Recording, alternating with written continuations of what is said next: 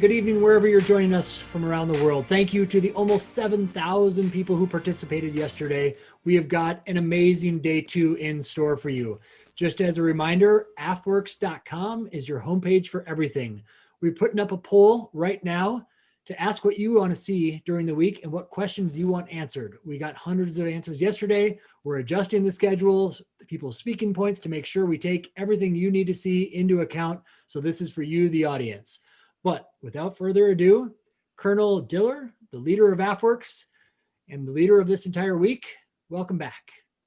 Super. Thanks so much, Brandon. What an amazing day we had yesterday across air and space. As you know, we are teaming for technology, talent, and the transition of those fantastic capabilities for our military. Today, the focus is on technology, but it's really focused on those people who are out there passionate about that technology and bringing that to reality. And to bring that to us today, I have our leader for AFVentures, Dr. Jason Rathje, who will be introducing the day and bringing a spectacular agenda of items to help you understand how we are reaching out across industry in a different way. Dr. Rathje, over to you. Hey, thank you, sir. Thank you, Brandon. And welcome back, everyone, to another exciting day of AFWERX Accelerate. I am Jason Rathje. I'm the managing partner of AFVentures, the commercial investment arm of the department. And today we're going to really get into what AFVentures is, who we are, what we do, what our returns have been over the past few years, and what the plans look like in the future. But before we do that, I want to start with a quote that really provides some context for AFVentures and its role as one of the 3 divisions within AFWERX. With today's accelerating pace of technology, our military's practice of forecasting far-term security threats is obsolete. With too many possible futures to pick one confidently, routine innovation, disrupting in lieu of countering, is our best military strategy. Innovation is the new battlefield, waged in every classroom, laboratory, business, and nation. There's never been a more complex, dynamic proving ground for globally competing ideas. Dr. Roper wrote this in his memo discussing AFWERX 2.0 and the establishment of what we're talking about today back in September. And there are really some fundamental things that are in this quote that provide the background and the foundation for the creation of a group like AFVentures and what its role is for the Air and Space Force.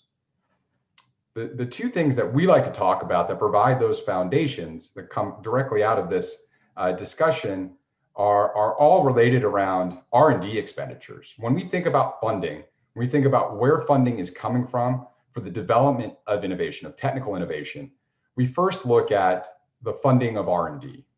And what we've seen over the last 30 years is an exponential rise in private funding for research and development, whether that's basic and applied research or technical development.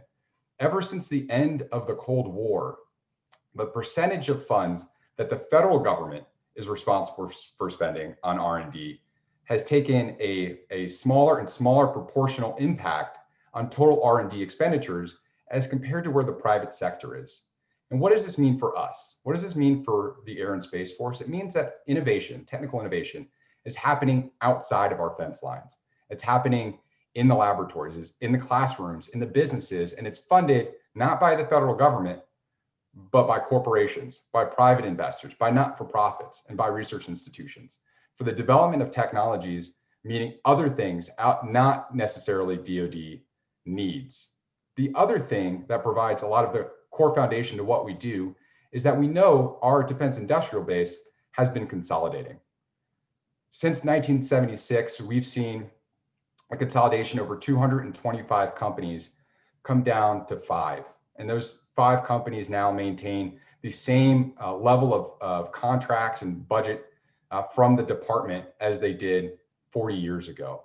Now, this doesn't mean that our prime providers aren't absolutely essential to national security. They are. What it means is that the diversity of ideas, of innovation, where we normally look for that activity inside the department is shrinking. And it's our job inside the department to think about better ways to expand our reach and our engagement in the innovation battle. So this leads us to really ask the question, how can the US Air and Space Forces better compete on this innovation battlefield? And the one answer that at AFVentures I'd like to say is by creating a commercial investment group. And that's what our role is for this organization, is as the department's commercial investment group for getting after the innovation battlefield outside of the DoD fence line. Our mission is to leverage commercial technologies to deliver better capability to the warfighter faster. Our model is to serve as the department's front door to commercial innovation. And we're going to be spending a lot of time today diving into what that actually means. What does it mean to be the front door? How can you get engaged? Can you bring your ideas, technologies, and capabilities to the department? And our approach is the same approach that the other divisions of AFWERX has and what the Air Force has in engaging with the commercial sector. It's one of partnering. For us, it means syndicating. It means syndicating our investments with investors, with strategic partners, with government organizations to drive capital towards national security interests. And our intent in doing this is to develop the 21st century industrial base. And we're going to get into how we do that next. Our investment thesis, though, really comes to light when you think about how the department invests in general today. When we think about the budgeting process, we start with specific requirements. And so if you think about how the Air and Space Forces build technologies, we start with the underlying requirement. What is the focused technological need of our men and women in arms? And how can we meet that need by building technical requirements around their mission areas? After those requirements are finished, we then go and budget for those funds. And after the budget has arrived, we go and source commercial technical supply. And when we think about the engagement between sourcing demand and reaching supply, we have to think about the impact of narrowly refining our requirements and how vendors who aren't traditionally doing business with us will be able to respond to those narrow requirements. What happens is that in general, this leads to a fairly small overlap between realized US Air and Space Forces demand and existing commercial technology supply. At AFVentures, we think of things differently. We start with the supply. It's our job to comprehend, source, and scale commercial technology into the department. And the intent is by starting with supply, we can better understand what you're doing, what ideas you have, and bring those ideas to our customers, our Air and Space Force markets, where that demand could be realized today or in the future. By starting with supply, we're able to bring in new ideas, different ideas, things that are radically evolved from where we might be thinking about it, because the innovation that you're doing is happening at such a vociferous pace that it's hard for us to keep up with it unless you're bringing those ideas to us. And so by starting with commercial technology supply, our intent is to simply grow the overlap. We want to make sure that there's opportunities for you as a commercial technology provider to pitch in to working with the Air Force. So in general, how we think about investment, we start with commercial supply, we align to defense, and we invest in the overlap. And through all of this, the vision is to develop the 21st century industrial base for defense. And we word that very carefully because the intent is not to develop the 21st century defense industrial base, but to develop an industrial base that's competitive commercially, that is able to sell commercial and be able to maintain commercial development trajectories and timelines while still being able to interact and sell to the Space and Air Force.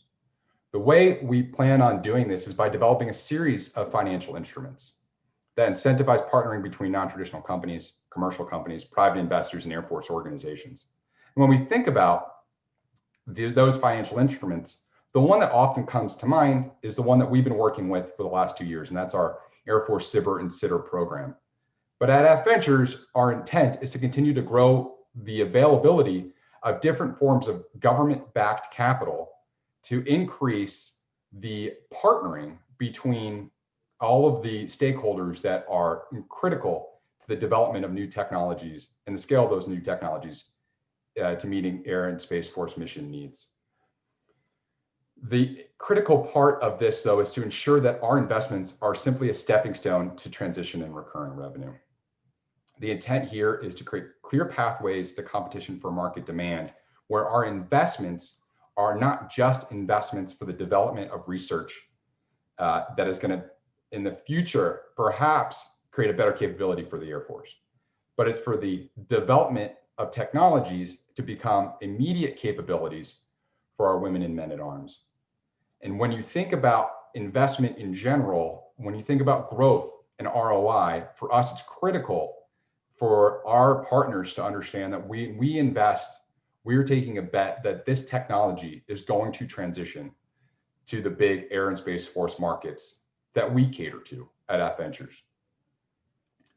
The most popular one that most people know about is the SBIR and STTR program. And as we've gone through the reorganization, we do want to make it clear that AFVentures is still continuing to do the AFWERX SBIR and STTR open topic program. This is our flagship program and the one that most companies, investors may know about.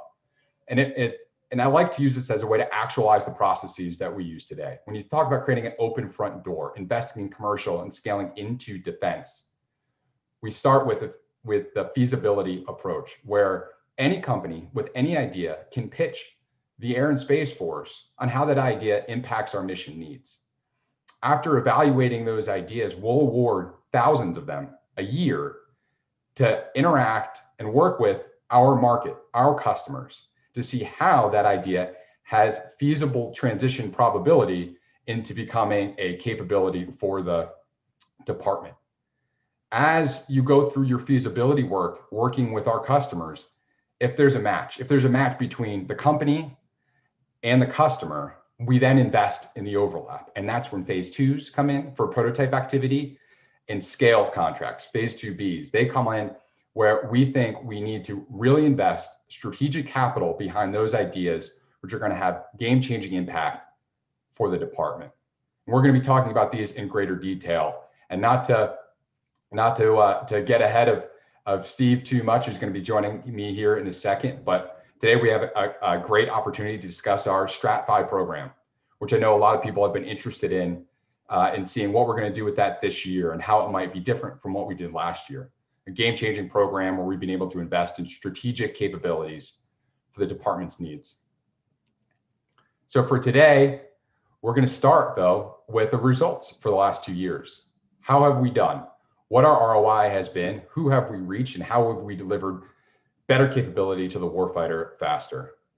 We also have an opportunity to hear from all of our mission partners, our portfolio companies, government customers, research partners, and co-investors at different work panels where we'll present some information, and then you'll hear directly from the people that we've worked with. We're also going to spend some time reviewing our COVID-19 mission and our econometric studies on the impact of the open topic and growing the economy. And that'll come during the networking break today. Then we're going to preview what's next for AFVentures, what's here to come, and how are we growing this organization into 2021. And we're going to finish with a fireside chat with John Williams. John Williams runs the US's SBIR program across all 11 federal agencies. We have an exciting discussion with him and how he sees the impact of SBIR and STTR on growing the economy and supporting DoD mission needs. So with that, I want to welcome in Steve Lauber. Steve is our Deputy Division Chief at AFVentures and is one of our managing partners here. Steve, welcome in. Awesome. Jason, fantastic as always. I'm going to move fairly quickly just because I really want to get to the meat of this, these metrics here. So next slide. Every metric that we talk about, we're going to want to tie back to that mission and that vision that Jason just talked about. So once more, the mission of leveraging commercial technology to deliver better capability to the warfighter faster. We will hit on that again and again. And that supports the vision of developing the 21st century industry base for defense. Next slide. As we should start, I think every briefing, first, I want to just give a huge thank you to everyone who's taken a bet on us. So there's probably hundreds, if not thousands of companies who have, for better or for worse, been a part of this program as it grew up from its infancy back in 2018. And this really has been a series of experiments. And I think it's been an ode to really great leadership that has communicated to us that it's okay to try, it's okay to fail and make mistakes as long as we're growing in the process. And so What you see on the screen here is how we've grown over the last couple of years. The experiment for AFWERX SBIR started back in June of 2018. We got cleared for a very small dollar experiment that said, let's create a single open topic. Let's do all of the things that have eventually become affectionately known as AFWERX. Back then, we didn't know that, and we did. And it showed early results, and so we kept doing it and growing the amount of funding and time and people that we put towards it. In October 2018, we tried another experiment. What if we had requirements or incentives for matching funding? So we say, we'll give you more of our funding if you can pull in private funding and or other government dollars as well. That experiment was great, and we continue to grow throughout the program and iterate on that as well. February 2019 was the first time we started hearing the lexicon of AFWERX. AFWERX and the SBIR program came together to run the inaugural Air Force Pitch Day, which was really using our awards and our selection process as a platform to get companies out there in front of the world, and also to really chisel down the amount of time it takes us to actually make the awards and payments, down from weeks to days and ultimately down to minutes in some cases. We had our first joint topic in 2019, bringing in the Army, the Navy, the National Security Innovation Network, and NGA to work together into a single common top of the funnel for this SBIR program. And then March of 2020, we announced our first batch of strategic fund increase winners, 18 of them ultimately awarded, which were very big bet investments that were made by the Air Force to help to scale those successful phase 2 bets that we had made into operational capability in the Air Force. So on to the next slide, but there's a lot that's occurred over the last couple of weeks. Next build. March of 2020, as we all know, COVID hit. And our efforts expanded to be able to support the fight against and the mitigation efforts for that. Next build. We already had this great SBIR infrastructure. So what we did was we said, let's create an out-of-cycle topic and help to get some funding to these companies sooner to help to keep their lights on, one, but two, to help develop great capabilities in support of this fight. In June of 2020, AFWERX became a real thing. As AFWERX moved over and rebooted as the 2.0, we became one of the main pillars under AFWERX now, AFWERX. And finally, the end of the fiscal year, September 2020, made over with outstanding partnerships with the SBIR program office. The contracting team was absolutely incredible over there and made over $350 million of awards to small businesses in just 3 months. Jason, back to you. Thank you, Steve. And one of the things I like to highlight here is as this team stood up, we were able to do both missions simultaneously. So we had the AFVentures SBIR work, which has been our flagship program and our bread and butter. But then we had a COVID-19 mission as well. And using the same methodology, using an open front door that allowed companies to pitch in, to solicit ideas from industry, from all of our non-traditional players, we were able to quickly stand up teams across the country to evaluate ideas, to work with companies, solicit solutions to our very real COVID-19 problems. We started with an Air Force mission, but we quickly grew to a national mission. And by May, we were supporting our national response as the industry portal for the COVID-19 response mission. Today, we have work ongoing. We are supporting the Strategic National Stockpile work in coordination with the Department of Health and Human Services, and our CSO is still active. So for anyone who's interested about learning more about what we're doing with COVID-19, highly recommend you checking out the website later on today. But for the interesting stuff, we want to jump into our results. What's happened and how have we done? Well, I just want to first kick it off with a review on our COVID-19 work. This work is going to be discussed in greater detail at Austin's 1400 review of our COVID-19 relief mission. But in the matter of a few months, we're able to solicit thousands of ideas from industry, evaluate hundreds of proposals across the globe with teams that were internationally distributed across 6 different time zones.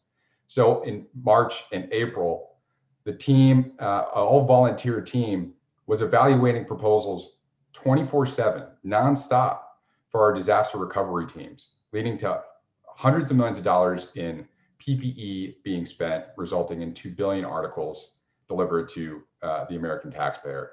Lastly, we have awarded hundreds of millions of dollars to expansion efforts for the health and human services partners in pharmaceuticals and testing, diagnostics, and PPE today, and that work is still ongoing.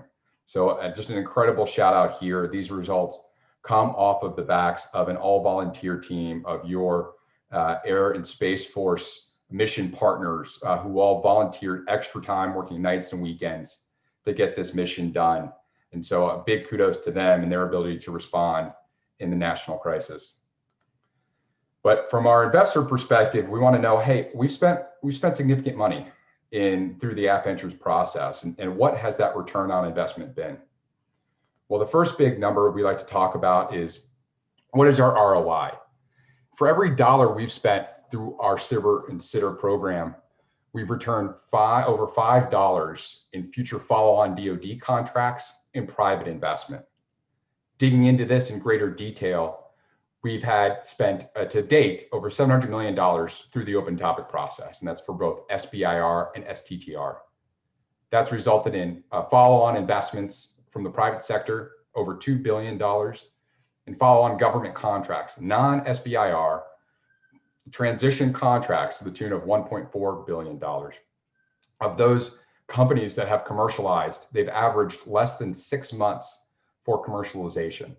An incredible growth trajectory from where we started in June of 2018 to where we are today. And it really speaks to, and from my position, just the incredible companies that we're working with. You know, we've been able through this process to get just fascinating ideas that are transformative for the Air and Space Force into the department, working with our customers and transitioning to real capabilities. The next number we like to talk about is 75. Over 75% of our companies are new to the Air Force. They're new to the Air Force SBIR program, and they received their first award from us after we started the open topic in 2018. I'm going to pass it back over to Steve to talk more about the types of companies that we're working with. Steve? Thanks, Jason. 75%. So to anchor this discussion, I do like to talk about how many companies are in the pipeline. And in the top right, you'll see 1,433.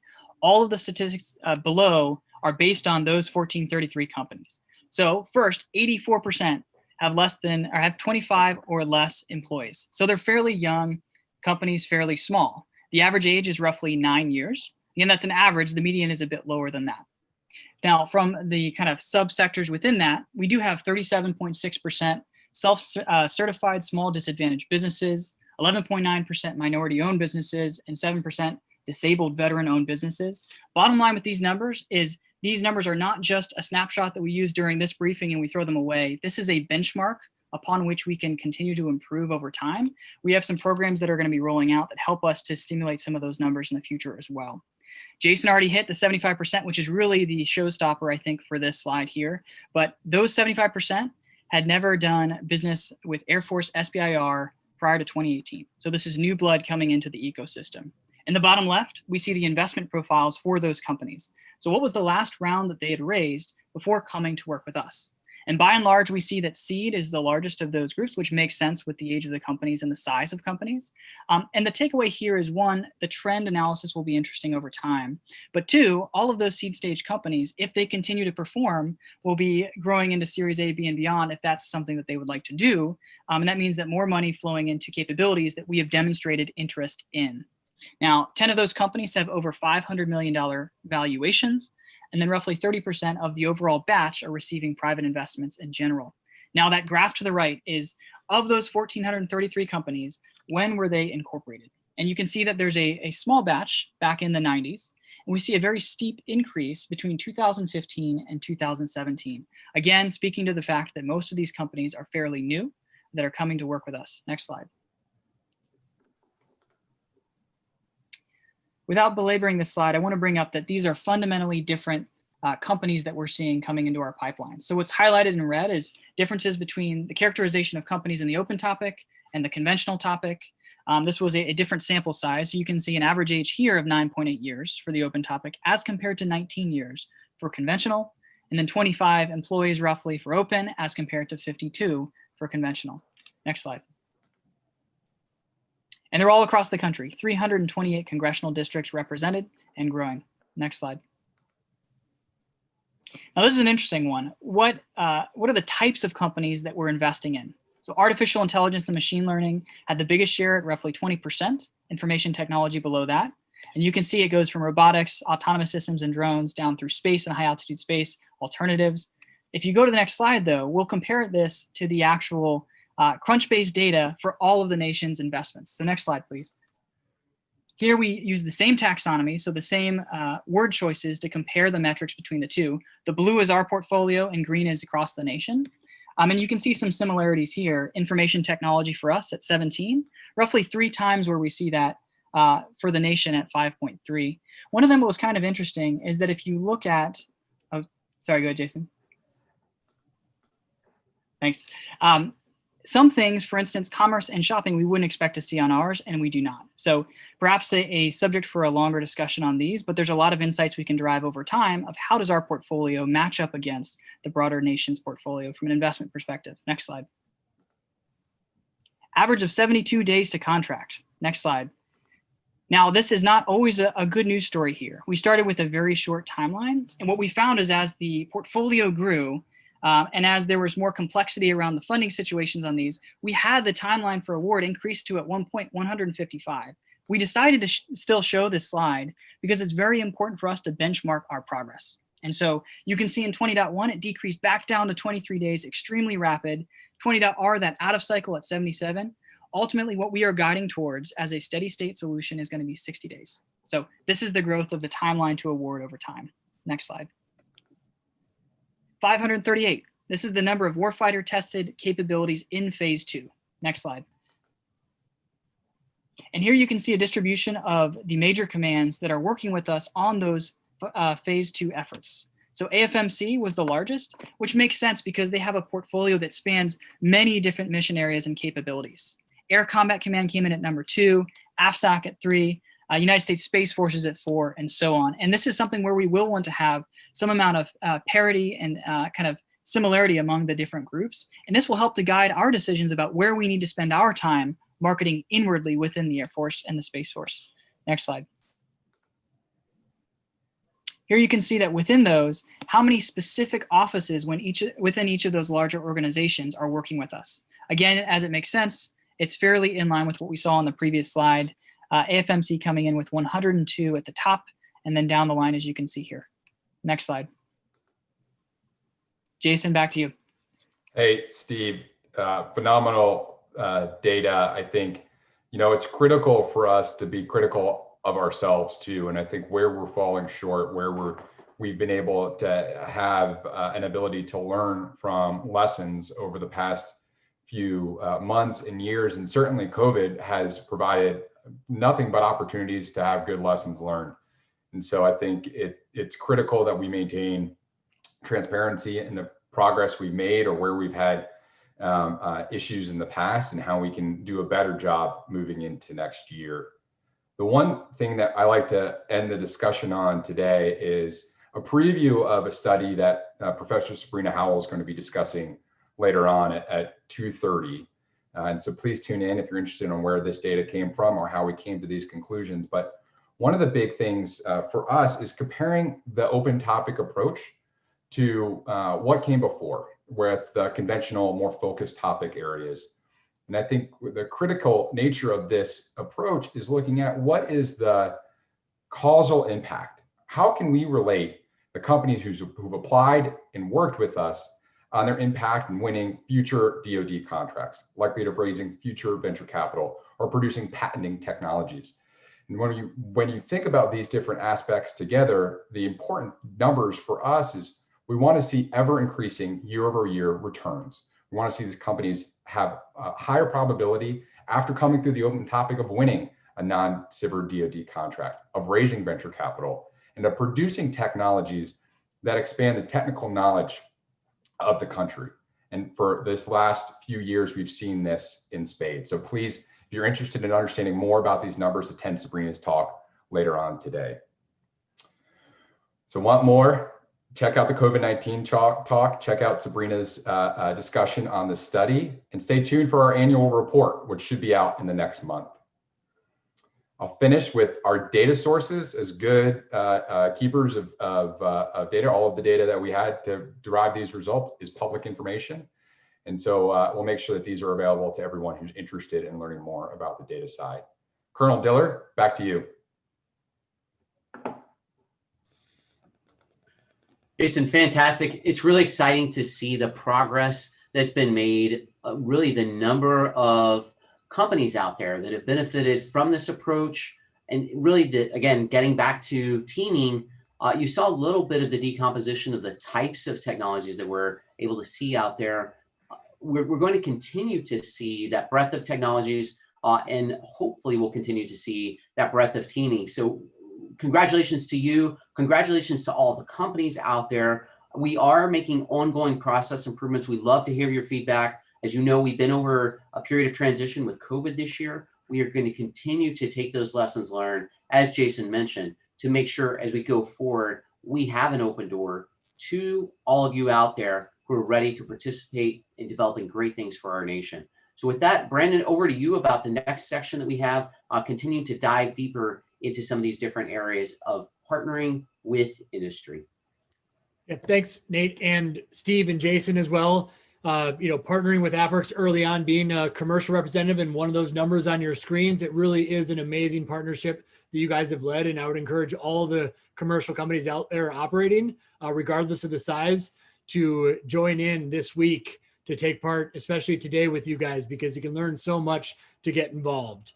So moving on to the next section though, would like to introduce Zoe Walters. Zoe, if you would join us here. Thanks for joining us. And Zoe, I know you're going to be introducing the panel and taking through.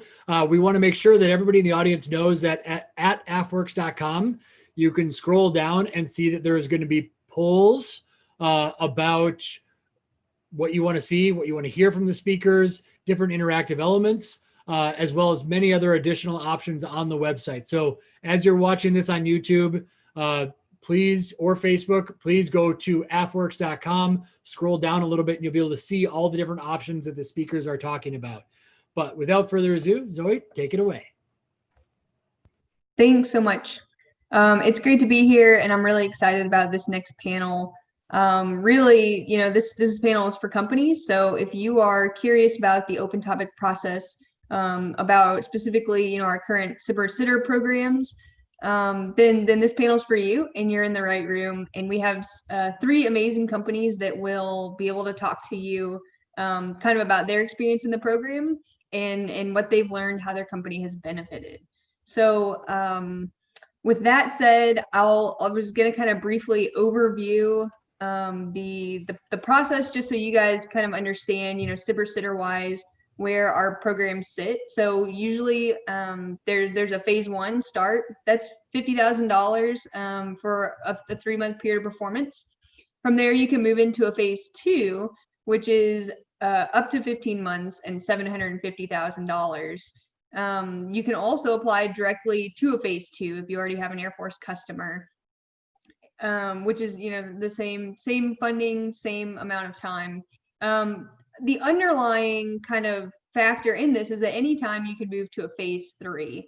And so that phase 3 is whenever you have your Air Force customer, you're able to kind of jump straight into a contract with them via that phase 3. You don't have to continue through, our process. There's also STRATFI that you'll hear about today. So that's that strategic fund increase. And we have a company that can specifically tell you about their experience in that program and why they chose to move that route. It includes a little bit more complicated matching with private investment, as well as an Air Force customer and SBIR funds. So those are the programs that you'll hear about today. I thought we'd have a chart up here, but I guess I was wrong about that, which is fine. But that just gives you. Zoe, the chart is actually on the website with the 4 different panels. So okay. If people are listening to you and checking out the website, they'll know exactly where to go. Just right at the bottom of the screen, if you're at the top, there's 3 blue icons people can click on, but carry on. Perfect. Thank you so much. So yeah, that whatever I just talked about, you'll find that on the website.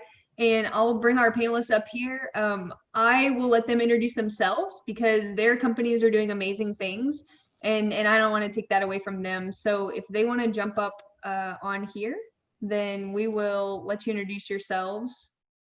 We'll start with Kyle. Would you like to go first?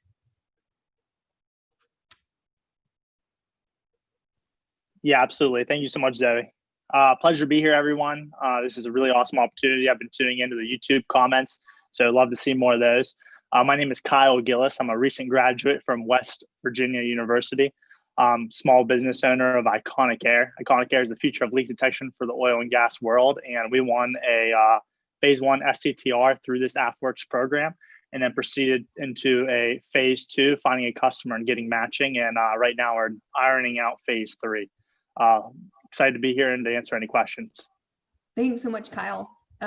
Kay, we'll throw it over to you next. Okay. Hey, can y'all hear me okay? Yeah, we got you. Great, thanks. Yeah, I'm Kay Shields. I'm the CFO of Icon Technology. We are a construction tech company. We create robotics, software, and advanced materials to rapidly construct large-scale structures, primarily out of concrete. We first started working with the Air Force in a phase 1. We proceeded to a phase 2, and then in fourth quarter of this year, we have just kicked off our phase 2+ under the STRATFI program. Thanks so much, Kay. And then last but not least, we have Oliver. I'll turn it over to you. Everyone, my name is Oliver Noteware. I am the CEO and co-founder of Street Smarts VR. We provide virtual reality-based training for security forces, law enforcement, really any first responder, and are trying to solve that issue about readiness and lethality, and making sure that everyone who carries a small arm or any sort of weapon is prepared in that moment of crisis. We started with AFWERX in the 18.3 cycle with a phase 1, went on to be awarded a phase 2, and then multiple phase 2s and phase 3s as well. Great, thank you so much. So the first question I'd like to ask is pretty general, pretty broad, but I'll go ahead and jump in, if you guys have an answer. Where did you hear about the AFWERX open topic, and what about it, made you decide that you wanted to submit a proposal? Yeah, I can go ahead and jump in on that first, Zoe. So the AFWERX open topic, we had actually heard about it through a group called APEX out of Dayton. They were an academic partnership. I think trying to push more open technologies from university or dual use technologies towards applying for these AFWERX SBIR STTR opportunities.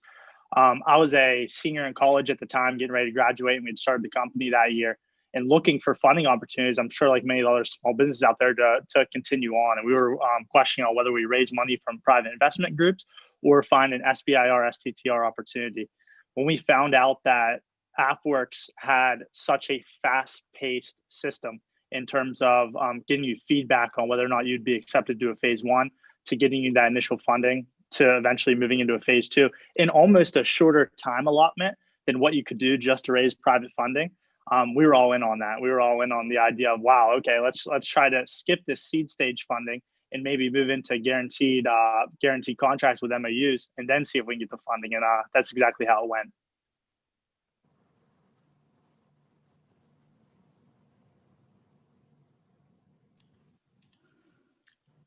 I can jump in. This felt like our STRATFI experience felt like a natural progression from our phase 1 and 2, but I think really it was a function of us seeing an increasing alignment between our objectives and how we could help the Air Force. And we were sort of blown away at the supportiveness and collaboration that our Air Force partners, offered us. It was also, a great stamp of approval to our investors. It made our matching process very enthusiastic. It's non-dilutive capital that really helped further our mission. Those are the primary objectives I think we put in a proposal. Hey, Zoe and team, sorry to interrupt here. I just wanted to make sure everybody knew who's watching. There's over, I think, a couple thousand people watching the YouTube stream right now. If you go to AFWERX.com, there's 2 other concurrent panels going on. Zoe, not to take away from your panel at all, just some people might be more interested in a panel for government, and some might be more interested in a panel for research institutions. So for research institutions, we have Jared Evans moderating, and panel for government, Major General Sunbeck moderating. So on AFWERX.com, the first 2 blue bars on the home screen, you can go join those webinars right now. But for everyone else, please, Zoe, carry on. Thanks for clarifying. Oliver, do you want to jump in on that question? Sure. Yeah, we heard about AFWERX through the NSIN, the National Security Innovation Network. Our headquarters is in New York, and NSIN was doing a lot to build the defense ecosystem in the New York City, New York State area. We heard about AFWERX, had a couple of phone calls with different folks. they kept talking about how they wanted to make it easy. And that was sort of in contrast to everything in my personal experience with the DoD. So it was like, oh, maybe there's something here. And sure enough, there is. And just kind of a quick follow-up to that, did they make it easier than you had thought it would be? Yeah, it helped open the door. Ultimately, I think that's what AFWERX is really good at doing, is providing an opportunity, but then it's up to the companies to figure out who's the customer, figure out what's the contracting route, continue to adapt and build for the warfighter. That's not something AFWERX is going to do for you. So it was a great catalyst to get us in the door that way. Thanks for that. So my next question is for Kyle. Your company shifted your technical approach from phase 1 to phase 2 STTR due to your findings during technical feasibility. Can you briefly take us through that and explain what you learned about embracing the technical feasibility process? Yeah, absolutely. And to make it real practical for everyone, I'll just kind of explain it. But Oliver, I love what you said about AFWERX making it easy and opening doors. I believe AFWERX has just made it frictionless for small businesses like us to be able to get in this process. So for us, we went into phase 1 with a proposal around emissions hardware for detecting leaks along oil and gas pipelines or at stations, right? Hardware that goes onto a drone, right? And we were talking about using artificial intelligence to be able to better understand where leaks are. And I say that just to be really practical and to say, going into our phase 2, we shifted to be a completely software play. We realized that, oh, wow, the DoD has a lot of its own hardware systems. They have actually a lot more hardware systems than you would find in industry. And they just need something to help synthesize the information and data and to make it actionable. And for us as a small business to be willing to take that jump was vital. So I would say the number one piece of advice I have for me going through the process again, or for anyone else going through the process for their first time, is to understand and be very open to flexibility. The point of the phase 1 that has been communicated to us is that the phase 1 is for pure customer discovery, right? You're getting this money to be able to go around and to be able to talk with individuals in the Air Force to understand their true pain points and problems and to deliver a service or to adapt your solution to fit their problems. And I think had we not been as open to this methodology and this mindset early on, I don't think we would have had a phase 2 contract. I think what led us to this phase 2 was us saying, okay, like here's the technology we have, but let's talk less about our technology. Let's talk about you as a user and what problems you have.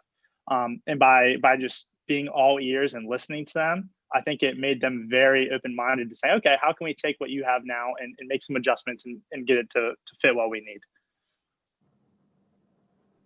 Great, thanks. That's a huge part of our program, and a large portion, as you said, of that kind of that phase 1 that you received for those those 3 months. You're doing a lot of technical feasibility, and so it's great to hear that you could go out and really dig in and see where your technology best fits. So I'll kind of open a broader question up to the group. What aspects of the program have you found to be the most valuable? I'll jump on that one. I found that the flexibility within the milestone process during phase 2s to be pretty invaluable, as well as phase 1s, like Kyle's talking about. From the time that we've applied to phase 2s to the time that we got the select notice, and then when the contract was actually awarded, time goes by, technology evolves, the needs of the warfighter change slightly. And so even though the way that we and our MOU partner had written out the milestones was still relevant, it was sort of an 80% solution. And AFWERX is very flexible about, hey, if it makes sense to you and your partner, adjust on the fly, go. Like, don't worry about crazy contract mods, as long as it's within reason. But that bias for action is something we really appreciate. Yeah, I'd like to second Oliver's point. The Air Force really met us where we were, and I think we had a lot of overlap of being kind of relevant and well suited for each other, but they were incredibly collaborative and forward thinking and helping us kind of map out what we were doing against the justifications and the requirements that they had and the goals that they wanted to see. And that was just shocking and wonderful. Yeah, Zoe, if you don't mind me jumping in here one more time, actually, I'm looking in on the YouTube comments here. And something that I do think is interesting is people are asking if will AFWERX help you align with potential end users, right? When you come in with your technology, and there's a great point, someone else made a great point that they hold events like Spark Collider and these things to try to pair you with them. When you're going into this program, everyone, you identify yourself with keywords and categories, so they do try to align you. But a big thing you have to realize, and going into this with open topic from my perspective, and would love to hear Oliver, Kay, would love to hear your points as well, is that you need to go in as an open topic, ready to do some hand-to-hand combat. Be ready to get in those Google searches and to perfect just how Google searches work, looking up articles of people who might be interested in your stuff, looking through these databases, working with the small business groups at each of these bases as well. It really is, you're making call after call after call and making emails to the right defense groups to get introductions. And that's how, in my experience, this process has went. If we just had relied on the AFWERX group, they did put us in contact with some good people, but I don't think that would have got the job done. I think it requires that hand-to-hand combat. Totally agree. Thanks for that. Thanks for the ad.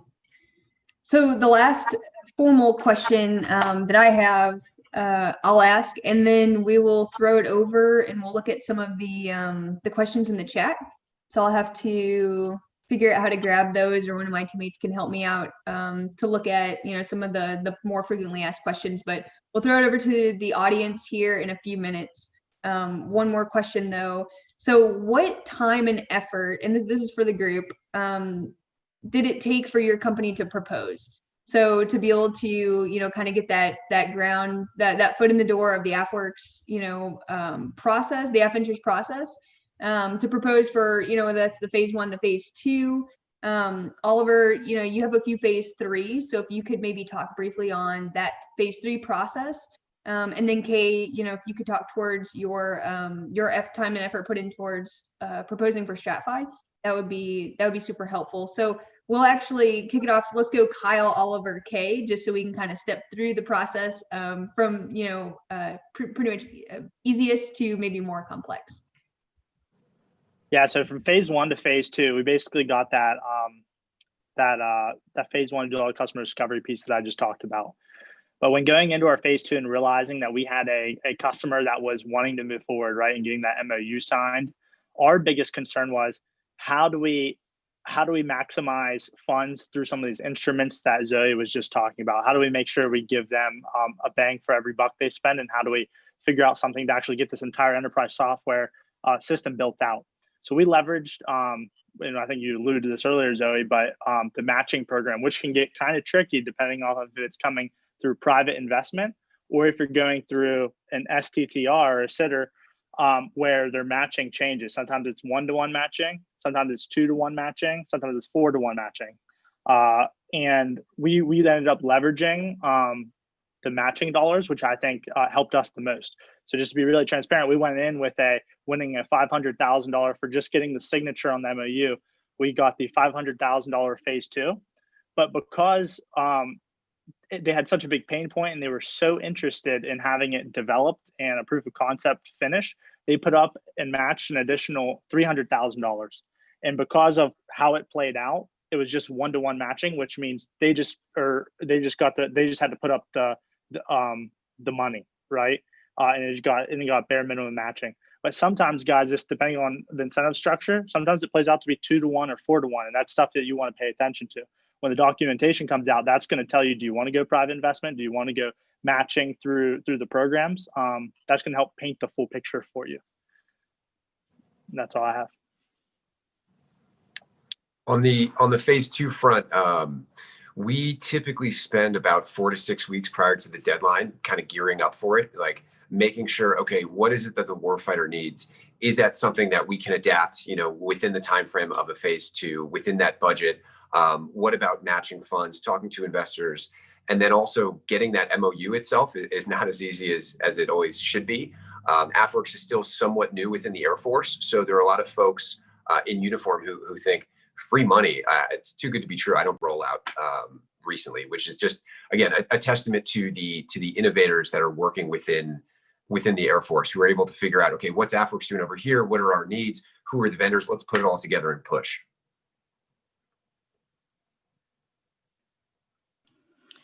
Yeah, it's funny to hear you say it's gotten more streamlined to go for us. I think our contracts have grown in complexity and it seems to be going the other direction, but it's a good problem. I'll speak a little bit about kind of what the process sort of involves in terms of team bandwidth, if that's of interest. And then if you want, I can share a few thoughts on just how the matching and fundraising process ties in. The process can take a while, at least in the STRATFI part it did, but it was still very, very manageable. And I think first and foremost, it's just reaffirming your customer discovery work. I mean, we had been in dialogue with everybody since phase 1 and phase 2, but, I think, it's still very important to hear exactly what your Air Force customers cared for. And we have several underlying this contract. We create rapidly deployable shelter, just, in case you guys are wondering what we do. So what this means is that our tech team worked very closely with our Air Force counterparts to kind of determine the specifications.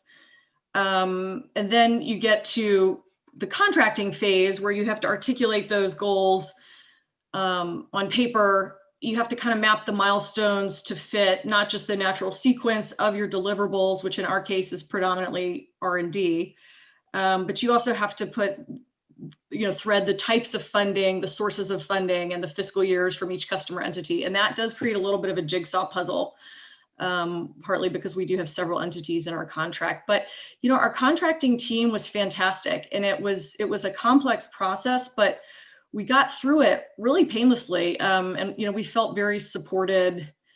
And so I would not let any of this, scare you off. It was a very well-managed and well-supported process. It didn't, eat into our bandwidth too much. So at the end, it's just some team time, some investment in knowing your customer, and, a little bit of legal resource just to make sure that you understand the contract mechanics.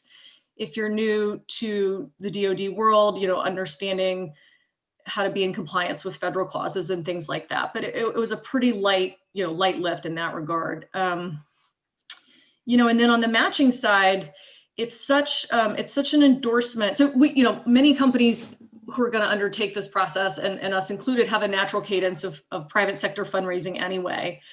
And it just, the synergies worked out really well. I think investors were excited to see this, the Air Force opened up an entire business side for us within the DoD. It's a whole market opportunity that was previously, not a business line for us. And thanks to the Air Force, it now is. And it also helped us align ourselves with Uncle Sam to better protect our IP. We have had several hacking attempts from both China and Russia. It definitely makes for some crazy stories I can share later, but that was just sort of another natural benefit that we felt and our investors felt. So, as you go out to raise money, and as you think about sort of how to tell the story and get the matching funds, it really just aligned beautifully, I think, with the new market opportunity, the kind of, alignment and protections that you get from the government, and things like that. So. Hey, thanks so much. And for touching on the IP, issue. And I mean, is there anything else you'd kind of like to share from the IP data rights, standpoint, and how your company has either, pivoted things or benefited just from kind of gaining a better understanding of how the government operates in those spaces? Yeah, gosh, we've learned a lot. It is worth, I do think for most companies going down this path who do have IP and valuable IP, there's always going to be a little bit of a natural tension between your fiduciary duty to shareholders to kind of protect that IP and how you choose to license it and monetize it to customers, be they the Air Force or, anybody else. And so I think, investing a little bit in understanding data rights, and there've even been some new changes to SBIR, I think this year even. So that's worth a little bit of investment just to get literate on and, and get some help navigating that. But, gosh, just being forced to kind of grow up our cyber security and other security protocols as the FAR and DFARS clauses in the contract call for, it has really sort of made us a better performing more protected on the IP side, machine, because we now function like the defense contractor that we are. And it's been just, we grew up very quickly, and it's been wonderful. Great. Thanks so much for touching on that. Oliver, we've had a lot of questions about phase 3 in the chat. And so just for everybody's awareness, phase 3 is almost basically a contract that can occur during any point once you've entered into the SBIR program. And so once you have received either a phase 1 or a direct to phase 2 contract, you don't have to wait to continue, through our program. You don't have to wait till the end of your phase 2 contract to move to a phase 3. You can move to that at any point. And it's an easy way to be able to work with any type of organization that has any type of funds within the Air Force. And so, Oliver, if you could just talk a little bit more about the phase 3, how you went about, doing that with that specific organization, because this is something that AFWERX doesn't contract out, right? It's not something that AFWERX are TPOCs for. And so could you talk just a little bit about that process? Was it easy? Was it easy for the organization to figure out? Had they done one before? Or was it something more that you had to kind of initiate and push for? Yeah, so it was sort of a mixed bag. And I think at this point, there are 5,000 or 6,000 different security forces members across the US, Europe. So we've worked with a lot of different contracting agencies. Some of them understand what AFWERX is. They understand, hey, this has already been competed. We can go direct, sole source. Let's issue a contract and let's go. Some contracting officers don't know that. They don't know what they don't know. And so we try to do some level of education, and then we actually put them in touch with AFWERX, so there can be that mill-to-mill connection and level of understanding. That's been good. I think getting to the phase 3 is the same way that Kay and Kyle have talked about the customer discovery. As you're talking to customers, you are going to understand what their needs are. And ultimately, as you're developing your solution and adapting it to the warfighter's needs, it's going to hit a point where somebody's going to say, great, that's good. I'm ready to buy it. I'm ready to use it, right? I have that pain point. So as we continue to stay in touch with the agencies that we worked with during phase 1 and then phase 2, and a lot of them will talk to their peers, because most units are not the only one in the DoD. They have a lot of peers. So that's been another way to get to that phase 3. I don't know if that fully answers the question, but happy to talk more if needed. I think that's good. We'll continue to look for if there's anything, specific, but thanks for taking us a little bit deeper into that. So the next question, you all have invested, a lot of time and effort into AFWERX and our programs. In that, time that your company is putting forward, in either pivoting your technology, towards maybe a more defense solution, or just, managing the contracts that you all have with us as the Air Force, is this also supporting your commercial objectives? So how has that affected, your original commercial objectives? Yeah, I can quickly touch on this first, Zoe. Even with the pivot that I spoke about from phase 1 to phase 2, right? We originally had our phase 1 submission aligned with our commercial objectives, thinking that our overall company strategy was gonna keep going in a singular direction. Even with the pivot going into the phase 2, we still made sure that at the end of the day, whatever we were making for the Air Force was going to also be able to enter the commercial private market. And I think that is a goal that both you and the DoD want, right? If you already have a vision for where technology can go, and you have a clear understanding of that marketplace and the pain points that are both in that commercial and defense market, I think it's a better alignment for everyone. You, AFWERX, the DoD as a whole, every government dollar that's being spent.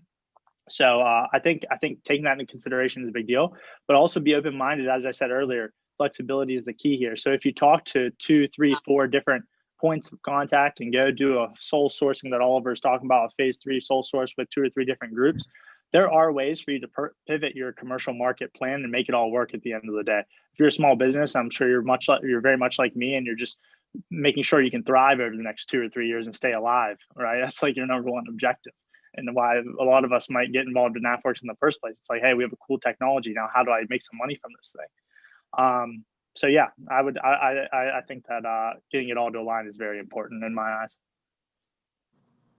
Thanks, Kyle. Anybody else want to touch on that one? Yeah, I can piggyback. Working with AFWERX has supported our commercial go-to-market. I mean, ultimately, some of the developments that we're doing for the Air Force can be leveraged on the other side of the house and vice versa. So, I think AFWERX, between the funding and the credibility and just being able to work so closely with the end user, is super valuable. And at the same time, our Air Force customers, they like it when we're winning on the commercial market. That just is even more validation about what they're working on. So there is a nice back and forth, and it's sort of an everybody wins situation. Yeah, I don't have too much to add. I agree with everything that's been said. I mean, our commercial course of business and design is so closely aligned already that we didn't have to pivot anything. But having the input and some of the detailed specifications and constraints that we were given really upped our game in a way and sort of pushed us to accelerate, some of those aspects faster. And so that's been great. Think about things that we hadn't originally maybe considered. Yeah, absolutely. So I've heard you guys, talk about some good things here in the last couple of minutes. What were the biggest pain points with working with the open topic process? One thing I'll hit on, it's not a pain point necessarily. It's more of just a expectation setting and just being realistic, is understanding how many thousands of companies apply for phase ones, how many get down selected for phase ones. They then apply for phase twos, how many get selected, how many make it to phase three, and then the TACFI, STRATFI, or the program of record. So, going in, yes, it's good to get a phase one. Yes, it's good to get a phase two, but ultimately that's not the end state. The end state is that full transition. And so just everybody should go in with eyes wide open of, okay, it's very low percentage chance that you're going to go all the way through. And maybe that's okay. Maybe getting to phase one, phase two, phase three is good enough. Just look at some of the data that I think some of the AFWERX team has been sharing this week and see if you're up for it. Because there are a lot of folks who don't get selected and they've put all their eggs in that basket and it didn't work out. And then they're like, oh, what do we do now? And so that's something you want to avoid. Yeah, and that's where maintaining your commercial objectives are key, right? Exactly.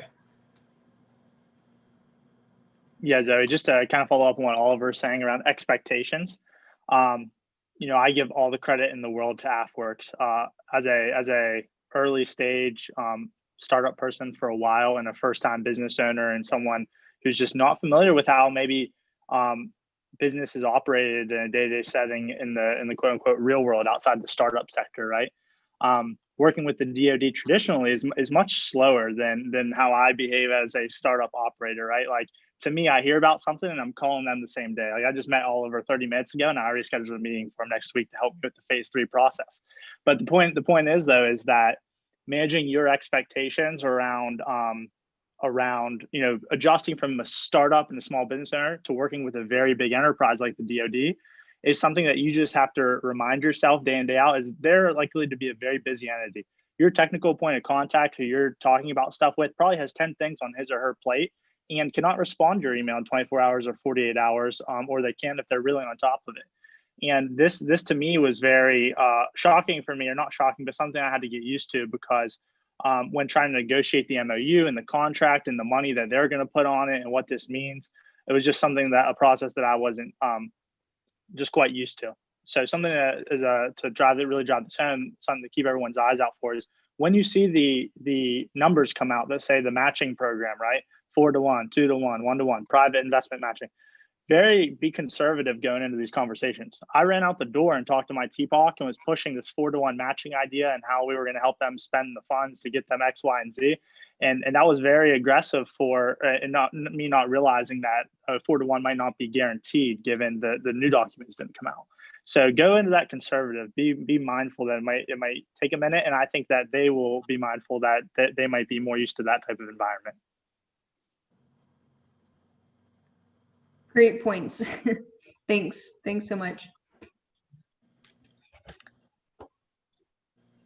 So another kind of another area that we get a lot of questions about is the MOU process. And so could you briefly talk about, that phase 2 MOU? Who are your partners? Who did you get, what type of person did you get to sign it? I mean, AFWERX puts out, anybody can sign that MOU, but it needs to be the relevant party. So maybe getting that, multiple star general is actually not as beneficial, as getting that lower level, working person who's actually going to be the TPOC for your contract. Have you guys had any experience like that? What advice would you give someone who is kind of looking to go through that MOU process? I can jump in here because we've had a bunch of them at this point.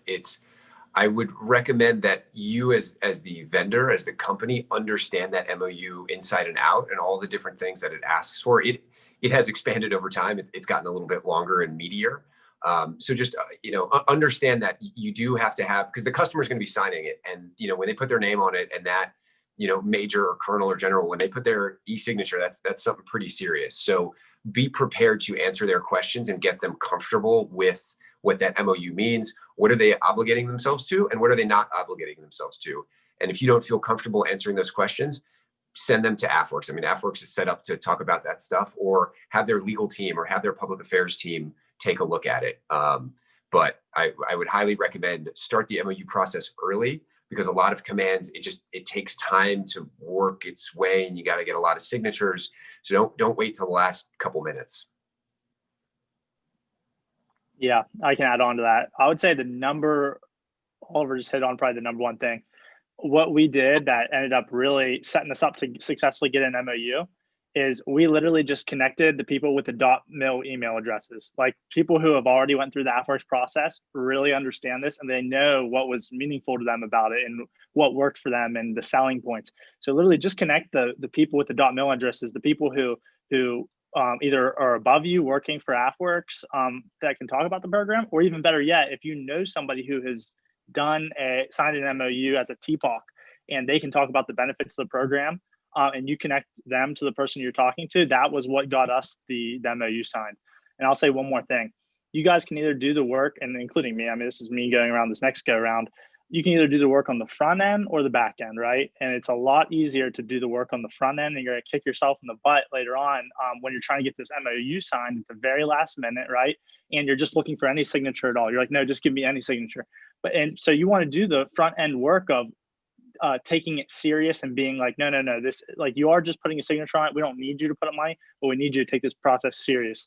And the more you can do that up front, the more likely you are to get multiple people with more stars to actually sign the paper. And then when it comes to getting them to respond to things from the start date of the phase 2, that's going to be a big deal, right? If they just put their name or digital signature on the paper just to either get you out of their hair or just because it's an interesting technology, but they're like, yeah, we'll see where it goes, they might not be very responsive to you on this phase 2, which is just going to be either a waste of time for you at the end of the day, or whatever. But my point is just, my advice would be put in the work on the front end.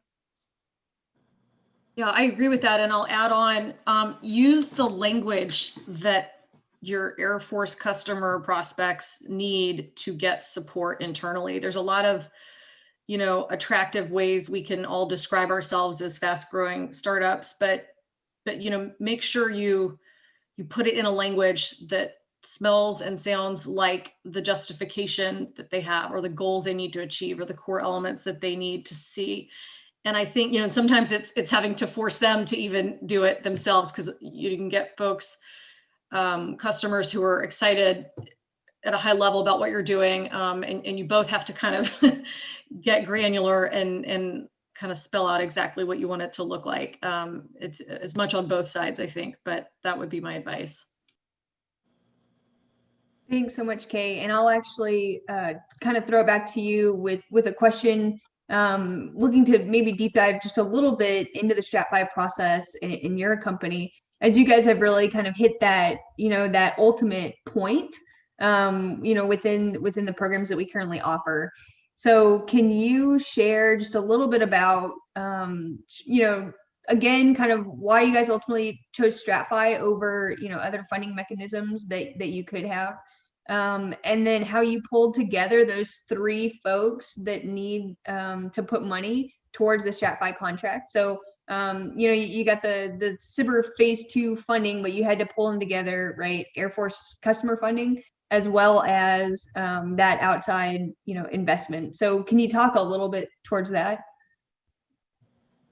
Yeah, I think that was just a function of our ongoing sort of stance that we're going to have an active, proactive dialogue with our customers from the very beginning. And so throughout phase 1 and phase 2, we tried to stay in active dialogue. We really want customers to be happy. We don't just want to check the box, and collect a check. We actually want to keep going further. So it's very important to ICON to actually make sure the people behind this are satisfied and feel good, like they have something great to show for the budget. And I think our team, did a good job with that. But we spoke to over 50 people. I mean, easily well over 50 people in the Air Force to find, where we fit. And there's a lot of places we can fit. We are a fit potentially with forward operating bases. We, domestic barracks, storage, all kinds of stuff. These are sort of highly survivable concrete structures that can be deployed quickly. So there's a lot of I think, parties that put their hand up and thought it was interesting, but, we really had to work to get those who actually thought they could get behind this and be an active partner. And again, you really do need that customer to be an active partner so that your deliverables are spelled out correctly and everybody feels good. So I don't know if I answered your question, but sorry, I was looking for the mute button. So last kind of maybe follow up to that is you guys have taken on this large, STRATFI contract. How has that affected the commercial part of your business, or has it? I mean, we've continued to do what we've always thought we were going to do on the commercial side. I don't know that it has, there's always a little bit of a resource constraint, but again, so much of what we're doing anyway and our technology workflow is very aligned. So, if nothing else, I think it's just a huge endorsement. It's visibility.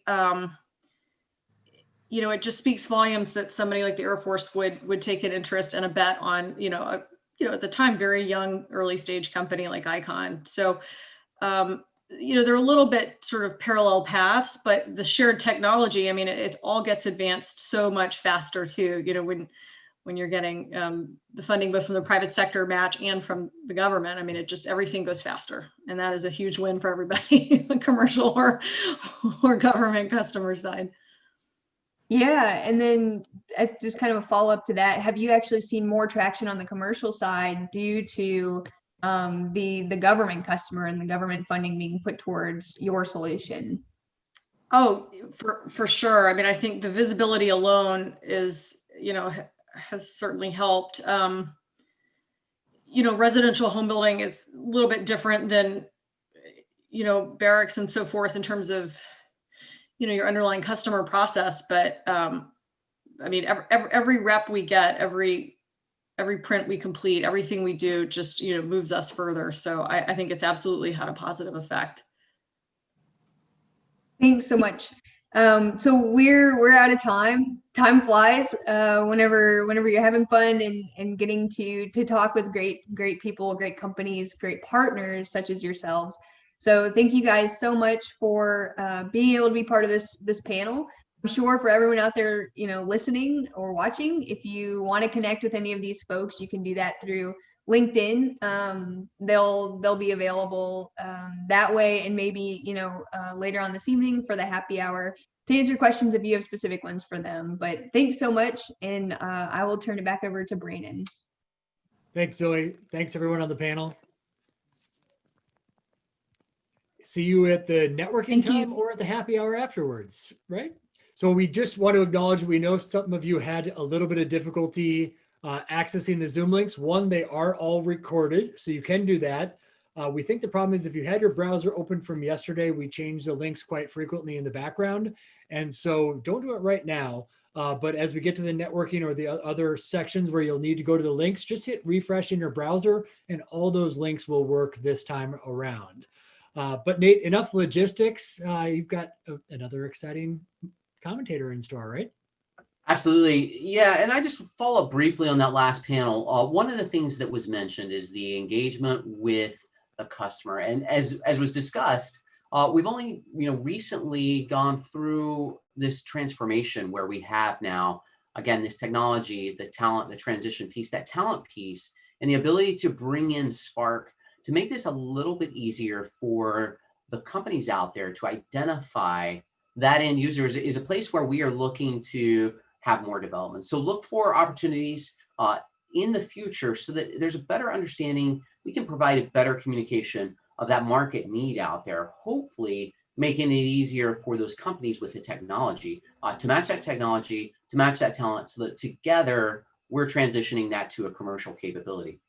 Someone who is very familiar about teaming and transitioning is our next speaker. We've got Jimmy Coleraine up. He has got a fascinating background working across the agencies, interesting work in the special ops communities. He's going to talk about the advantages and some of the challenges in the DoD cyber ecosystem from the perspective of venture capitalists and from the private sector. So this is going to be one you don't want to miss. Jimmy, if you're on, we'll go ahead and bring you up on camera here and look forward to the exciting discussion that you have next. Over to you, Jimmy. Thanks, Colonel Dillard. Hopefully you guys can hear me well on here. Really excited to be talking about this next panel here. By the way, I'm Jimmy Coleraine. I'm the Phase 2 Portfolio Manager here at AFVentures.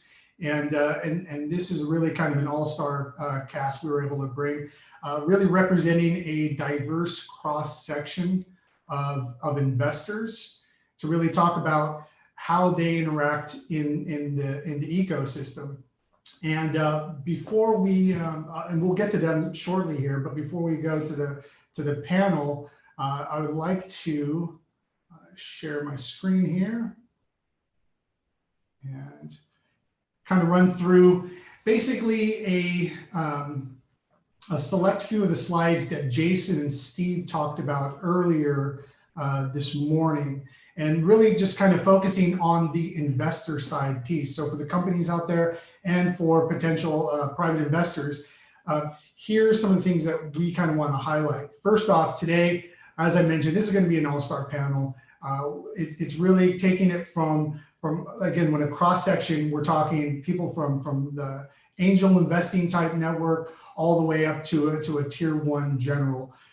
We also have a studio venture model all the way up to someone that's fully focused in defense and intel. So really, it's going to be a great cross-section, a diverse group of folks with their experience and investing knowledge. So here's what I want to highlight. So Jason and Steve talked about this earlier today. So the AFVentures vision is really trying to develop this series of financial instruments. Part of that is bringing this investor community in here.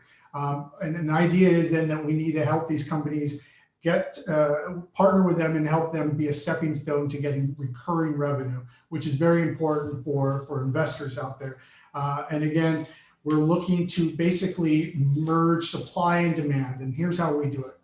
Commercial technology, we're looking for these companies that are already showing some type of commercial traction out there. And then we are trying to merge that with the needs that we currently have in the Air Force. So again, we want to start with commercial, align it to our needs, and then invest in kind of that overlap. And again, that's where that's where the investors come in to kind of help add rocket fuel to this mix. I'll give you guys just a really quick overview of the SBIR program if you guys haven't seen it already in the morning meeting. But basically, phase 1, it's the feasibility study. It's only $50,000, but that's going to help you get your Air Force customer. At that point, you're switching up to the phase 2, bigger bets we're talking here, $750,000, 15-month period of performance. And the whole idea then is matching funds are on the private side and on the government side to add to the work effort from there. And then if lucky enough, And some of those select companies are going to be able to win what we call a phase 2+. That's what you might know as a STRATFI. Again, up to 15 million, but then you add potentially some of the match and you can go up exponentially from there. So those are kind of the big bets I mentioned. Again, STRATFI, there's going to be a talk about that later today. But that's a way that we can help companies scale as well. And so I know that's going to be a topic of interest for the investors out there. Now, what does all this mean? Well, it was talked about today that over 75% of the companies that are now brought in through AFVentures, AFWERX, have never worked with the Air Force before, have not had a SBIR award before 2018. So that is, I mean, that's phenomenal. It just goes to show the impact that we're making. And along with that, let's show the what the impact of these awards are. Jason mentioned this before, but again, from 710 million, which is what we've invested so far through the open topic, we've been able to bring an additional $2.21 billion in private follow-on investments, along with then 1.41 billion of, and this is non-SBIR government follow-on money, so recurring revenue that are coming from some of these contracts. And another just fantastic one right there is we've done almost 2,300 awards with less than 6 months to commercialization. So, I mean, outstanding in terms of what the impact this has on these companies. And on our side too, and for the investors, one of the things that's great to show is that for every dollar of STTR money that's being spent, it's bringing back $5.61. It's yielding that. So, I mean, absolutely phenomenal. So again, I just want to highlight that 5.6 to 1 ROI. Another interesting one, I'll just pull this little piece of it. In terms of our open topic, as opposed to the conventional method, the likelihood of raising VC looks at over almost 72% greater chance through our method over the prior. A couple things I'll just hit on here again, the 75%, but the average age of our companies is much, much smaller than what you would have saw in the old school open topic. And I'm going to highlight this one in the bottom left here. I'm going to see if I can blow this one up. You can see companies in their most recent funding, that 37% are here in the Series C or Series Seed, and then look 19.2, almost 20% in A. So we have quite a bit, over 50% playing, almost 60% playing in those two really early rounds. So we've got some really early companies in here. Steve mentioned this earlier today too, and I'll just do a quick show. This is the kind of the difference in what the Air Force in blue is what we're kind of looking at, our investments by category versus in general, the broad VC investments. So there is some overlap, but you can see again, like stuff like commerce and shopping, you're not really going to see on the Air Force side of the house. But there's, I know folks like AJ are definitely focused on AI and machine learning. So it'll be interesting to see some of the overlaps and discussions on that. Now, without any further ado, I would really like to introduce our panelists. So I will stop the screen share. And first off, I'd like to introduce AJ Bertone from In-Q-Tel. If you could turn your camera on. Hey, Jay. Hey, would you like to give just a quick kind of overview on you and your fund? Yeah, that's great. Thanks. So good afternoon, everyone. AJ Bertone, I'm a partner at In-Q-Tel, based out of our Menlo Park office, joining from San Francisco today. For those not familiar with In-Q-Tel, very quickly, we're the strategic investor for the U.S. intelligence and defense communities. Primary mission, pretty simple, help our government partners access innovation from early stage venture-backed startups. In any given year, we look at over 1,000 companies across a wide range of technology domains, everything from enterprise software in areas like AI, ML, infrastructure, and cyber, to what we call field technologies, an area that includes stuff like hardware, batteries, sensors, satellites, etc.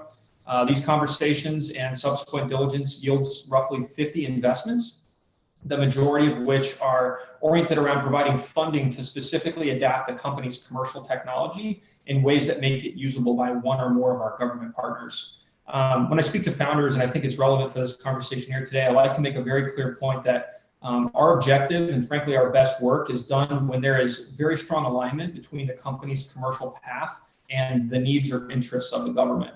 This has been really critical to us in our impact stories over the past 21 years that we've been around.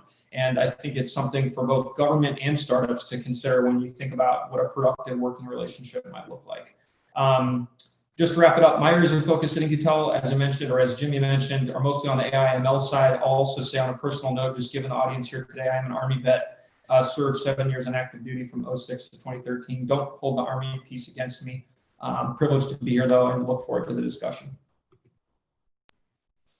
Really appreciate it, AJ. We won't hold it against you. All right, Catherine, would you like to introduce yourself and kind of give a background on General Catalyst?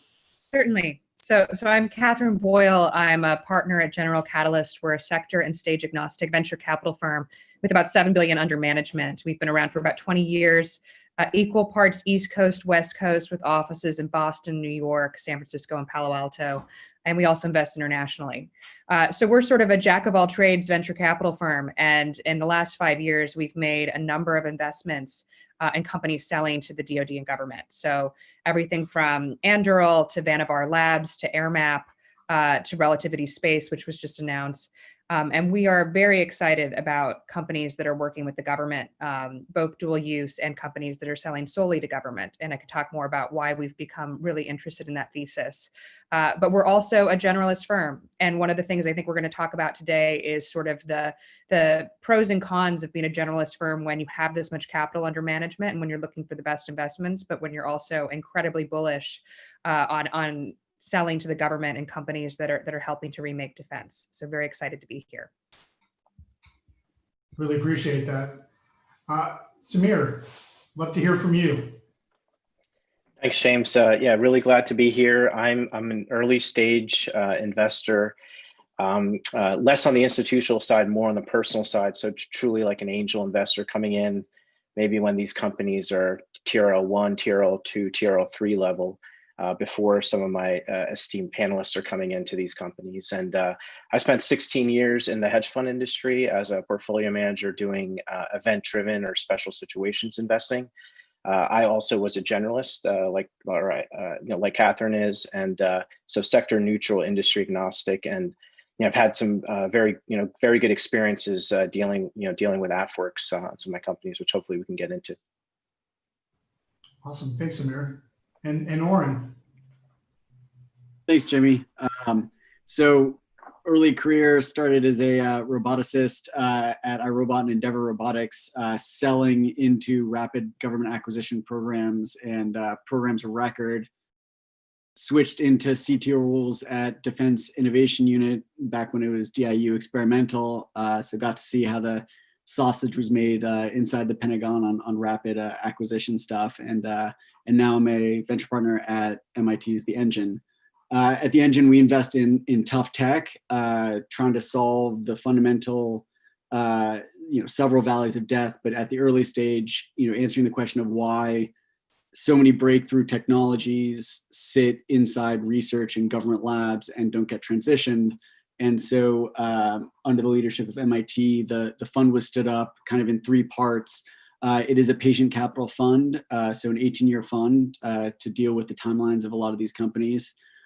We provide infrastructure and lab space to companies, as well as spend a significant amount of time on the network, whether it be academics, corporates, and especially our government partners who are so critical to the types of technologies that are often funded inside the labs by the government, and who we feel like is a phenomenal partner for a lot of our kind of dual use critical national industrial based companies.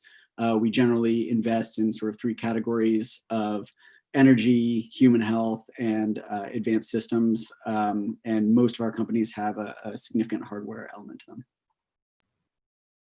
Excellent. Well, with that said, we got our panel here, and let's jump into some questions. Also, I want to throw it out too. I'm going to ask the questions to the individual folks here, but feel free also to if it's a question that interests you as well, feel free to answer on after that. So actually, I'd like to start with Catherine here. You have not shied away in your interest on defense investments. Why do you believe that they represent a good investment? Do you think that this year we're starting to see a sea change from other VCs on defense tech? given the success of some of the performance of this year right now? Absolutely. So I think if you had asked me this question 5 years ago, I would have laughed, and all of my partners would have laughed at me as well. But I think in 2015, when you look at the extraordinary changes that former Secretary of Defense Ash Carter put through, and that there was just a number of discussions around making sure that commercial technology, particularly Silicon Valley tech, was available to the DoD, that became a priority. And I think it's important to note that it's a bipartisan priority, that it's something that across administrations has been a focal point. And what we started noticing in 2016 and 2017 was that a lot of second-time founders and very sophisticated technologists were incredibly excited to work with the DoD. And so I see a lot of, we're always looking for the next macro trend. And I think this is a large macro trend where there was a realization, both from the government side and from the commercial side, that we are at near peer status with Russia and China. And that was something that had not been acknowledged in Silicon Valley, say 5 years ago. And so that led to a number of companies that I think were formed in 2016, 2017. We invested in the seed round of Anduril Industries in 2017.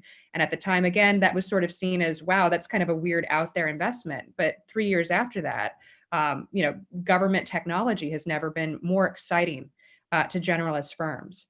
And one of the things that I think has also helped that is that we're seeing firms become much more knowledgeable about how the government is actually a great customer. So programs like AFWERX, programs like the DIU that came out to Silicon Valley and educated investors on here's how the government works. It actually looks a lot like enterprise sales cycles. Like if we work really, really fast from the DoD side, it can actually match what you're looking for in terms of recurring revenue and in terms of production contracts. So I think the thing that makes me most excited as a generalist investor is that we have seen some big wins. We have seen, Anduril recently announced that they received a program of record in what I would consider to be record time, 3 years, which is pretty extraordinary. And all you need as an investor is one example. And we've talked about sort of the public market example, which is Palantir having a very successful IPO. So when you see those results, and when you see that government is excited to work with next generation technology companies, it makes investors like me, who are constantly looking for sort of the next big thing, very excited. And I think that we're seeing that across Silicon Valley and across firms. Following on with that, would you, in the past then, I know that DoD dollars were kind of discounted by VC firms. Are you seeing that change now based on that? Are they is the revenue considered differently now? So yes and no. I mean, I think the biggest kind of question that we see, from investors, but also I think is going to be the big question about whether this becomes, sort of a 10, 20-year macro trend, is whether we can see companies go from small dollar contracts, R&D contracts to true production contracts. And I think investors have become more sophisticated about understanding the difference. We don't have to see, traditional ARR, and it doesn't have to look like software revenue in terms of, if you're a hardware software company, it will never look like that. I think people are a little bit more forgiving on margins as well. But the thing that they're not forgiving on is that you need to see production contracts that show a commitment from government. And so one of the things that we always say on the investor side is that, like spray and pray investors who invest in hundreds of companies never make great returns. And I think the thing that we're excited about is that we're seeing DoD, and we're seeing changes in that there are big bets being made. And the more that we see that, the more that we see production contracts, larger contract value dollars going to earlier stage startups, that leads investors to put more private capital into these companies. And we're certainly seeing that in aerospace, and we're certainly seeing that in pure defense as well. Appreciate that. And one last thing on there too, following on, when you do look at SBIR dollars, and you look at, like, say, STRATFI funds and stuff like that, when you see that larger amount coming in for, say, a STRATFI win, has that changed the amount you would normally invest in a company? That's hard to say, because the amounts that are normally invested have been changing because of very different reasons. So if you're looking at kind of what's happening with private capital right now, interest rates are so low and there's so much capital flooding to technology that we're seeing seed rounds and Series A rounds larger than even past years. $30 million Series A rounds, which in some ways is sort of historic. So I don't know that it's necessarily the reason why we're seeing more dollars. I think this is a really good time for any capital intensive business to fundraise from private capital. But the thing that's going to continue investors putting, large dollars into seed Series A and Series B companies that are selling solely to defense or that are capital intensive, the thing that's really going to move the needle is seeing those larger contracts that come in as production contracts and that aren't, just the OTA where we're experimenting with the technology and we're trying to figure out whether we want it. Seeing the commitment from government is what's going to lead private investors to say, here are the large checks.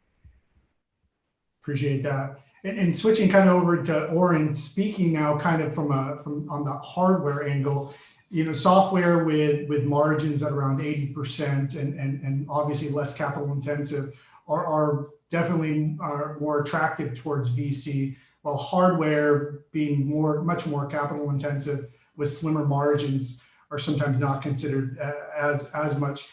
At the engine, how do you guys look at that? Yeah, it's a great question.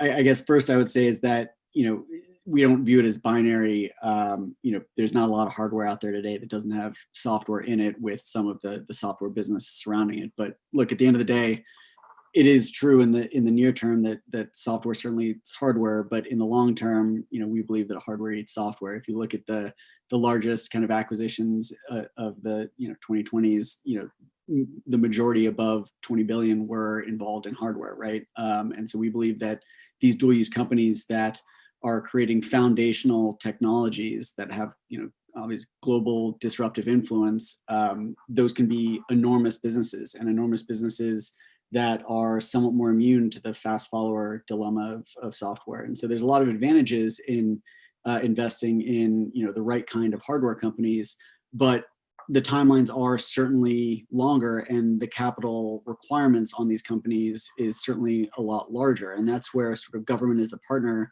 becomes so important, especially, we can talk about early stage later, but especially in, the later stage scaling up, when a company is ready to go to production, but, it hasn't built their first plant, hasn't built their first thing. They're not, they don't have access to typical capital like, project finance and whatnot.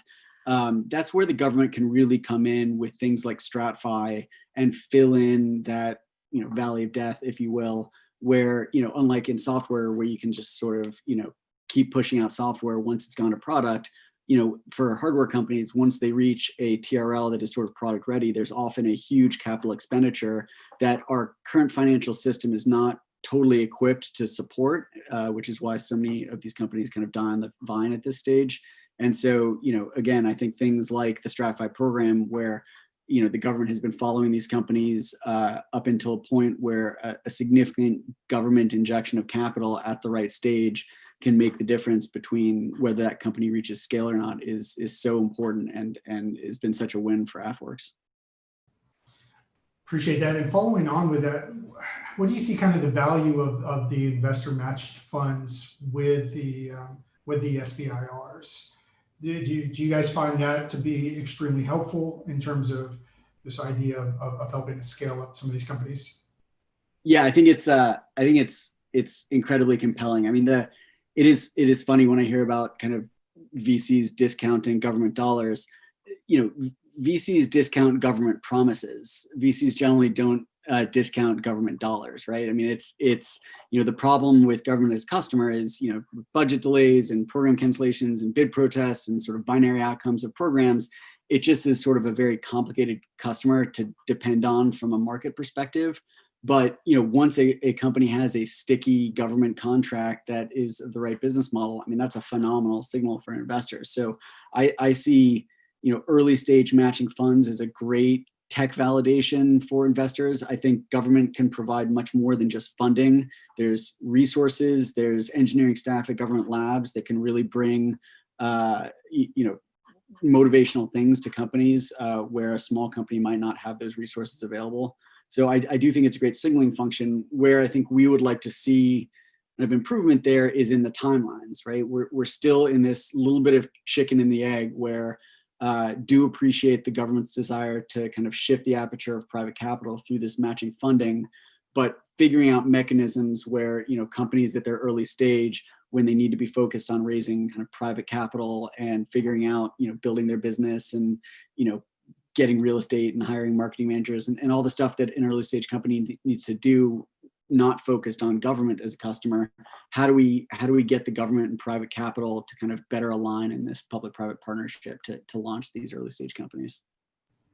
Have you thought about some ways that could happen? Yeah, you know, I think that the open topic is a good start. You know, it would be great if the government could be a little bit more out of phase. So you're lined up to when entrepreneurs are ready to start raising.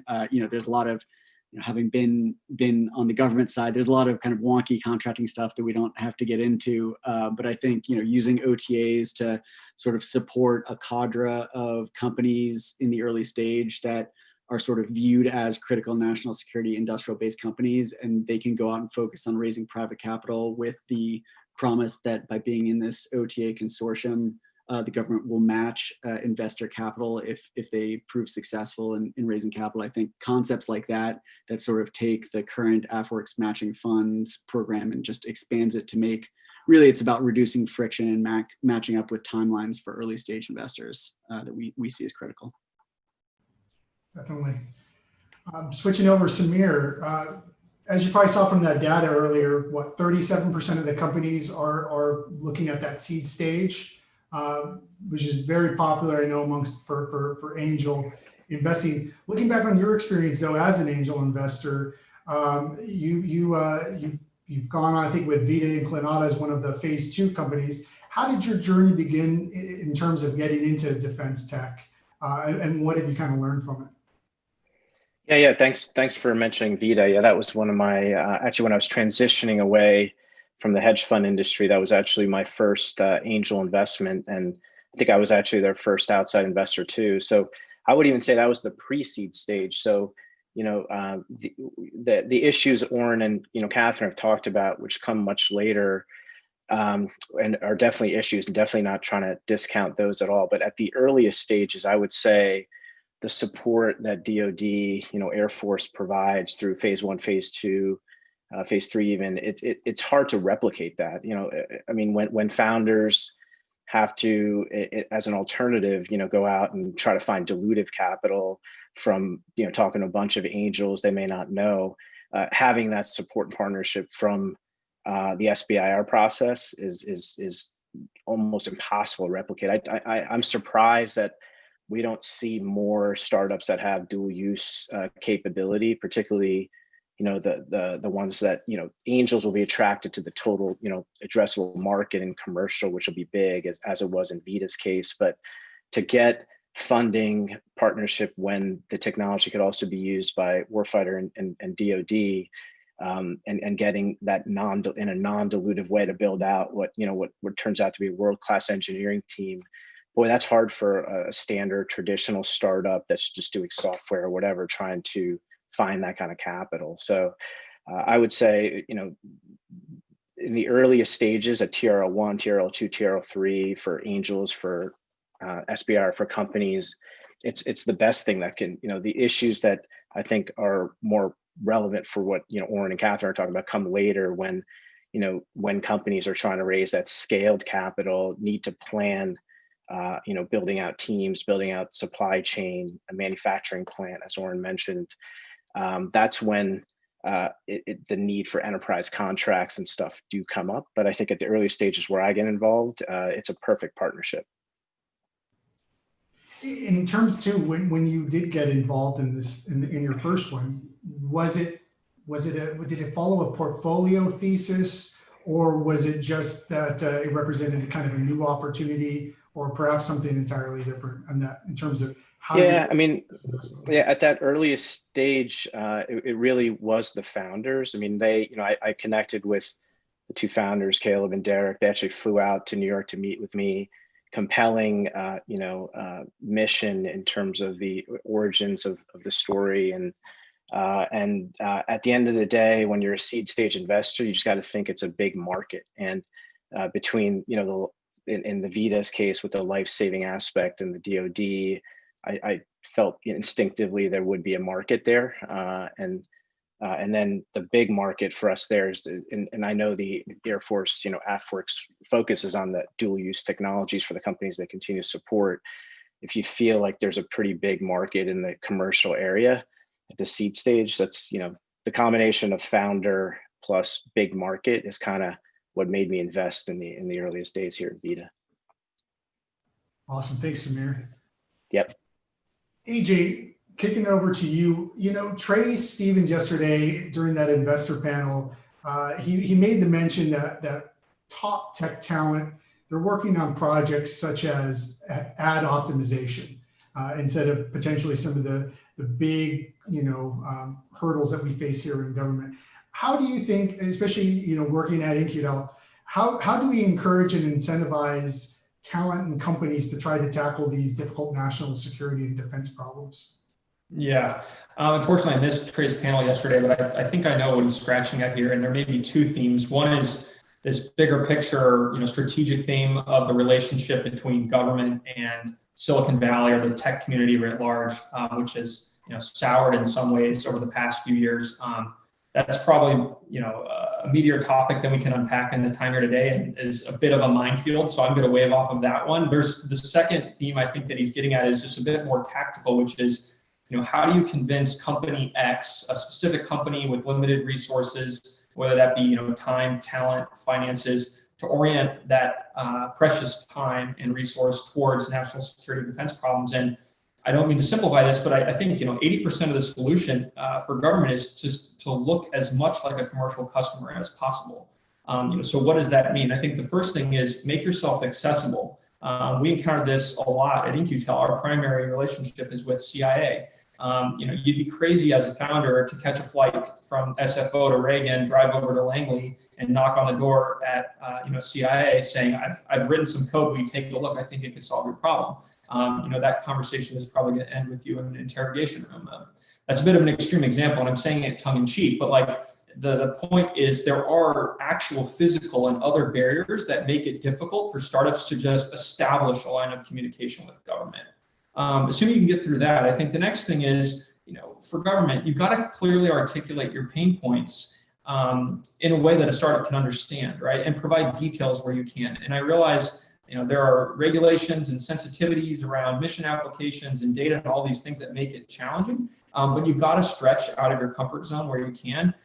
Find commercial analogs wherever possible. I caught a talk with Dr. Roper and Major General Holt about a month ago. It was a webinar they did where Dr. Roper made a comment that acquisition is an obscure term. We've got to change the way we think and the way that we communicate our problems, articulate them like a tech company. I think that point was spot on. The next thing here maybe is, assuming that you've established a line of communication, you've articulated your problem, there might be a fit, you've got to make it easy to transact, right? We've touched on this, Oren, Catherine, they talked about these points like, the FAR alone, the Federal Acquisition Regulation, can create more headaches than any startup would ever want to deal with. And we've got to lower those barriers to actually getting through the procurement hurdles. Referring back to that talk I just mentioned, Dr. Roper, the Chief of Staff of the Air Force, actually was on this webinar as well. He talked about breaking glass or adopting no rules to really lower the barriers, not break the law, but be creative from a contracting perspective.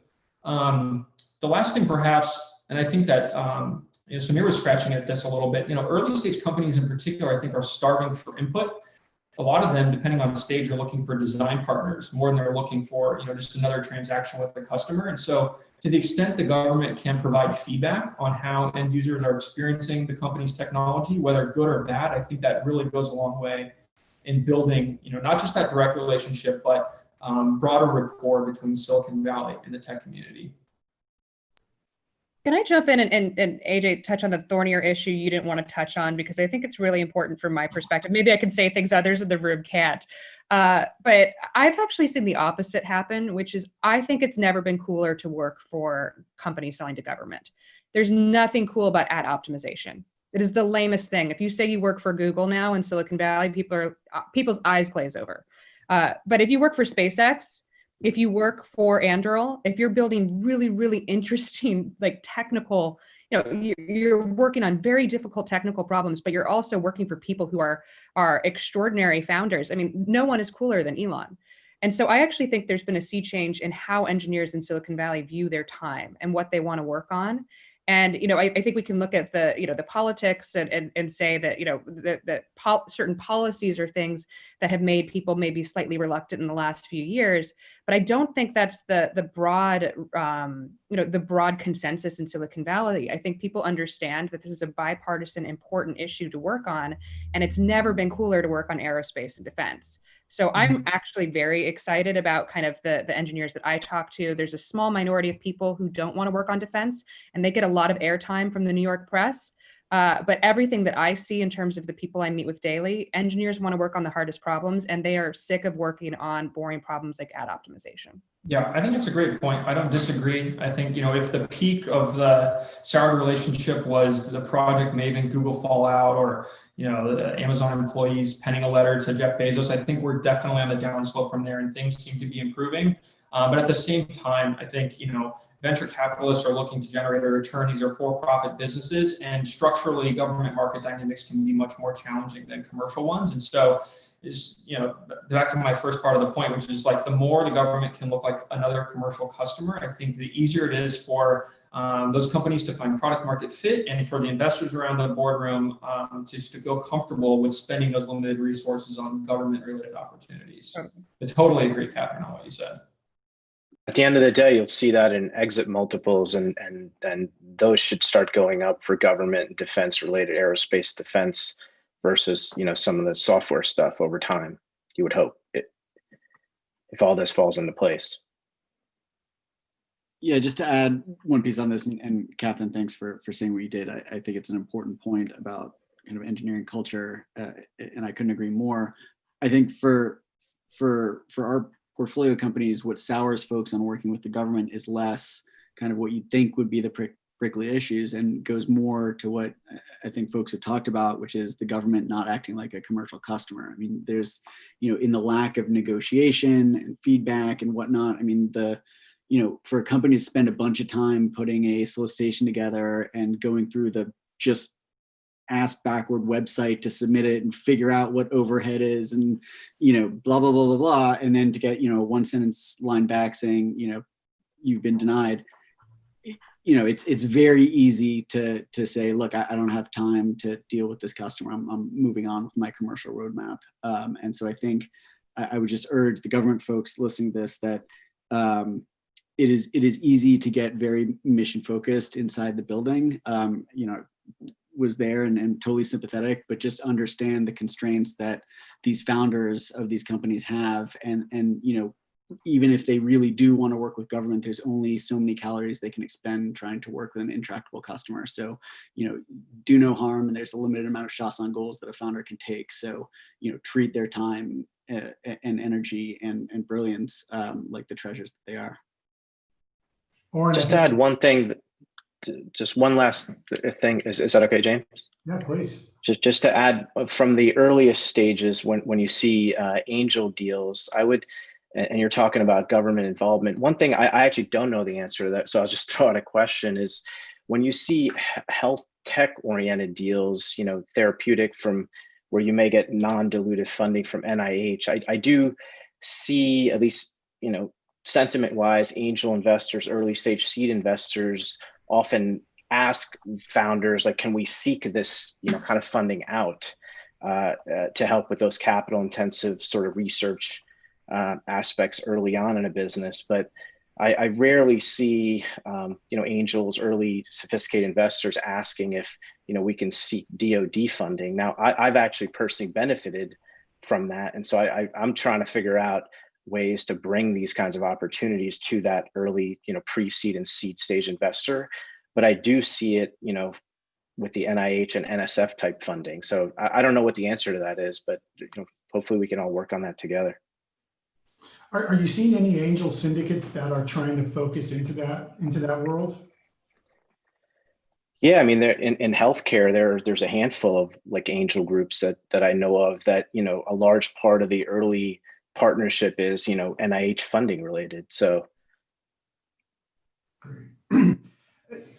Oren, I want to bring up, actually, we got a question from the audience I'd like to bring up, and I think it touched a little bit on what you mentioned earlier, which is, would VC investors be more incentivized if the DoD provided things like range time, lab space, access to SCIFs to portfolio companies pursuing dual use? Yes. Great. There's nothing more to say. Like, right, resources are great, and these are resources that early stage companies can afford. So, you know, but I will tell you, trying to get onto a range and trying to get a CRADA with a lab and, you know, yada yada yada is a huge pain, and usually companies don't go through the pain of doing that. So again, creating more frictionless ways of actually getting through the paperwork to get access to those resources is the real trick. The resources are there. There's brilliant engineers in government labs that would love to be able to work with some of our more innovative startup community. Yep, I would second that. The point about like the SCIF access alone, I mean, getting access to the problem, the actual problem, is of tremendous interest to these companies. As Catherine was saying, like these are some of the most challenging problems that exist in the world, and it can take startups years to try and get a facility clearance. And in some cases, they might not ever get it because, you know, unbeknownst to them, they took money from an investor that, you know, foreign national or something. There's just so much complexity around that. But I love the idea. And I think the more we can get the startup in touch with the problem and let them understand that problem and tell the government how their solution can fit that problem, as opposed to kind of the historical approach of, hey, company, build me this or build me that, the more innovation we're going to be able to foster. So yeah, I think all those things would be tremendous. Awesome. And we are told that we are coming up to our last few minutes. So I want to just throw a final question to the entire panel here. So this is a new direction, not only for the Air Force, but for the DoD as well, and government as a whole. In opinion, are we on the right track that we're pursuing? And if so, what else can we be doing to advance commercialization to the warfighter? And I'll start with you, Catherine. Sure. Yeah, no, so definitely on the right track. I mean, I think that there's been so much collaboration between Silicon Valley and the DoD in the last 5 years. It's been extraordinary to watch. It's been extraordinary to be a part of. And I think the level of sophistication you're seeing in terms of founders understanding what they need to do to really understand the customer, it goes both ways. There's been great partnership. I'd say the one thing that I'm constantly conscious of is that our adversaries do not have the problem that we do. They don't have the problem of capitalism. They can just tell technologists in their country that they need to build X and they have to do it. But I actually think capitalism is a great system. And what's great about investors is I love saying that we're lemmings. We will go where the capital flows. And so if the customer starts giving large contracts to seed Series A, Series B startups, we will invest. We will vote with our dollars. And so in many ways, it's up to DoD to decide what are the critical technologies, who are the best technologists, what's the handful of 10 companies that we want to take big bets on, and to really understand that that's not that risky. I think there's been a myth that, it's better to go with the 5 primes that have been around for 100 years.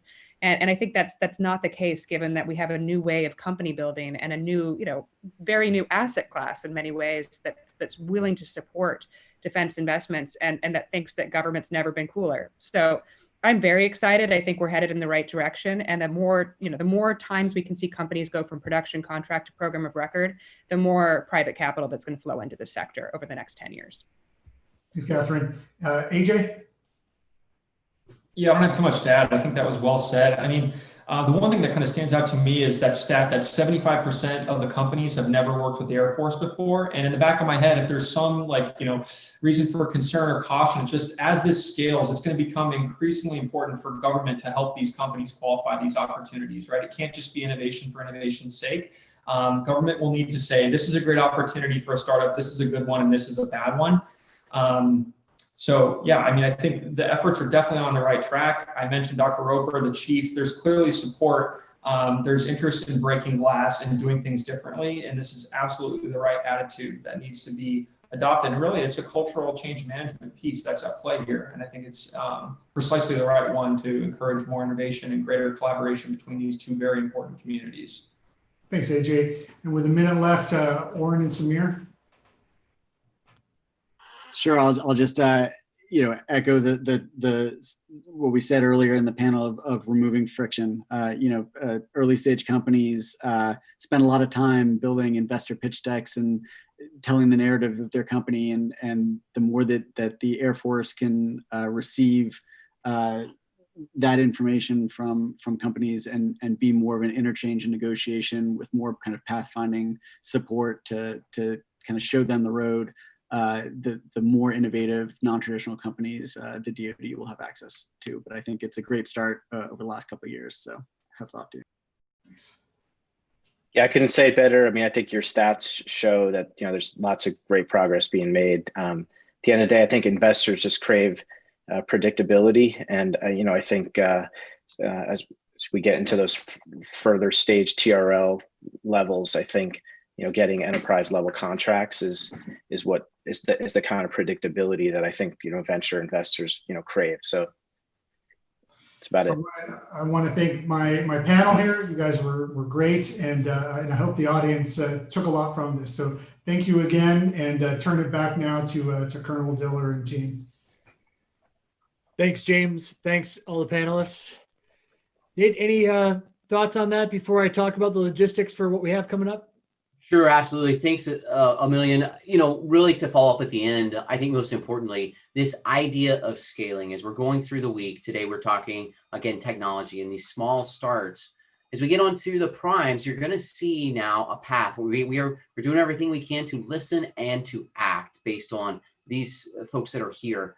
As we start to move into these primes, you start to see some of the larger contracts and the path to get to the bigger contracts. I think an important part. So please stay tuned for that. Thursday, we'll be talking through Agility Prime, followed by those other primes. Brandon, back over to you about the exciting session we have for networking next. Yeah, so we're just at 2:00 Eastern here, and we're going to challenge the audience a little bit because we're going to do two things at once now. One group of you can go and do networking. The links will show up in chat. They're on the website. You can go and network. For those of you who participated yesterday, like over 1,000 people in networking, amazing feedback of who's getting introduced there. We're also going to keep this YouTube channel live, and we're going to have two different discussions, one starting right now. But there's a couple things to keep in mind. Yes, this will be going live on YouTube, but if you want to interact with the speakers, we're posting the Zoom link on AFWERX.com and in chat, and you can go and have your chance to work with the speakers and interact directly with them. So I know the majority want to sit back and watch YouTube. Great. If you want to go and interact and ask questions directly, Zoom is open. We do ask if you go over to Zoom, though, you turn YouTube off or the volume way down. Otherwise, people hear all these things simultaneously. So please work with us there and turn your volume down. The links, we're constantly updating links, trying to keep interactive with the audience. So if the links aren't working, all you have to do is refresh your page and they will work. Obviously, YouTube will take a couple second break when you refresh, but those links will work. So once again, head over to networking. Link is in chat, also on the website on AFWERX.com, or stay tuned for this panel directly on YouTube or in Zoom. And if you go to Zoom, turn your volume down on YouTube or off. So Colonel Diller, back over to you to introduce this next discussion, and I'll see the rest of you guys over on networking. Super. Thanks, Brandon. First up, we have AFVentures, the COVID-19 response with Austin Delorme, founding member of AFVentures, really founding member for Agility Prime as well. Amazing work that she's done. Austin will be talking about the ongoing work that she led under COVID response. That's up first. And then second, we've got the innovation panel from the discussion directly with Sabrina Howell, talking about what do the analytics look like? How do we look deeper from an academic perspective, right? How do we get the real proof that this path that we're on, this hypothesis, can actually be proven and can provide value? So over to these super speakers, over to networking. Thank you for joining us for this first session. Look forward to seeing you back in about an hour. Take care.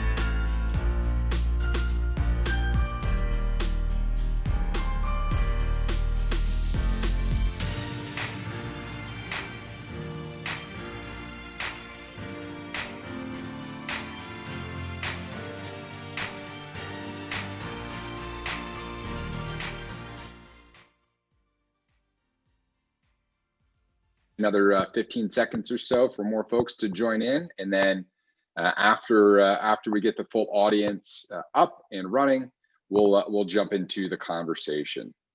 Again, as you're joining today on the Zoom link, please, if you're interested, post your questions in the Q&A.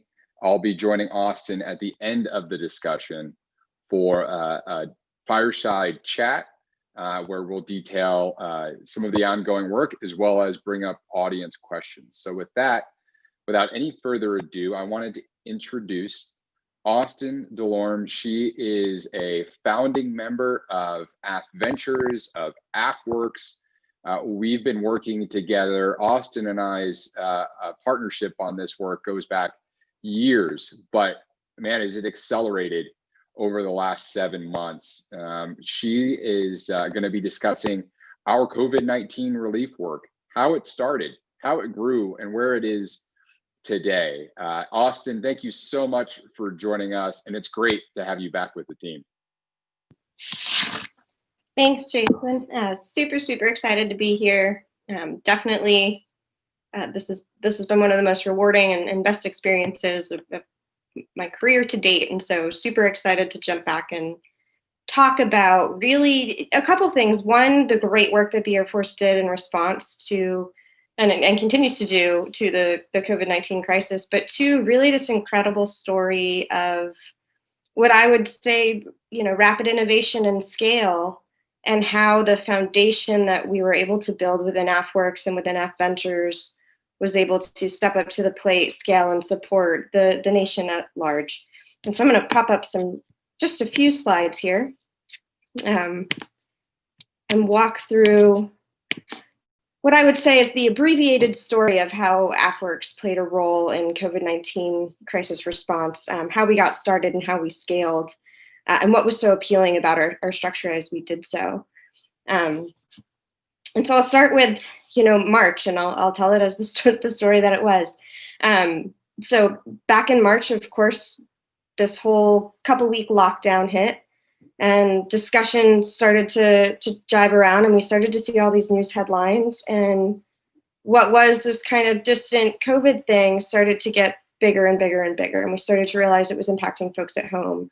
I know for me, my family is good portion of it is in New York City, a couple of healthcare professionals, and so I was getting kind of some of the stories from that side, and I think many of us had sort of this personal relationship. At the same time, AFWERX and AFVentures, of course, have this invested interest in what we call the broader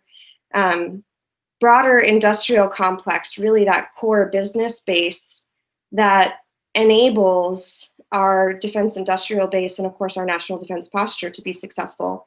And we're deeply invested in that. And, of course, a big part of that is part of the small business community, an investment community that we had a lot of concerns about how this lockdown might impact that economy and might impact, therefore, our national security posture. And so as a team, we all just started to talk and kind of churn through ideas. At the same time, we've got this sort of AFWERX, I wouldn't call it wasn't quite the portal at the time, but we had means of reaching out and touching base and saying, hey, I've got these great ideas.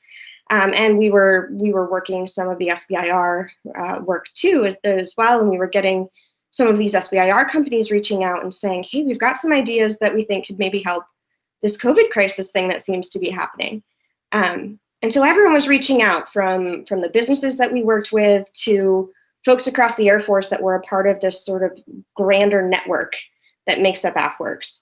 And we said, we should take this and do something with it. And so I was at the Pentagon at the time supporting Dr. Roper in the establishment of what has now become AFVentures and the sort of pivot of AFWERX.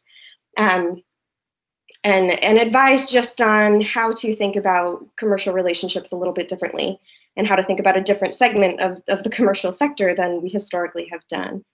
And so I kind of gathered all these great ideas that everyone was throwing up and just shot him an email and said, hey, I think there's some things that AFWERX and that AFVentures can do to help. I think we can respond to this crisis, and here are some of our thoughts.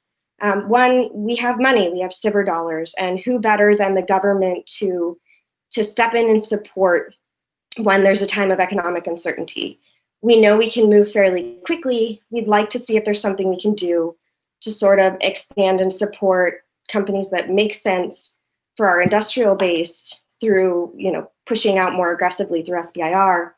Additionally, AFWERX is built on this foundation that the grander infrastructure that allows for really good acquisitions and good transition of technology both across the government and to build out commercially requires a network of folks from across all different walks.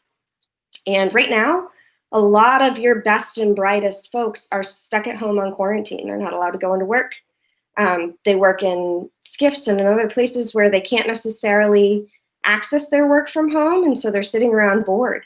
So let's take advantage of that network and of our infrastructure and see if we can't scale and grow and get some volunteers to help out. And by the way, we also have a ton of incredible companies suggesting ideas that could potentially help our Air Force and maybe our nation respond to this crisis. From folks with additive manufacturing solutions to contact tracing to just all kinds of cool ideas for better teleworking solutions so that our national security doesn't have to halt and our nation doesn't have to halt economically. That was a Friday night, shortly after that first week of quarantine. Just about an hour or so later, we got an email back from Dr. Roper that said, great, come up with a plan, and I want you to think bigger. I want you to think about DPA at large, the Defense Production Act, and if the Air Force were to execute that, how would you do that? And I want you to think about how we could stand up a crisis response team. And of course, at the same time, he was working with General Holt and what became the full Air Force acquisition response team. But our team launched off here in AFWERX. We reached out to some of those best and brightest in our network. We set them up over the weekend with AFWERX accounts and connection. Our incredible PA team was able to get some stuff online and start pulling in some really great ideas and start reaching out to commercial. And we worked our tails off all weekend and over the next 4 or 5 days with meeting after meeting after meeting to say, what could this response look like? And we had a proposal in, I think by the following Tuesday or Wednesday, saying this is what we think an infrastructure could look like, modeled off of what we do here inside of AFWERX and inside of AFVentures that we think could support nationally. That setup both scaled and was adopted all the way up to the DoD and even national level in different parts and places. And it has also endured. And so it is still today supporting the COVID-19 response effort as it has transitioned to more of a long-term solution. And so I think the power of that and the impact of really what has been built here inside of AFWERX and AFVentures, this concept of being able to scale with the need of the nation really shined here and really shed some light onto the importance of flexibility, innovation, and really just a forward-leaning team. And so I'll hit into some of the details of that and what that looks like. I won't get into all the nitty-gritty here and get into org charts, but I'll talk through some of the impact and some of the bigger pieces. And so one of the things that really grew out of this very quickly was what we called our portal. And at the start, it was just our Air Force AFWERX portal. And we were pushing out to commercial industry to say, hey, do you have any cool solutions that we, the Air Force, might be able to use to respond to this COVID crisis? And as well, do you, what's your posture? What's going on with you? How are you being impacted economically? So we can see what we can do to respond to that and advocate on that level. And what we found was this was really effective. And we had all these volunteers that were very quickly and readily able to go through. And this was, again, based off of some previous work and infrastructure we already had. We had an incredible team that was able to put together the website very, very quickly and brand it and get it disseminated through all of our social media channels and other avenues. We started to get a ton of responses because our system was already really well connected and was based off of a model that isn't a core acquisition capability. And so it included, the ability to really completely audit it and keep track, and a quick method to vet ideas and say, hey, here's a bucket of good ones, here's a bucket of not so good ones, here's the ones that really need to get a deeper look. It was really an appealing model. And we were able to start pushing ideas right away to the the experts that really understand the nuances of what that technology is, whether it was, you know, healthcare workers or whether it was technologists that could support us on the development of a better infrastructure for telework. And so around that time, you know, this is maybe a week after we started this process, a week and a few days, we saw a note come out from Department of Defense that said, hey, if you're doing anything, stop, because we're going to get a DoD level response in coordination with FEMA and the National Response Team. We said, okay, well, we built this whole infrastructure, and so we just sent an email back and offered and said, hey, understand what you're doing. We will absolutely cease and desist, but we just want to offer as well and show you the infrastructure we've built and see if there's any value in you using it. I think that night at 7 o'clock, we ended up doing a demo with the task force leader. And that night she made the call that, hey, this is actually going to be our joint acquisition task force response portal. And we're going to use this infrastructure and we're going to use this model. And I'd like some representatives here working with our team up at the joint level in OSD to help us figure out how to adopt this model so we can move quickly. And so it appealed very quickly. And so of course our team went back, rebranded everything. And I would say 24 hours later, this had been pitched up to FEMA and the White House response team. And at that point they said, actually, this is going to be the COVID-19 National Response Portal. And we want all of this reporting up to FEMA and the White House. And we want your team involved and engaged. So it spiraled incredibly quickly, and the team responded incredibly quickly. We were passing back and forth the emails and logos at, you know, all hours of the night, and we were growing our team. And so the other thing we did is really tap into this broader network and get in experts from across all different disciplines and fields, both technologically and logistics and outreach, you name it. We had sort of pulled folks together, and we were doing this eval process, and we offered it up. At that point, at that time, FEMA was in the midst of what I would call, you know, their initial crisis response, because there was this huge shortage of PPE. And so one of the early things that our team got engaged with and helped with was alleviating the burden on the FEMA volunteers of trying to evaluate and cut contracts quickly, because our process was built out of a contract-related process. We already had all of the controls in place to make sure it was properly auditable, that it was following all of the regulations of the federal acquisition guidelines, and that it moved very quickly, because that is what we needed, working with small businesses and working with startups and working with the investment community. And so within 2 months, you know, within a few days, we had our 70 evaluators or more across the world in all different time zones, doing 24/7 evaluations in support of FEMA and pushing those evaluations up for FEMA to execute contracts. During that time, we were able to support the procurement of $640 million worth of PPE items so that we could close that PPE gap for the nation. It was an incredibly fast-paced experience. It was incredibly interesting. We were on the phone with folks from all different agencies up through the White House on a regular basis. We were getting phone calls at 11 o'clock at night for urgent reviews and later, and the team just was phenomenal on the Air Force side that supported that, and the FEMA team was fantastic to work with. And it really sort of shined a light on the power of the capability that AFWERX had built. So from there, a couple other cool things that were established with that. And I'll sort of speak generically across the board. So the other thing we built was this commercial solutions opening shell. And we said, hey, we get that there's this FEMA PPE thing, but there's a lot more going on. And as the Air Force acquisition model and the Joint Acquisition Task Force model built up, they started to look at how we were structured and take on that structure. But more than that, they actually took a lot of our bodies and a lot of our volunteers, and we just worked across all different levels up to joint on a number of initiatives. Our commercial solutions opening was one of them. Our portal of just grand ideas to funnel to all the right folks was another set.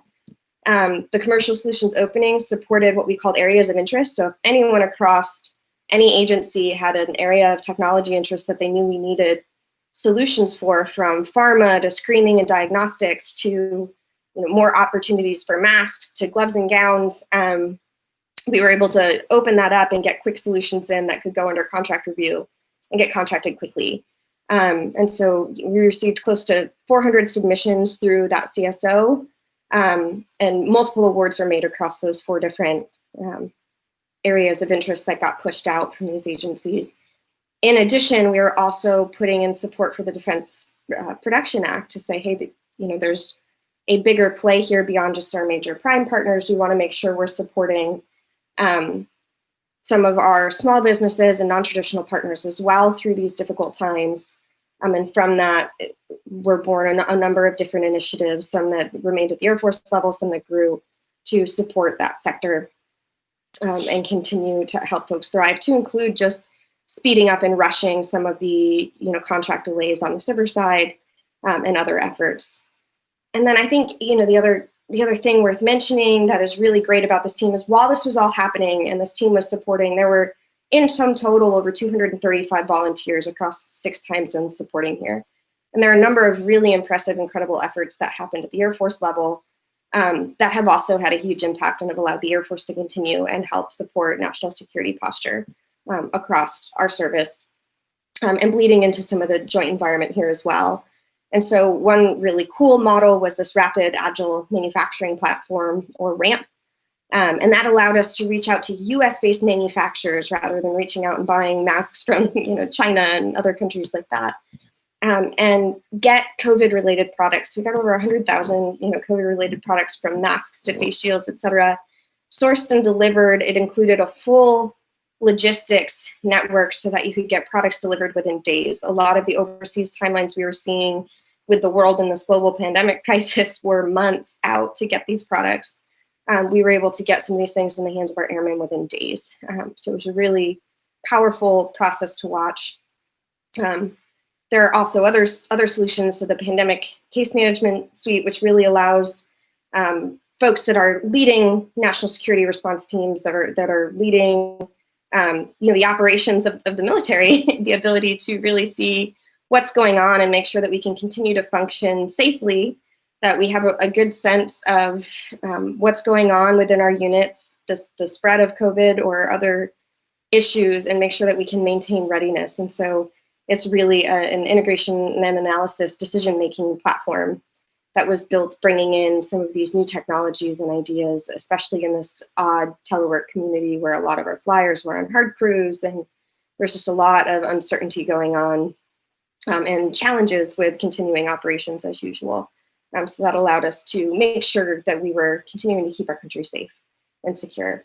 And of course, in addition to that is the sort of teleworking solution issue. So we developed a team called TEST, the Telework Evaluation Solutions Team, which was able and continues to identify, coordinate, and resolve sort of some of these remote network bottlenecks and issues so that we can be more effective and more functional from home. And I think the cool thing about this is, not only did it have an immediate impact and a very scalable impact in terms of across the government and potentially broader, but I think it will have an enduring impact as we see what life as normal becomes once we get past this crisis. And so on the whole, bottom line here is really incredible team, really fast transition.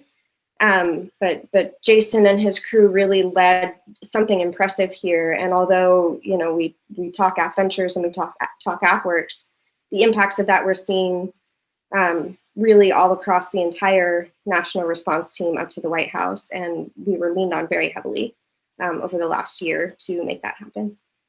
And so with that, I'll pause. I'll pass to Jason to see if he's got anything else to add, and happy to answer questions.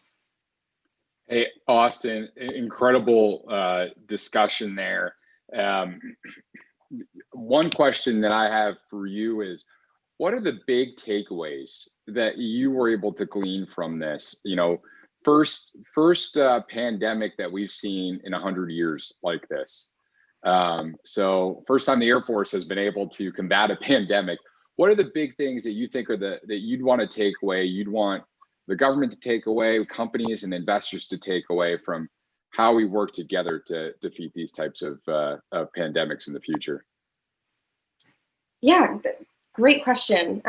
So it was, as mentioned, it was certainly a whirlwind. I think there were things that, watching it all unfold, I was a little disappointed by, and some of that was really our general lack of foresight on, and not a criticism of anyone, but how would we respond in a situation like that, that we were complacent and hadn't thought about it, and we had all of these tools available, but didn't have a means at the time to readily access them. And so seeing that sort of disconnect, also very proud and happy that we as AFWERX sort of had an infrastructure that could scale and that could support that to some degree. And I would say, you know, pleased to see that a lot of the lines of rank and role really dropped out of the picture very quickly. And it became very quickly about who has the solution that's going to work, that I can get out in the field so we can save lives and help people. And so, you know, I think the right mindset is there and the heart is there across our national sort of infrastructure here, most definitely inside of OSC. And I think we saw a lot of that in our partnerships with FEMA as well. But I do think, and you know, you bring up a point that brings up to mind another kind of thing that we were engaged in with this, what does the next national stockpile for pandemic and or just crisis response look like? So that was something else that we were pulled into fairly quickly, which is, hey, if this happens again, how are we going to be postured to respond? And maybe the answer is not stockpiles of things. Maybe it's a more flexible infrastructure to respond to that. And so another way that I think the AFWERX model and what we brought to the table influenced the national thinking on how crisis response should be handled. That I think that's a fantastic, Austin. You know, just seeing you engage across the joint community the way that you did when this pandemic kicked off. I mean, I remember being on paternity leave and sending me an email, hey, Jason, we're doing this thing. And so it was, you know, it started really as a grassroots movement. And I think one of the big things that you had mentioned at the end is just all of the volunteers. And really, I think, you know, we had all of these AFWERX connected individuals from across the department, across so many different time zones, who were just so willing to spend nights and weekends. I remember you and I were talking, I think that first couple of weeks, and everybody was like, you know, that we folks were working from home, or, you know, that work was slowing down. And for us, work was picking up. It was, I think it was a pretty phenomenal response, how quickly the AFWERX nation, all the different people who have AFWERX email addresses, who have participated and joined across the Spark networks, joined into this fight. And a lot of people that you're hearing from tomorrow and the next day are folks who came in through the COVID-19 relief mission or were part of it. And so I think this is a mission set that touched a lot of folks. I also want to give a quick shout out to Colonel Jorge Manresa, Jess Steinhoff, and the RapidX team. You know, flexible contracting was an incredible part of this response mission, and is flexible contracting that's still going on today. Setting up a CSO on the back end of the portal that you established, I know made a big impact on rapidly getting companies on contract. To answer a couple of these questions from the team, I think data was a big part of this. It was incredibly important for us to get to utilize, and something that we learned a lot more about as we've engaged in the relief mission. Having that at our fingertips is incredibly important. Austin, before we let you go, I want to hand the mic back over to you. First of all, thank you for presenting. Thank you for leading this, bringing this to the attention of leadership, and having the credibility for leadership to turn you on so quickly to get this mission done. Any other last words or last thoughts for the group today? It was, like I said, it was probably one of the best experiences in my career. Of course, you never want to see the world go through something like this, and you never want to see people sick and beyond. But to see the way that the world came together, and I think to see real time the power of what has been built in AFWERX and in AFVentures. As I mentioned, all of the infrastructure, even the ability to quickly pull in new folks to evaluate and participate in something, that was all built for Air Force acquisitions. It was built so we could get solutions to the warfighter faster, so that we could maintain our national security posture, and so that we could make sure that we're keeping up with modern technology. and to see that we had built a foundation that was strong enough and effective enough to scale nationally in a national crisis was just a really incredible experience. And working with you and the team and watching you really, take lead and morph AFVentures into what it needed to be during that time was just an absolute bonus on top. So thank you for that, and thank you for having me. And happy to answer more questions if anyone has any offline. Hey, Austin, thank you again so much. If anybody has any other questions for Austin, please put them in the Q&A. I've captured some of the kind of outstanding questions. We'll send them to Austin and try to get them answered for you. And if Austin stays on, I can even kind of send her a note as Sabrina kicks off. But with this, I do want to introduce our next speaker, Professor Sabrina Howell from NYU. Professor Howell goes way back with the AFVentures team before we were AFVentures. I first started knowing about Sabrina before I met her. She, as an academic, heavily influenced my own research and really the foundation of what is today AFVentures. She did an incredible study with the Department of Energy on their SBIR program, doing really the first causal impact analysis of the SBIR program on technology, on growth in small businesses. And we have been so honored to have her as part of the AFVentures team over this last year. She's partnered with some incredible academics to come up with an econometric approach to test the open topic approach to SBIR against the conventional process for working in the SBIR and STTR programs. If you're not familiar with SBIR, 30 seconds, it's the program that we at AFVentures use to fund new innovative ideas from small businesses, domestically owned small businesses. And I think we've taken a different approach to SBIR as an experiment. And when we started this back a few years ago, it started as an experiment. And in that light, have been honored to partner with Sabrina and the rest of the researchers on the study team. Sabrina, thank you so much for joining us. Again, over to you to jump into your research. Sabrina, you are on mute. Thank you so much, Jason, and thanks to everyone for being here. I'm excited to tell you about my evaluation of the open topics experiment that AFWERX has spearheaded. So I'll share my screen and describe the project. So here we go. All right, Jason, can you see the slides okay? We see him, Sabrina, thank you. Wonderful. All right, so our project is called Opening Up Military Innovation, an evaluation of reforms to the U.S. Air Force SBIR, or SBIR, as Jason said, program. The other authors are John Van Reenen, who is at MIT, and Jun Wang, who is at NYU Stern, along with me. So, as most of you probably know, the U.S. military has historically been an important funder and early customer for transformational technologies like GPS. One reason for that is that there is an important dual use component of frontier defense technology. That means the technology can be used both in the civilian and the military markets. And this has led to what economists call large spillover benefits to the private sector. That is unintended, benefits from the military technology for the commercial market. Think about Google Maps. However, this success story is facing challenges.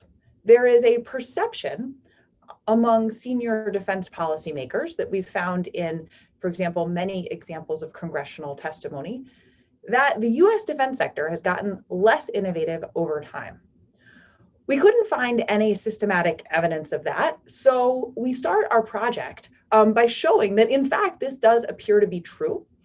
And furthermore, that it coincides with a large amount of merger and acquisition activity and increasing concentration of the defense industrial base.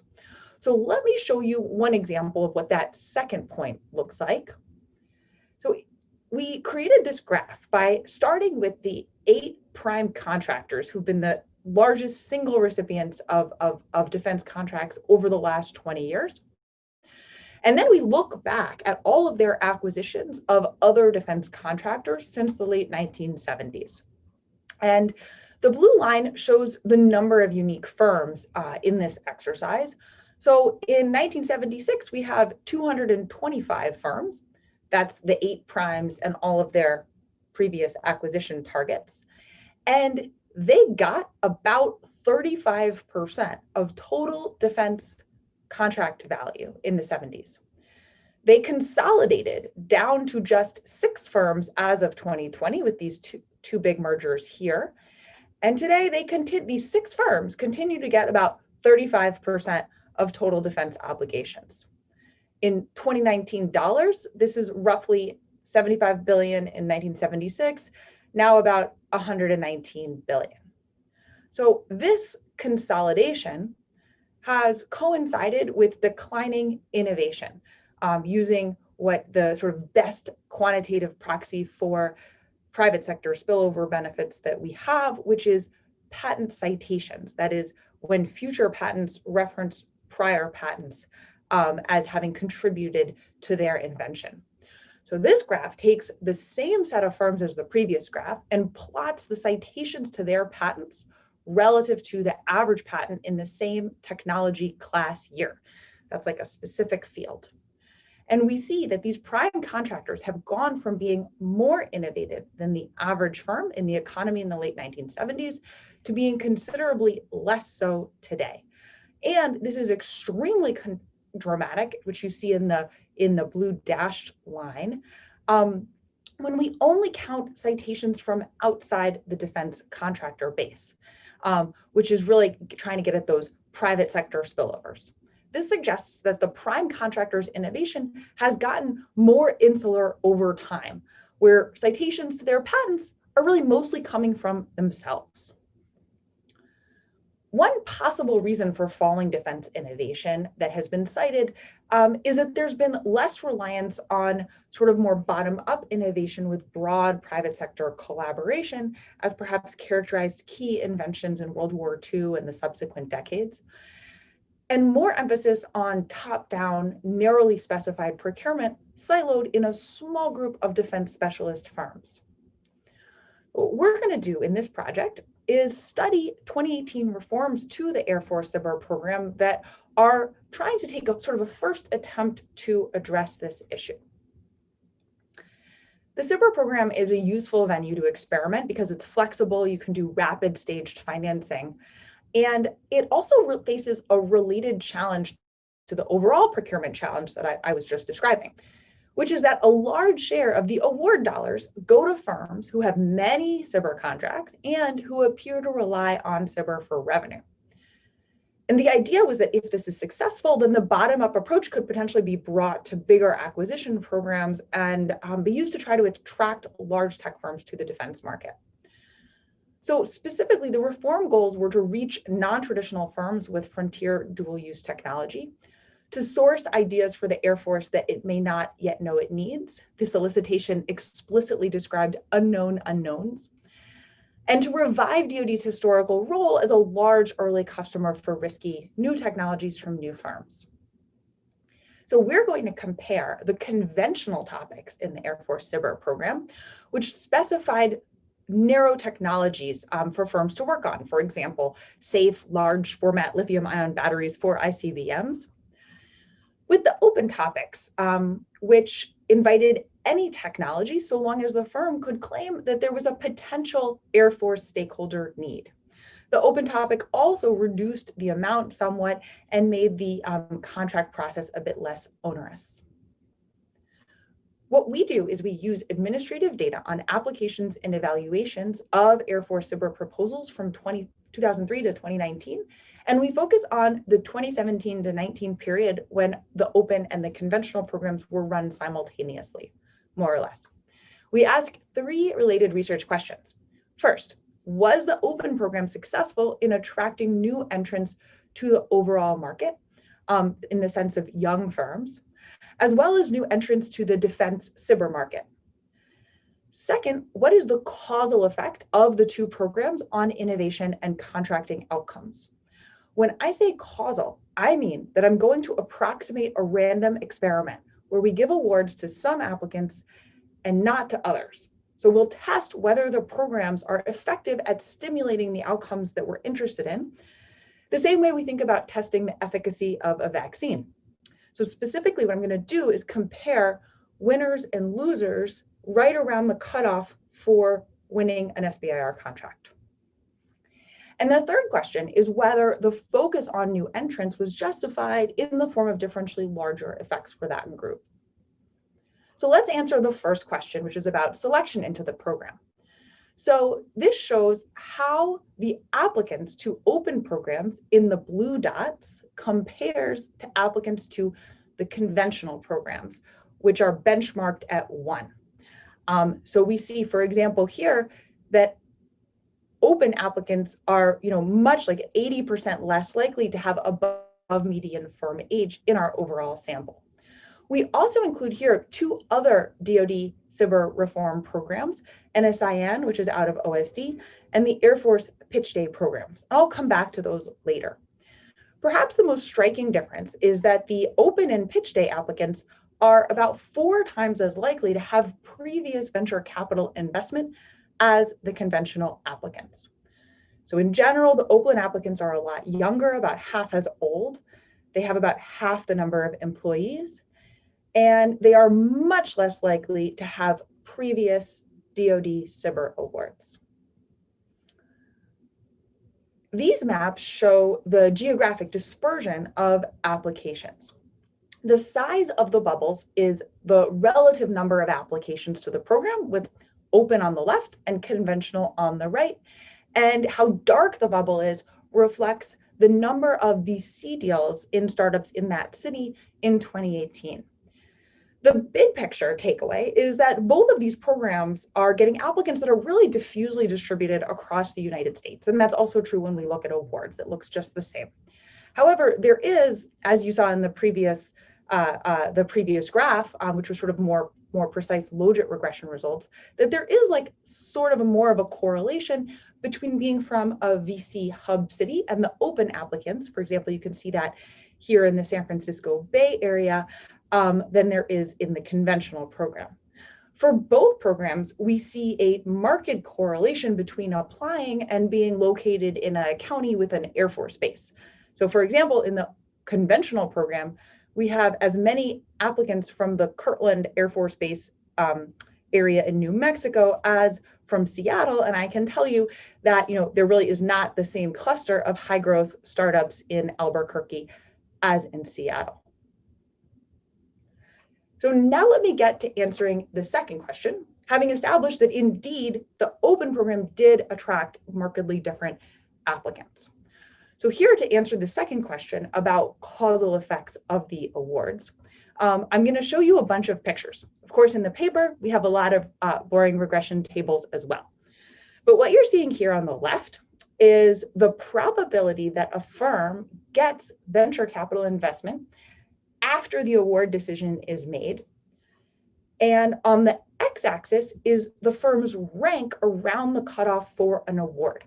So an applicant with a rank of 1 is the lowest ranked winner in the topic, and a firm with a rank of -1 is the highest ranked loser. And what we see is a marked jump on the right side of the cutoff in the probability of subsequent VC. And indeed, in the regressions, even when controlling, for example, for previous VC, that winning an open award increases the probability of subsequent VC by about 5.7 percentage points, which is 71% of the mean. So a really large effect. As you can see on the right, there's no effect around the cutoff in the conventional program. In regressions, we continue to find no effect. We do, however, find an effect among first-time DoD SBIR winners when we use all years of our data, 2003 to 2019. For the open program, we find that these results are driven by younger firms and those that don't have previous DoD SBIR experience. Here we see the same exercise, except the outcome variable, what's on the y-axis here, is the probability of a non-SBIR DoD contract after the award. So this is starting to get at evidence of transition out of SBIR, out of R&D, and towards sort of operational programs of record. And what we find in the regressions is a large effect that winning open increases the probability of one of these contracts by about 45% of the mean. Again, in the conventional, we find no effects except among first-time winners when we use all years of our data. The graph suggests that this result should be, taken with a little bit more caution than the VC result. There are relatively few contracts that we observe after the award, and so it's a bit noisy. We see evidence of a jump around the cutoff. It's not as striking as the VC result. The final outcome that I want to show you is DoD SBIR contracts. So here, the pattern is quite different. We see no effect of winning an open SBIR on getting more SBIRs, whereas for the conventional program, we see a really large effect. And here I'm showing you for all years, and that's because it's most dramatic for that whole overall sample. In particular, if a firm wins a first conventional SBIR, it dramatically increases its chances of getting a subsequent SBIR. So let's interpret these results. So first, thinking about the conventional program. The conventional SBIR has weak, if any, effects on commercial innovation, but large effects on winning subsequent SBIR awards.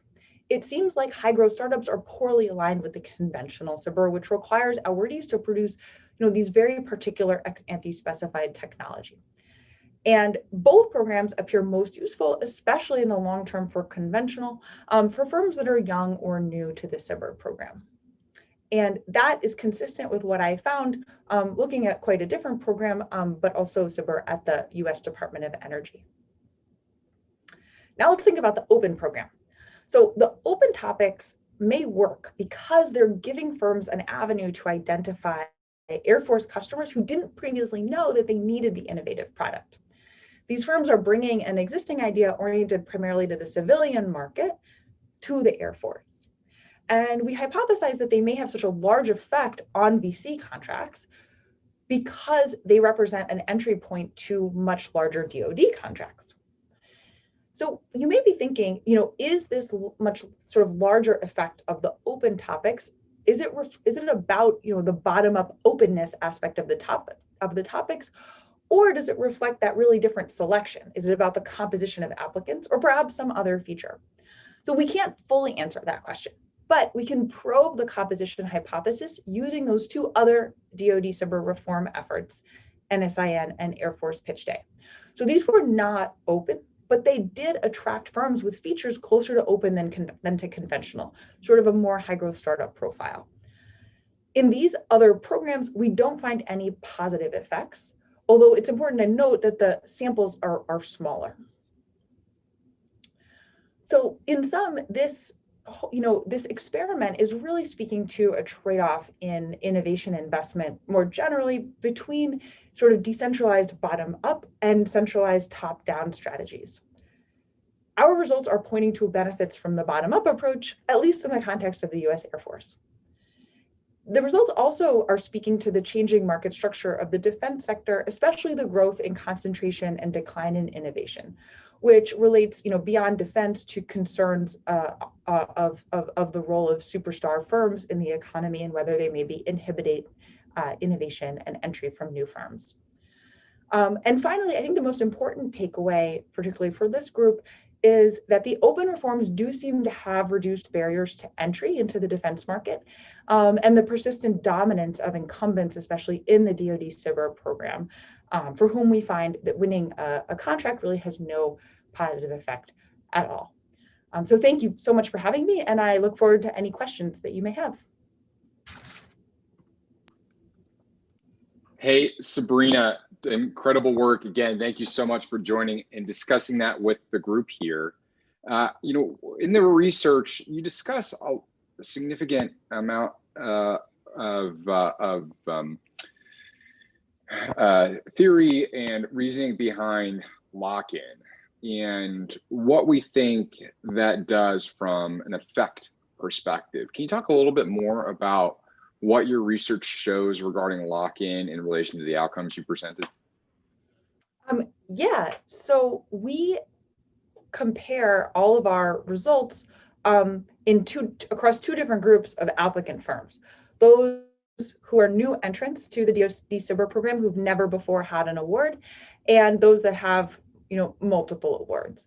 And what we find really consistently is that there are basically zero effects for those firms that have previous awards, whereas there are actually really large effects for new entrants. And that's true. I didn't show the results for patents, but it's true for VC, for patents, and for non-SBIR DoD contracts. What this means is that when firms keep coming back to SBIR, when they start to depend on SBIR for revenue, and that's really more possible at DoD than at other agencies because the program is just so big, that it can actually be quite lucrative to firms, and they can start to specialize in applying. They have special staffs that are devoted to producing SBIR applications, and this leads to sort of a lock-in of the firms into the program, and causes them not to wind up sort of innovating either for commercial markets or for the defense market beyond the SBIR program. And so what our results show is that to the degree that the goal is to sort of motivate outside investment, patents, and DoD contracts, it really seems like the most bang for the buck is focusing on those firms that have not previously interacted with DoD. Sabrina, for a question from the audience, did you distinguish between corporate venture capital and venture capital in the research? So that's a great question. Here we are considering both venture capital and corporate venture capital. This is basically anything that the PitchBook data platform considers to be venture capital. So things like grants, business competitions would not be included, but corporate VCs that have their own standalone, units, like a General Electric, for example, would be included. Great. Another question, what was the most surprising result to you in this study? What was the thing that shocked you the most? What was the thing that shocked me the most? I think the large effect on VC, and I'm still trying to unpack that a little bit. The awards are only $50,000, and the results are not driven by phase 2. Although it's possible that they may be driven by expectations of some of the larger phase 2s and strategic awards that AFWERX is doing. But it really seems like what's going on is that when a firm both wins a phase 1 from the open topics and then successfully identifies a customer in the Air Force, it begins to create a pipeline for potentially very large DoD contracts that won't necessarily interfere with a private sector go-to-market strategy. So often, historically, firms have had to pick a track. Are we going to go private sector, or are we going to go defense?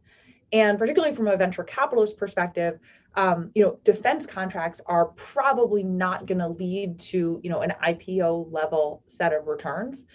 At best, you're sort of looking at acquisition from one of the big contractors, and it's probably just not going to be the kind of sort of 10x returns that VCs are looking for. Of course, they only get that in 1 of 10 or 1 of 20 investments, but that's what they're aiming at for each investment. And so what I think the open topics are doing is creating an avenue to have significant revenue that's potentially really sort of helping with developing the project. So maybe the DoD, in keeping with its historical role, is going to take on quite a bit of risk and development, which a private sector customer wouldn't. However, the firm can also have a private sector strategy. So you think about something like LiDAR or autonomy, where you have big, applications in both worlds. Ideally, a firm would want to have, a foot in each place, and potentially these open topic awards are allowing sort of VCs to see that potential. Do you think that, I guess one question that comes up quite often, how does your study take applications into account? Did you look into anything regarding, companies who didn't win the first time, or was there any additional information that you gleaned from the applications themselves that impacted the research? Well, so the causality of the interpretation is entirely dependent on having access to all of the applications and the evaluations so that we can compare firms around the cutoffs. The applications are super crucial. In our main analysis, and like everything I showed you, we only consider a firm's first application because we don't want the firm to appear multiple times. But otherwise, we haven't yet, besides sort of using the event of the application and using some of the information like firm age or location that appear in the application, we haven't really dug in yet to some of the descriptive text. So for example, there's a paragraph about what the firm wants to do. And I think that would be really interesting to explore in textual analysis going forward. One of the things that we've gone through with this over the past few years with our data, and certainly I'm sure you've had similar experiences with the Department of Energy and the research you did there, was that it can be interesting to pull publicly available data and use it in an academic setting. Do you have any thoughts, any kind of big takeaways in maybe burgeoning academic researchers, data scientists on the call today are interested in? How do you get this data and how are you able to use it to derive the results that we found in the paper? Well, so Jason, you use the word publicly available, but as I think you are well aware, this is not publicly available data. So, I think this is actually a challenge that a lot of the, in order to do causal analysis, you often do need proprietary data. I think it would be really interesting to explore ways to make more procurement data widely available so that people could do research on their own into what works, what's most, what types of contracts work, what types of firms are more successful. To some degree you can download all of as my co-author Jun Wang has done, you can download all government contracts from the Federal Data Procurement Service and analyze them, and there's I think a lot of work that could be done there. They can be linked to outside data sets on credit reports, on innovation, on private financing. And I think there's probably a lot of interesting research to be done there. But it is true that a lot of the most interesting data is lies inside the walls. So just to clarify for everyone, so that application data is not publicly available. That's on purpose. That is sensitive data, but we do use it for research to make sure we're measuring the effects of our programs.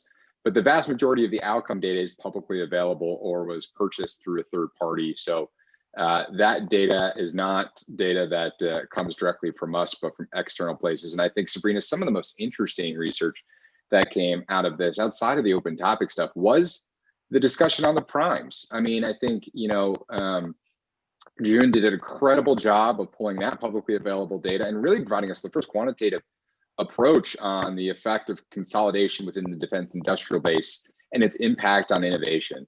Kind of with maybe a closing thought for you, as we think big picture with AFWERX, we think about the divisions being stood up and how we work to expand the industrial base for defense. How does the research on the consolidation of the defense industrial base, or maybe I should ask this, how do you think it should impact the way the department should think about working with burgeoning industrial-based partners moving forward? I think you and many other people on this call are much better experts than I am. But the sense I've gotten since I've started working on this topic is that there were a series of procurement and acquisition regulations introduced in the 1990s that had the best intent possible of minimizing the scope for corruption and ensuring that everything was above board, but that led to a situation where there are pretty high barriers to entering the defense procurement market. And together with some other forces, a lot of other forces, both in the economy generally and in terms of defense budgets going down and then up, this led to real benefits sort of from really economies of scale in defense contracting, so that the firms that are already in that world and have specialized staffs to manage, have the right accounting systems, et cetera, have a huge advantage. And I think what these results are starting to suggest is that ways which DoD is doing in multiple avenues, using the other transaction authorities to try to get around some of those regulatory burdens. I think those efforts are likely to be very fruitful in terms of encouraging more competition among defense contractors and trying to get access to the firms that are doing frontier innovation. I mean, I think the reality is that the existing primes are not, their sort of innovation capabilities are just pretty stale, and they have sort of a fat cat complex where there's no reason to innovate because they don't have to, because they've built a moat of regulatory burden around themselves that nobody can get across. So I think these results are joined sort of as some existing sort of corpus of evidence that when you build bridges over that moat, like, good things can happen. Well, Sabrina, this is we're a minute over here. Thank you so much for joining us today. Thank you for all of your insights and your research that you've done on the open topic on AFWERX and its impact in the economy. We really appreciate your time, and thank you to all of our other co-authors who are on the call today but have spent a ton of time on this research. Colonel Diller, back over to you.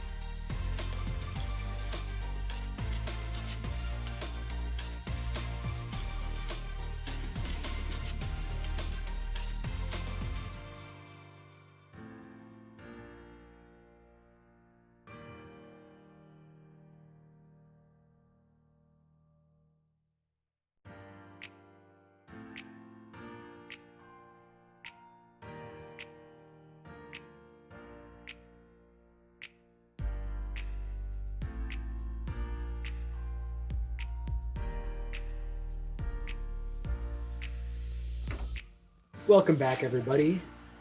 I hope we didn't confuse people. We allowed a great discussion via YouTube here and Zoom for you to interact with Jason and the team. Hope it went great. And then I also popped over to the networking. Lots of people in there. And we also noticed a little bit of a trend of even more questions for the AFWERX team. So I just want to reiterate again, YouTube chat, we've got lots of folks in there helping out. Slack, a great way. Join the Slack channel. Over 1,000 people have joined this week already. Our AFWERX team is in there. We can help point you in the right direction. And of course, there's the support email inbox as well if you would like to talk to us that way too. So plenty of opportunities to do that. But Nate, let's get right back into the afternoon's programming. What do we have in store? Yeah, absolutely. While Jason is coming back on camera here, we'll talk a little bit, some really nice discussions over the break there, talking through the fantastic capability that this is. We were talking about the partnership that this creates for industry, the capabilities that we get to the field. The thing that I think was really highlighted is this ability to be able to flex, to have an agility, so that when you have a case like we had with COVID this year, you have a workforce that is ready to jump in, to have an agile acquisition approach that allows us to very quickly adjust the way that we are doing business and be able to very quickly respond to those national emergencies. And then the next piece, looking more deeply into the research behind why we feel this open topic approach is creating so much benefit for both our operators in the military as well as the commercial sector. So I'll tell you what, it looks like Jason may not want to come back on. He probably geeked out a little bit too much. And it gives me a good opportunity actually to talk a little bit about the next rock stars that we have up.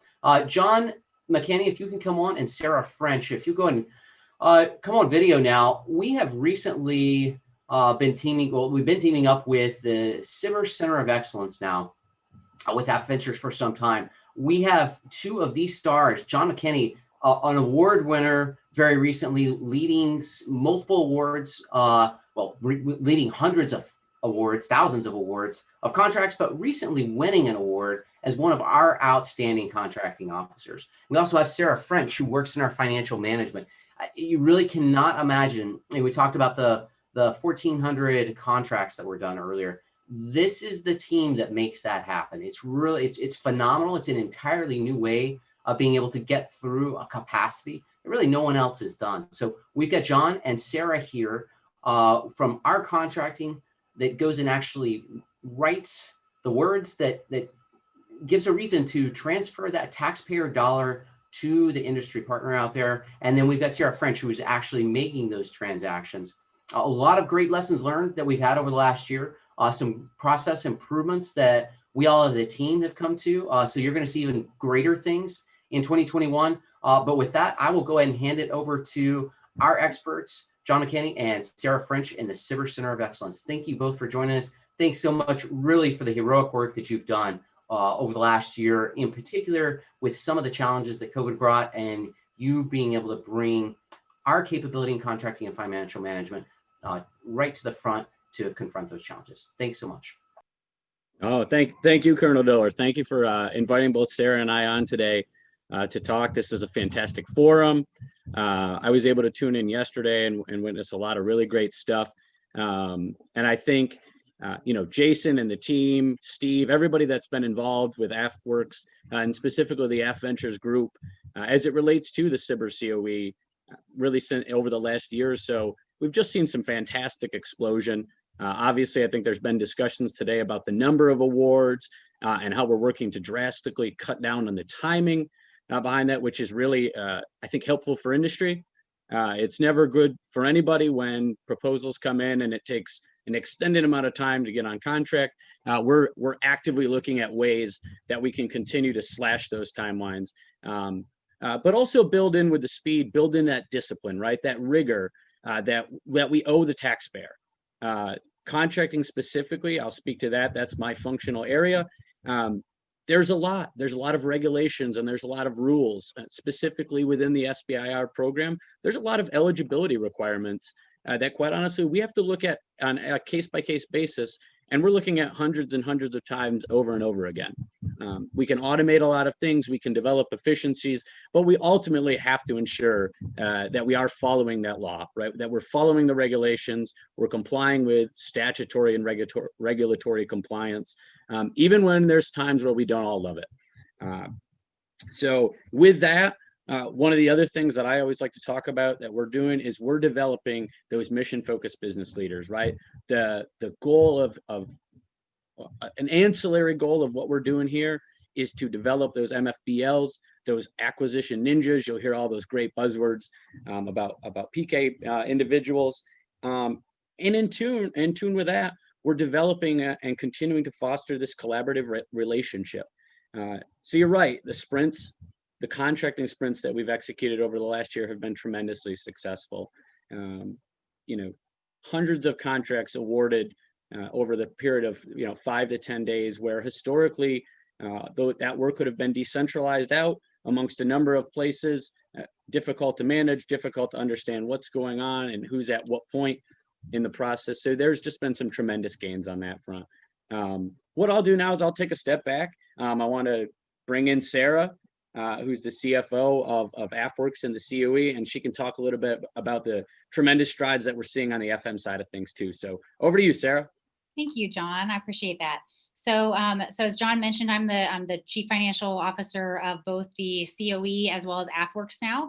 And as we roll into this great partnership that we have, and you think about financial management and you think about money and you think about contracts and awards, and without that front end piece of those dollars, getting the dollars to the right place at the right speed, you really can't get the funds out to those small businesses and build up the industrial base through small businesses, as we have been exemplifying throughout the last several years within the SBIR program. So I have a phenomenal team, and I have no, there's no shame in admitting here, my entire team, every single one of them is smarter than me. And so it's my job just to lead them and guide them in the right directions, but they are phenomenal and have done some phenomenal things.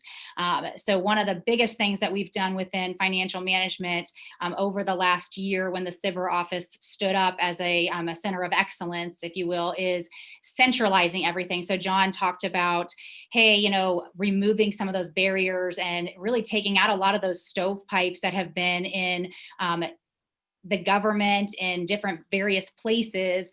When you're decentralizing things, that you don't know where things are at different points in time, really cutting all of those out. And although we coin our phrase as the contracting sprint, there's also this financial management sprint that we go through.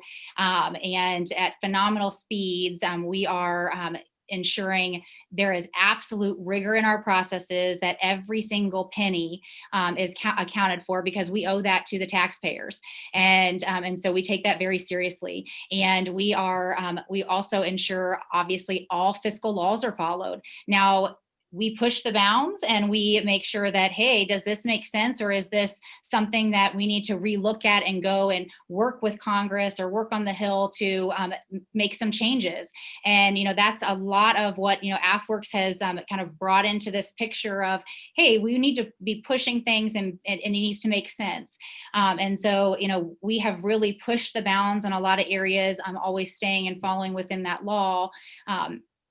But making sure that it does make sense for the taxpayer, makes sense for the U.S. economy, make sure that we're going to beat China, because in the end, that's, we've got to make sure that we have the right technologies, and you don't know what technologies are out there until you put this out and say, hey, bring me what you've got, because I don't know what I don't know.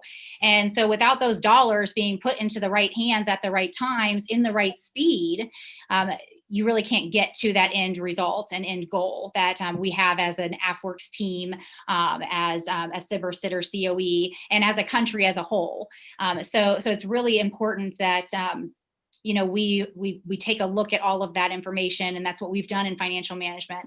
And even though we fall under this research and development organization, the research arm of the Air Force under the Air Force Research Lab, we're an Air Force program. And so, we're reaching across the entire Air Force. And when we came over and stood this office up, and now bringing into the fold AFWERX and AFWERX owning a piece of this, it's all about, what makes the most sense, what makes the economy run the smoothest, what makes it so that, our organizations, our small businesses out there are, have the ability to provide those technologies to, to the government, to the commercial world, so that we can get the right things out in the field. And that's what we've been all about. So it's been extremely impressive, the amount of, not just the amount of volume, but the amount of rigor we have been able to add into that amount of volume, because it's really all about scalability. Because when you look at it, our budget, when, you go from a $300 million budget to, 500 million, 600 million, 800, et cetera, you've got to be able to scale those things. So a lot of what, both contracting, my counterparts in contracting that have done, as well as, as John, as the sprint lead, the contracting sprint lead, and myself as the CFO, we've really taken, a huge step forward. I mean, I would say leaps and bounds on automation and automating different things, and coming to the realization of, hey, what can I take here and put into, bot form? And I'm no IT person, so I'm sure I'll use the wrong terminologies, but taking those things and making sure that it's not a person that I'm paying for, that it's, this program that I can rerun and rerun and rerun to get me to that end result that I need, so that I can scale from, 200 awards to 1,000 awards at any given time.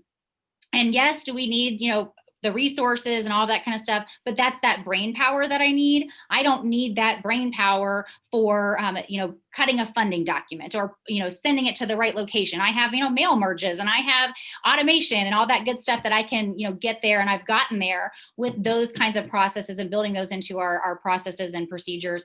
And also ensuring that at the same time, I'm meeting not only, Dr. Roper's intention for the program and building up the U.S. economy and building up our, industrial base through small businesses and beating China, but I'm also ensuring that I'm meeting our commander's intent within the MAGCOM, the major command that we fall under, which is General Bunch, our 4-star, going to us and saying, hey, I need you to, go fast. Yes. Run. And I mean, we're running and we're sprinting and marathoning and all that good stuff, but also ensuring that we're instilling that rigor in the right places. So we've taken a look and a step back and said, okay, well, where do we need to install those things? Where do we need to make sure that we're looking at all those lessons learned and putting in the right things in the right places to be sure that we are meeting what the taxpayers, what we owe the taxpayers to do with those funds, as well as ensuring that we're meeting all of those laws and regulations.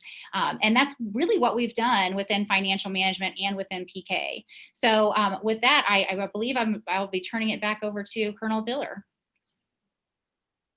Sarah and John, thanks so much. It really, nothing less than heroic what you and your team have accomplished over the last year. Really excited about the year ahead to take all those lessons forward. And Sarah said it perfectly. It was the exact same theme that you heard yesterday. How do we start to scale this? We've done a couple of experiments. Those are fun and everybody claps.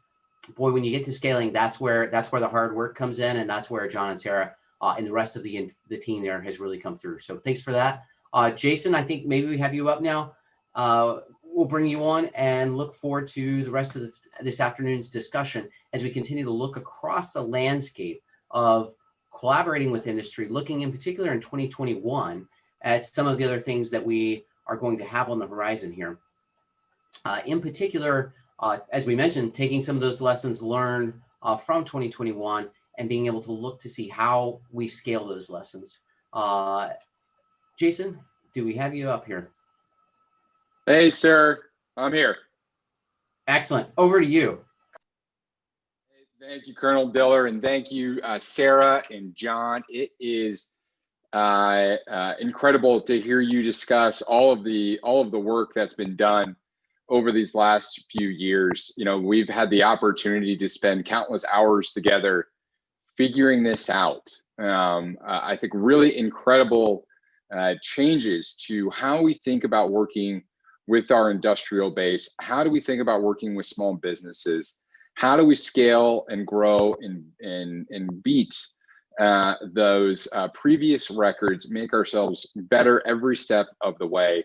And we're doing that in close work with our incredible partners at AFRL, at the SBIR Contracting and Finance Shop, who have done an incredible job in innovating this program that's been around for decades, but doing things in new and innovative ways. And I just want to foot stomp what Sarah said at the end there about automation. I've seen so much improvement through my time here working with her shop at the finance office and John's group within contracting on how to automate these practices, not only leading in SBIR and STTR, but leading in the Air Force, in Space Force, on how to produce and work with companies at scale, a unique problem, but one that we have to tackle if this thing is going to work. So I'm going to go ahead and kick off this next presentation, which is really a preview of what's to come in 2021. I know this is what you as companies, as investors, as government partners, and as academic institutions are really interested in. What's coming next? What's on the horizon? The conversation today we're going to do in 3 parts. I'm going to give you a quick overview of what we have to bring over this next year, what the schedule looks like, some of the big changes. Let me kick it over to Steve, who's going to dive into STRATFI and our new program TACFI, which I know has been on the minds of a lot of our companies and investors to date. And then I'm going to pass it over to J.R. Gibbons, who's going to give you a rundown of our new organization, Air Force Finance, a branch of Ventures who's thinking about those new financial instruments that we're going to be bringing to market in the coming days, weeks, months, and years. So with that, I also wanted to remind everyone, we're taking questions today. So after we discuss these different aspects, we're going to have Steve and JR join back in, and we'll have some questions teed up. We'll be able to kind of dig into some additional details with some of the remaining time. As a reminder to everyone, the AFVentures team is going to be there at the networking happy hour event at the end of today.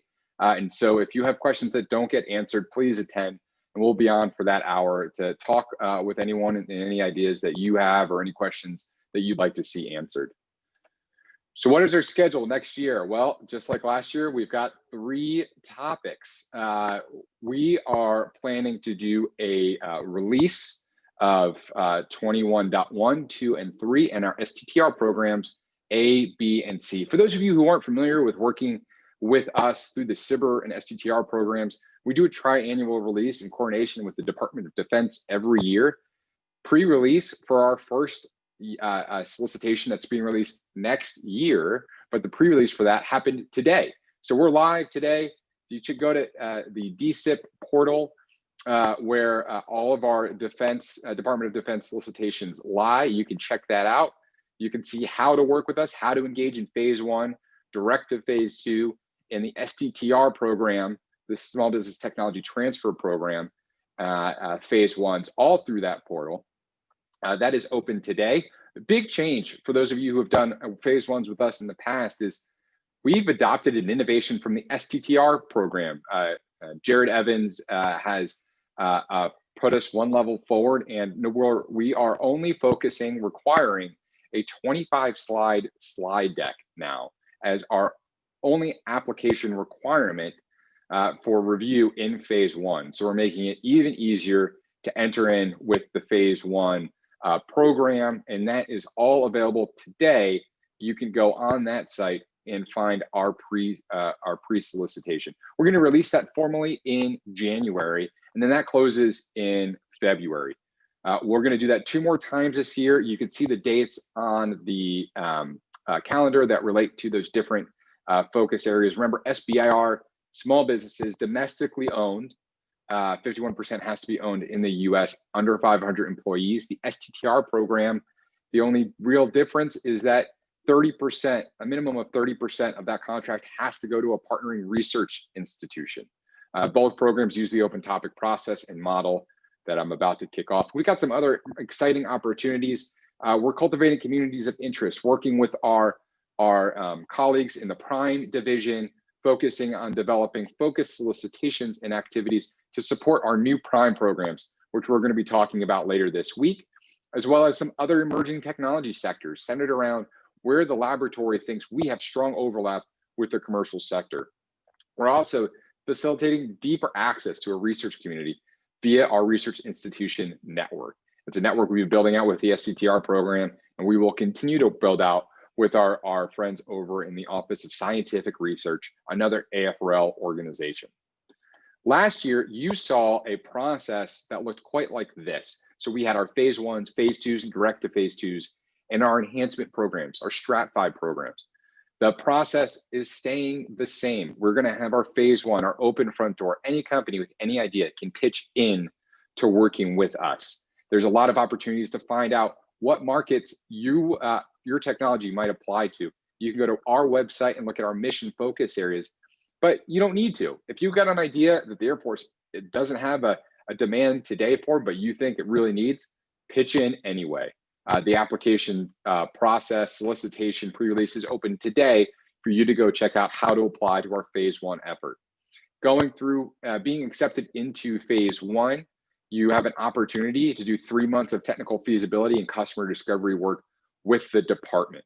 As you demonstrate feasibility of your concepts in an Air Force mission system, the customer has an opportunity to gain traction, to gain insight into what you are developing. That comes into play with phase 2. In phase 2, we require the companies, anybody who's working with us, to have a memorandum from a customer who says, I'm interested, I want what this company is developing. And if it's successful, I am looking towards transition. And for us, this demonstrates a viable pathway to transition. It represents our investment thesis, investing in the overlap where commercial tech has met a realized defense need. And for companies, it represents a pathway to recurring revenue. So our SBIR contracts, phase 2 and beyond, have a customer attached. There's a customer on the back end. And as Colonel Diller mentioned earlier, that process is only getting stronger as AFWERX continues to grow in this multi-division structure, starting in September of this year as we built that out. The last program, our STRATFI program, we released this for the first time last year. We had 18 companies win STRATFI contracts through us. Up to $15 million was on the table for companies. That required matching, 1 part government, 2 parts private. So for every dollar we put in the STRATFI program, it required $1 from a government customer and $2 from the private investment community. I'll tell you, we made some changes, and I'm really excited to jump into our presentation after this, because we're now framing this as the supplemental funding pilot program. We've added a new program to this part of the process called the TACFI program. What is TACFI? You're going to have to wait a few more minutes to find out. But here we're doing the same general structure. Phase 2s, we know, don't always have enough funding to get them over the goal line. $750,000 may work for some companies, but not all companies. And the real goal is to get a product developed through the SBIR program, where we're investing Air Force and Space Force R&D dollars into the development of a product or service that we can buy. It's all about getting to recurring revenue. It's all about finding that customer and working with that customer. For the company, recurring revenue; for our government customers, transition. And where we think we need to invest more funding, where more capital is required, we want an opportunity to continue to work with you, our government partners, and you, our portfolio companies. And that program is encapsulated in our supplemental funding pilot program. Remember, at any time after phase 1, you can go to a phase 3. At any time after phase 1, you can go directly to a phase 3. It's an opportunity for you to have a pathway to scalable federal sales through the phase 1 process. And with that, without any further ado, I want to bring on Steve Lauber, a managing partner with us at AFVentures, who's going to jump into our new supplemental funding pilot program. Steve, over to you. Jason, thank you. You know, I tell you, this has been one of the briefings that I'm most excited to give because I can't tell you the number of questions we get about this program, mainly because we've been intending to release it for some time now. Now, I will say that the fact that we've had some time to really pull in all the stakeholders, collect feedback, build this out to the form that it is in today has made it so much better. In fact, it's one of the reasons that we now have a single supplemental funding pilot program instead of 2 separate funding programs for TACFI and for STRATFI. So I'm going to talk about all of those today. And Jason, if you wouldn't mind going to the next slide.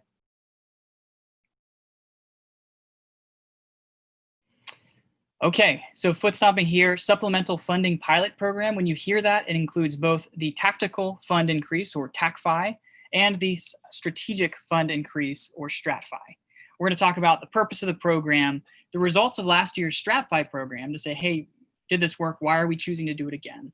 The structure of the program, what are the eligibility requirements? I think that's one of the questions we most often get, followed closely by what are the matching requirements? Because as Jason mentioned, there are matching requirements again, but they're a little bit different. And it's based on feedback we took in during last year's program. This thing called the notice of opportunity, what is that? How do you interact with that? And then finally, what are the next steps? Next slide.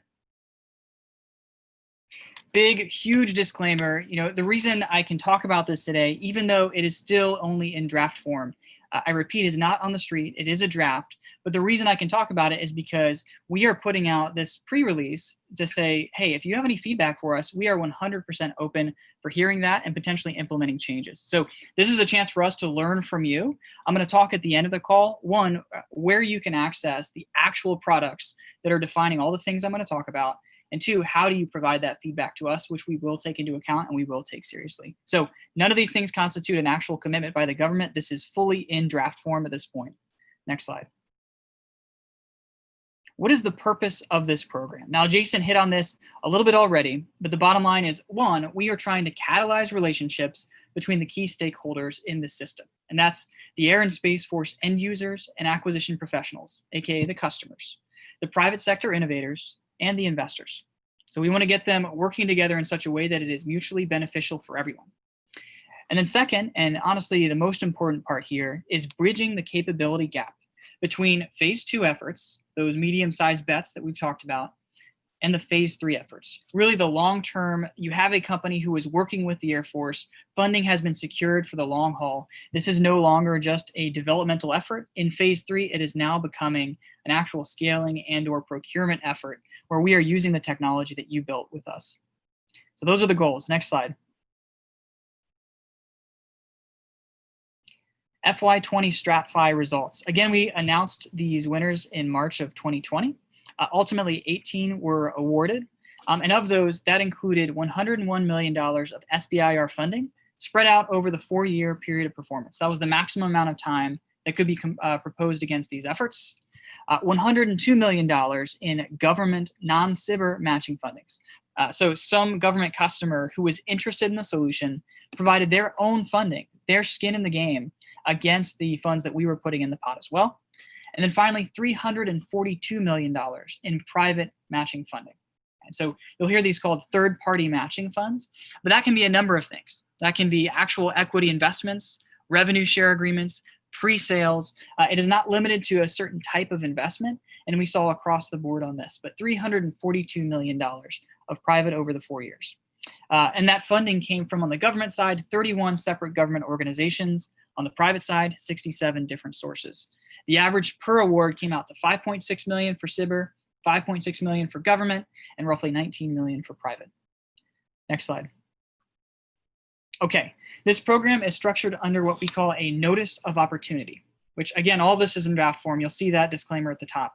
But this notice of opportunity takes the form of a request for information. So we're just gathering information on the capabilities that are out there, the interest that is on the side of the government, what are the potential transition pathways, so that we as an institution can make informed decisions about where potentially to invest additional resources. Next build. Again, as we talked about, within that single document, we have the TACFI program and the STRATFI. So what's the main difference? The amount of funding. For TACFI, we are talking $375,000 to $1.7 million. Now, what that ends up coming out to is the limit above which we would need an additional waiver from SBA, the Small Business Administration. So below the waiver limit is on TACFI, tactical meaning some of these aren't necessarily requiring a massive investment by the government to get to good. They might just need a little push to get to the point at which they are ready for phase 3. On the other side, we have STRATFI, the strategic fund increase, $3 million minimum of SBIR funding, up to a maximum ceiling of $15 million. Now, I want to note here that all of these are contingent upon fund availability, also this draft turning into a final version, and then finally, each one would need a waiver from the SBA, as I mentioned. So all case by case, but this is the superstructure we've created for the program that we're so excited about. Next slide. So another thing that's very unique about this one is rather than making any potential awards centrally after this information gathering phase has occurred, what's going to happen is there will be some amount of eligibility confirmation that occurs on our end, but then it's the actual Air Force customer that releases the request for proposal and then makes the ultimate award. So we're not centralizing that anymore. There is a lot of autonomy now that occurs with the interested Air Force customer to push the project across the finish line once they've demonstrated their interest and once the funding has been secured. Next slide.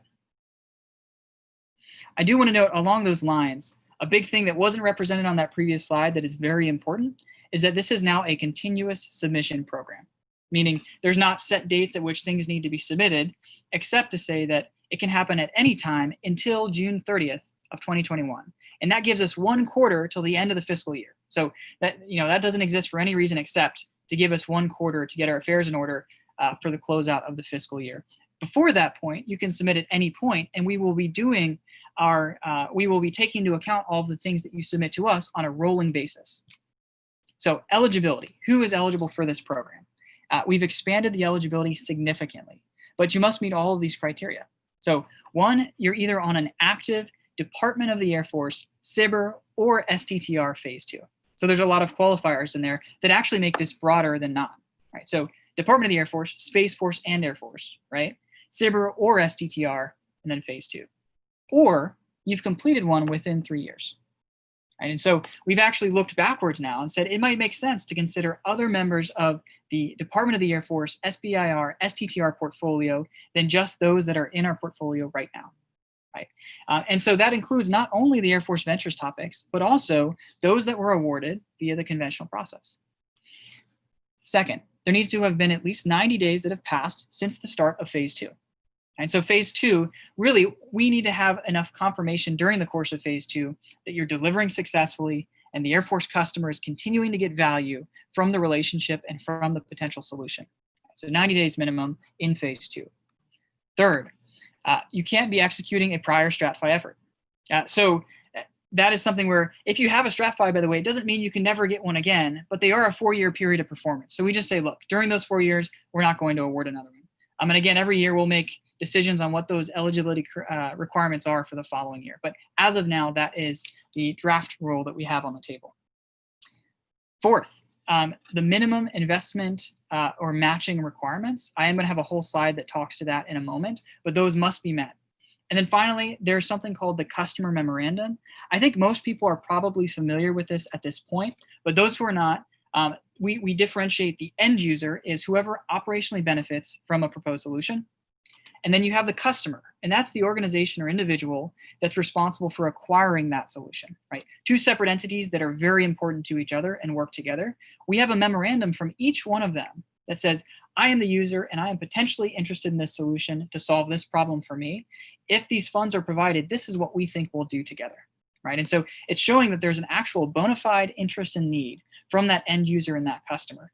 It also contemplates what would the transition strategy be? Is there a way to get this from a really cool validated concept to actually in our major programs? And that's super important. Next slide. Matching. Okay, a big piece of feedback we took from the last round is that not every company is in a position or has the desire to pull on private capital of any sort. Right? So I mentioned there's a lot of flexibility there. It doesn't have to be for equity. There's other things like revenue share and pre-sales that apply. But even then, some folks are not in a position that they want to do that.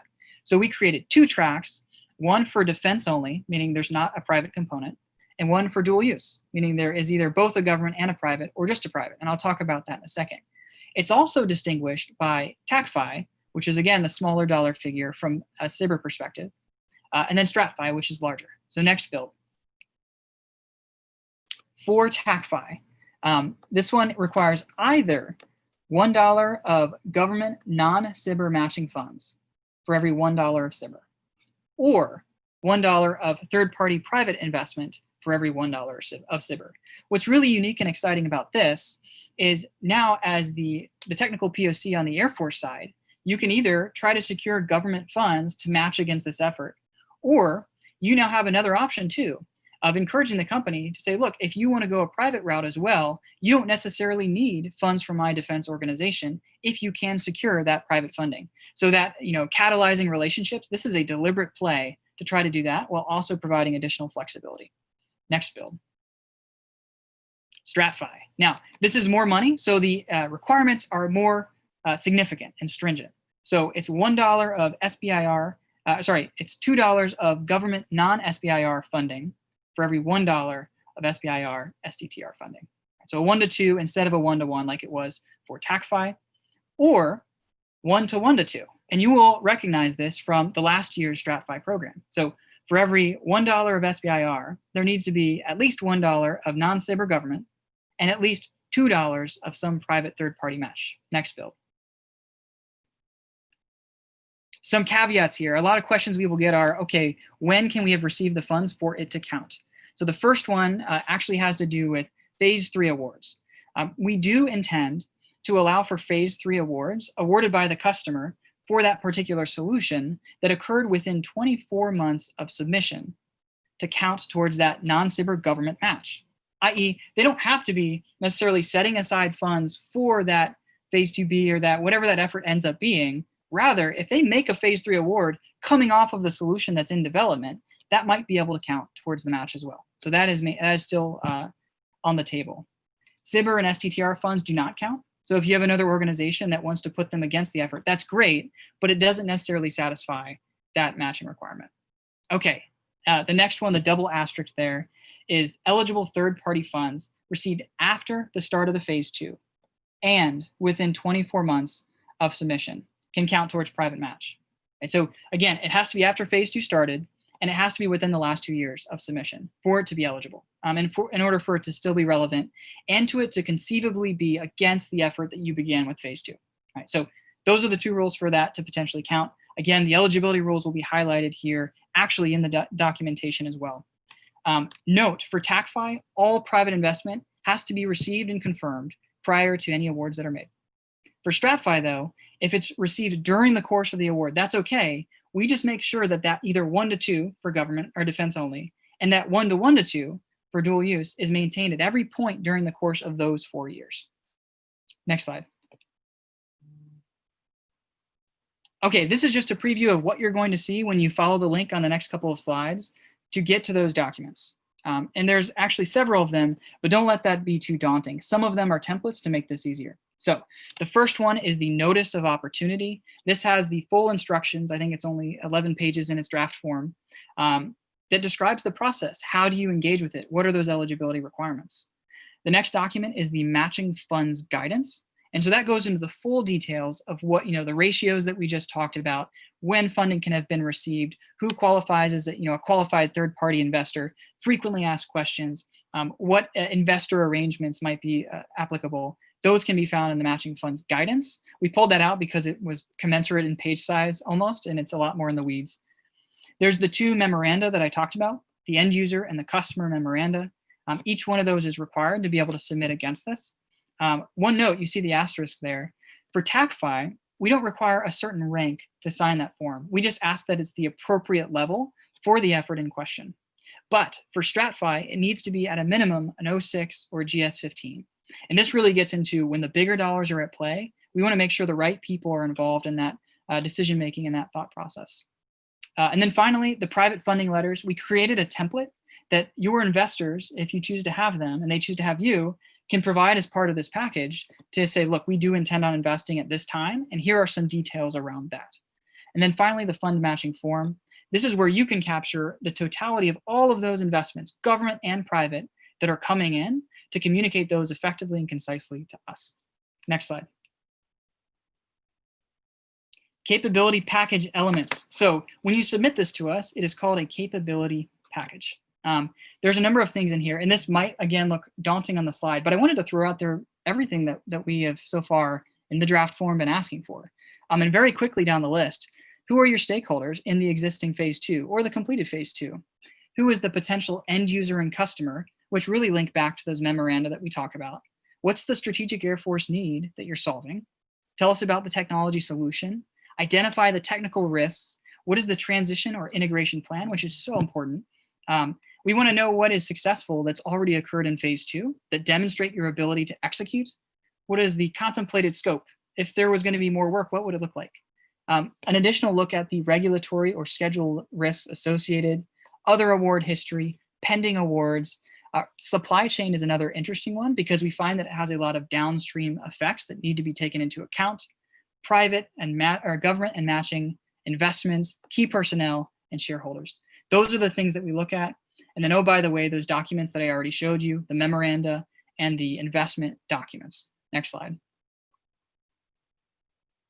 Okay, so what are the next steps? If all went according to plan, if you go to afwerx.af.mil right now and navigate to the SBIR page, there's a STRATFI and TACFI section. These documents should be posted there. So you can go there, read through all of the things that I just talked about, and we welcome feedback. Again, we made changes to this program based on feedback over the course of the last year. There could be a nugget that we get as a result of this that is game-changing for us and everybody else involved. So we welcome any feedback. To provide that feedback, just send an email to afventures@afwerx.af.mil. And if you wouldn't mind, put in the subject line FY21 SFPP feedback or Strategic Funding Pilot Program feedback. And all those, we will have a team that looks through and takes those into account, hopefully to glean some really good lessons learned. And I have to foot stomp this one more time. Everything that we talked about was in draft form. This thing is not live yet. And so just realize what you're seeing as a draft, and we tried to mark that as clearly as we could. Next slide, please. Jason, that is all I have. Thank you all so much for your time. Really appreciate it. Hey, Steve, before we let you go, we're going to throw an audible. You know, I like to do that. I've got some questions for you, and then we'll jump into JR just to make sure we're moving on the time. And while this is fresh in everybody's mind, I want to keep you on, ask a couple of these questions. I think you answered the first one a couple times. We got some comments. The eligibility criteria, they look pretty daunting. What are your thoughts there? Yeah, you know, it's interesting. When we're writing these things too, we try to take a very kind of vernacular, very detailed approach to what are all the possible things that are going to come out in the wash that we wish we had codified on the front end. So that's why there's a pretty decent list. But the result is that list is fairly comprehensive. And when you look at it, it looks daunting at first, but many of them are actually very broad. In fact, again, I mentioned this, our current eligibility criteria are more broad than last year. So it's not just current phase 2 companies, it's past 3 years. It's not just SBIR companies, it's STTR phase 2s as well, right? The rules around, we want to have some semblance of traction and execution during phase 2. That's where the 90 days comes from. And oh, by the way, the matching funds, again, it's a core part of this program. The interest that we can prove from the Air Force customer and end user, that memorandum, a core part of this program. So we tried to keep it as minimal as we could, but also comprehensive for whatever circumstances we might come up against. Hey, Steve, last question for you. I think it's a really good feedback that popped into the questions. It's something that is already, I'm glad we've done the draft this time so we can continue to make changes based upon this feedback. For TACFI, can we secure part of the matching funds from government and private to make up the one-to-one? Do they have to go one or the other, or can they combine to make up the one-to-one match? I am so glad you bring this up. You will find that in the documentation as well. But the answer we have right now for the draft is no, you cannot combine methods. It is one or the other. I'm open to being convinced otherwise too. And Jason, we can discuss that too. But where we're at today was the answer was no. Thank you, Steve. A lot of people interested in this, and it is live. It's on the website. Go check it out. It's in draft form for a purpose of getting feedback from you, from our investors, from our government partners, and most importantly, from the companies that we're working with. Send that feedback to our AFVentures inbox with that subject line. Please put the subject line on there so we can get it to the right folks to bring that feedback in. We can discuss it and hopefully get a good document with feedback on the street quickly. With that, I am going to move on to our next discussion. I want to bring JR Gibbons onto the line. JR has joined us with our COVID-19 relief efforts, working with us on looking at other forms of financial instruments, activities that were certainly brought to our attention by the economic downturns caused by COVID, but restrictions that have led to our insights into some pretty phenomenal new tools and instruments that we think we can bring to bear for our mission at AFVentures and AFWERX. JR is a reservist, a pilot, has a banking background. And one thing I do want to say as we bring him on is we are so fortunate to have such an incredible set of reservists working with us at AFWERX and AFVentures that sit at the crossroads of industry and government. And JR is an incredible example of that. JR, over to you. All right, thanks, Jason, appreciate it. The goal of these next few minutes is to provide a glimpse of what we're working on within the App Finance team, and most importantly, open up the conversation, get your feedback on where we could add the most value. Next slide, please, Jason. As you heard earlier, the vision of AFVentures is to develop a series of financial instruments that incentivize partnering between non-traditional companies, private investors, and Air and Space Forces organizations.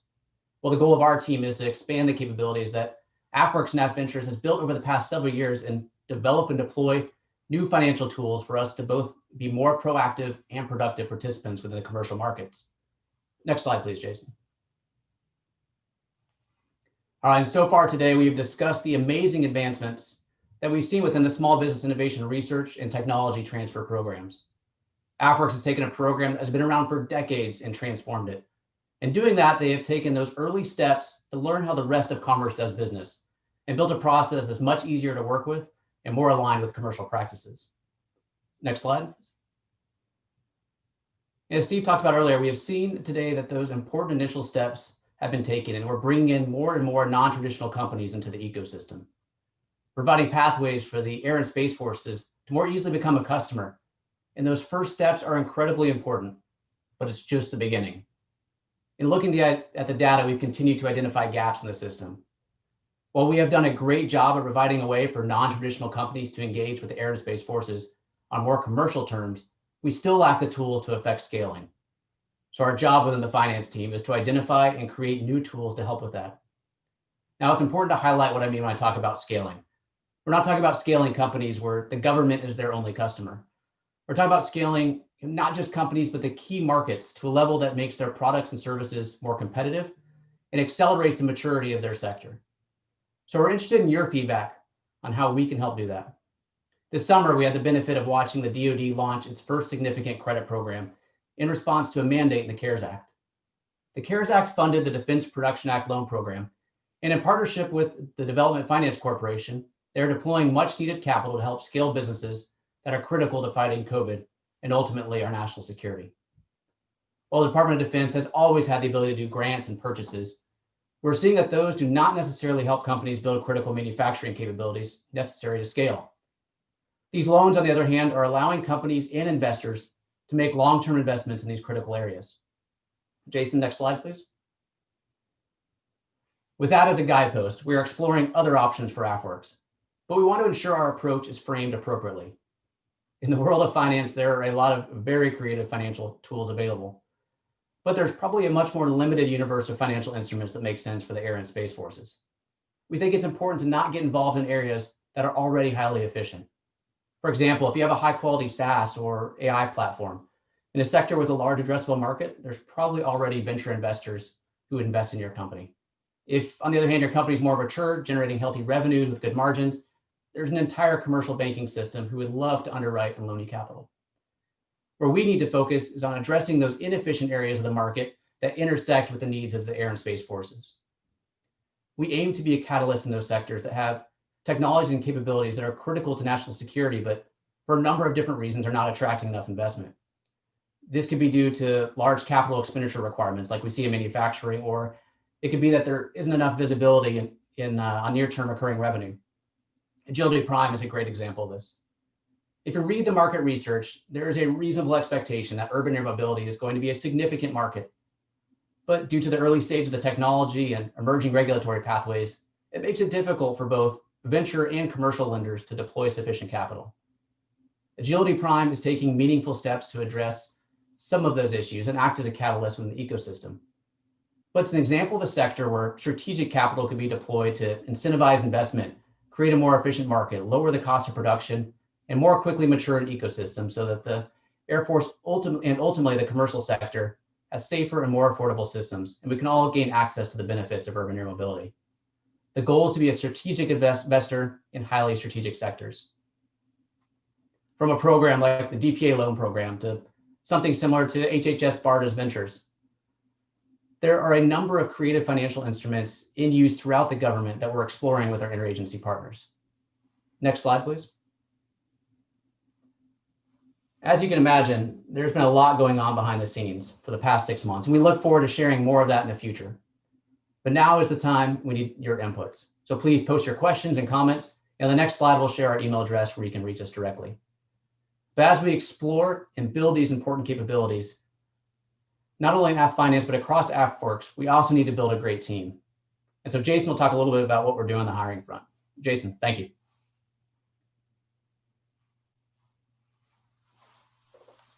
Hey, JR, thank you for that great presentation. I want you to stay on the line as we get some questions coming in. You know, one of the, I think, really interesting things for us at Ventures is we thought quite a lot about equity.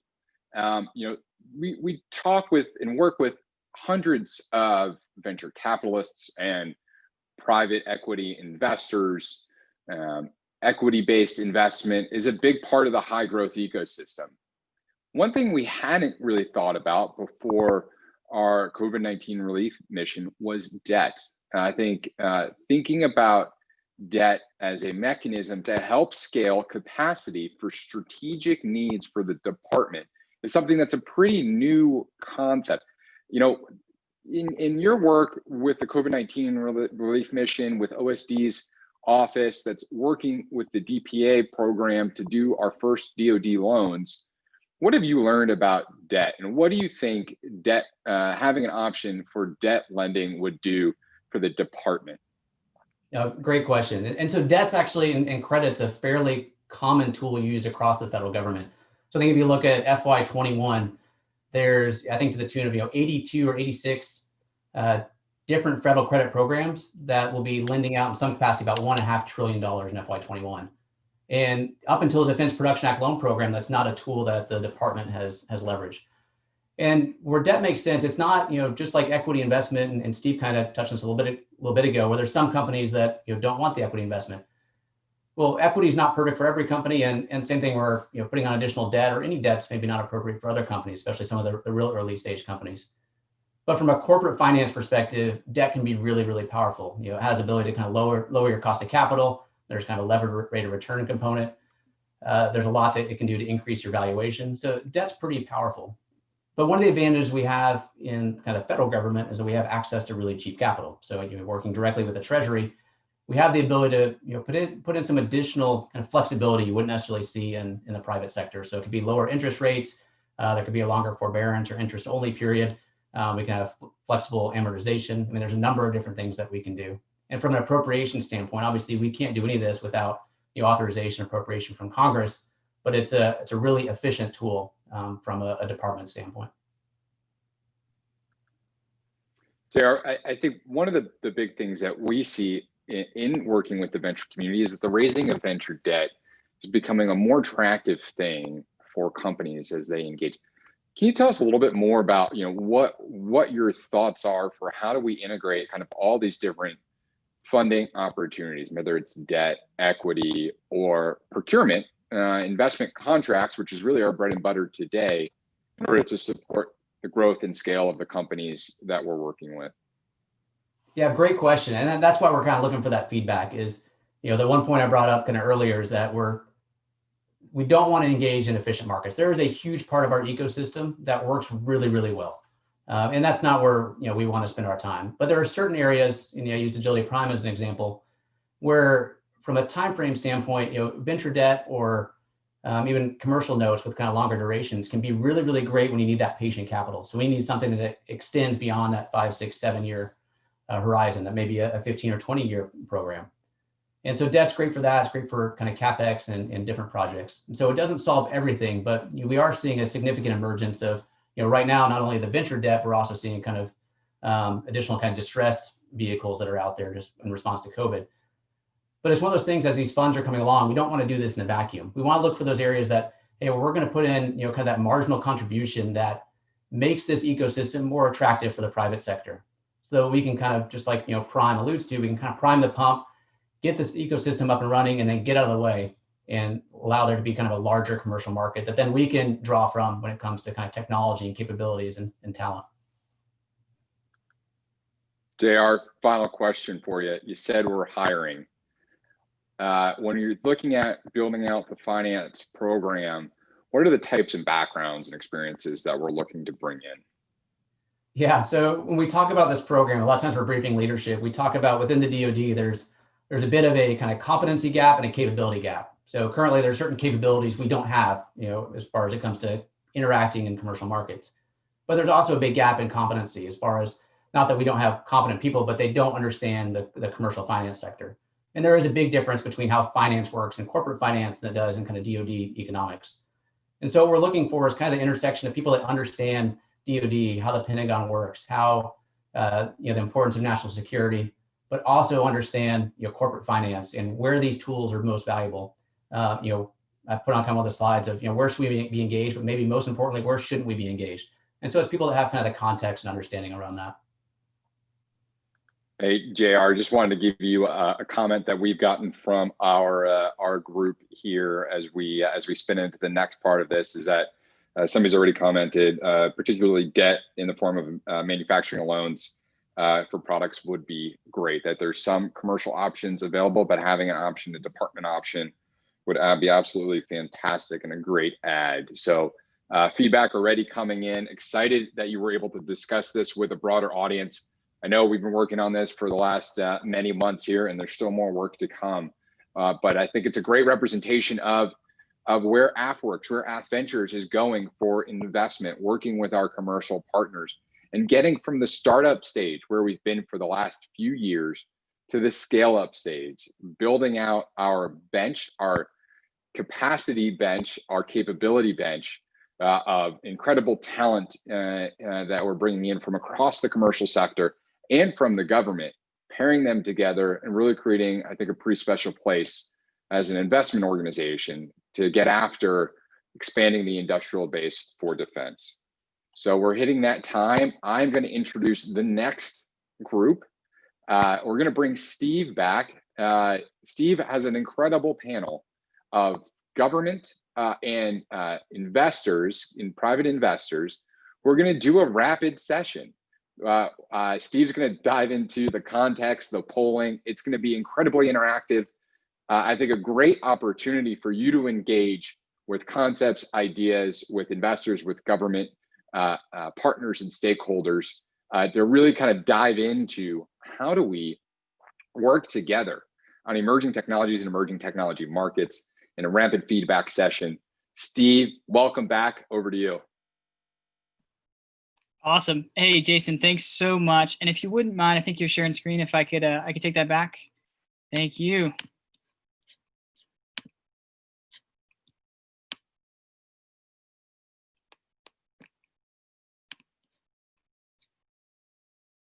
Okay. All right. So Jason hit the nail on the head. This is meant to be rapid fire, punchy format. We're at the end of the day right now. And we have such an incredible group of people that I want to make sure we maximize our time with them and your engagement with them as well. And so without further ado, every second I talk is wasting time to hear from them. The goal of this panel is to identify and explore areas of potential shared technology interest that are ripe for public and private co-investment. i.e., let's find the overlap of those that Venn diagram that Jason talked about earlier. For some of the things that we as the Air Force are looking into in the future, is there any venture interest or venture energy around those topics? And we have an all-star panel to do that today. The format in which we're going to do this is 5 minutes of introductions, 15 minutes of those tech area discussions, where really it's going to be 5 minutes each, probably get through 3 of them, where we've got 2 incredible folks from the Air Force, which I'll intro in a second, who tee up an area of potential interest from the Air Force perspective. And then each one of our 4 venture panelists has a minute for kind of punchy commentary on why this is interesting or why this is not interesting, or here's some things that you should be thinking about and qualifying that interest, right? And then at the end of this, we're going to have the opportunities to poll the audience. Our team is going to be pushing those links to actually submit responses into the various mediums that we have to put this video out there. So please do interact with those polls if you see them come through. And then finally, the last 10 minutes is I'm going to push this back, flip the script to our venture panel and say, okay, if you could have us investing more in a certain area, what would that area be? Right. So that kind of opens it up and pushes the ball back in their court. Quickly, I'm not going to do the full intros here, and I'm actually going to pass it off one by one for some of the deeper dive. But I will say we have such an incredible lineup of folks, and I'm just very humbled and grateful that they've been able to join us today. Coming from a diversity of different investment theses, fund size, we have successful entrepreneurs who have gone into the investment community. We have tough tech. We have more social and economic minded technology. So there is a good spectrum of investment areas that are represented on this call, which I know will drive some very interesting discussion. So what I'm going to do is stop the share right now, and then I'm just going to go through one by one to see if we can get a self intro. So Oren, I'm going to go over to you first. Hey, Steve, thanks. So Oren Hoffman, venture partner and head up government affairs at MIT's The Engine. We are a patient capital fund investing in tough tech. So breakthrough technologies developed largely through government funding inside academia and government labs that have trouble seeing the light of day. And we put long-term funding as well as lab and office infrastructure, as well as our network behind these companies. And a critical part of our network is, of course, our government partners. So great to be here. Yeah, thank you so much for joining. You're a rock star, and we appreciate having your time. We also have Alex Moore, who has a pretty deep and exciting history that, man, we're very fortunate to have you as well. So Alex, passing over to you. Yeah, my name is Alex Moore, former startup operator as an early employee at Palantir. And then I'm a partner at ABC now, and we've done, big investment in Anduril. And then we incubated a defense contractor called AFWERX, which is building EMP, different, electromagnetic pulse technologies. And with the first problem we're solving is the drone swarm. So a lot of excitement around that one. And then, just looking for more great things to invest in, great companies to start, and, very patriotic firm. And, founder of our firm is Joe Lonsdale's another Palantir guy. So pretty well aligned here. Fantastic. We are fortunate to have you. Thank you so much for joining us today. Another titan in the investment community, we've got Matt Mickelson, MCM is his name, and passing it over to you for a quick intro.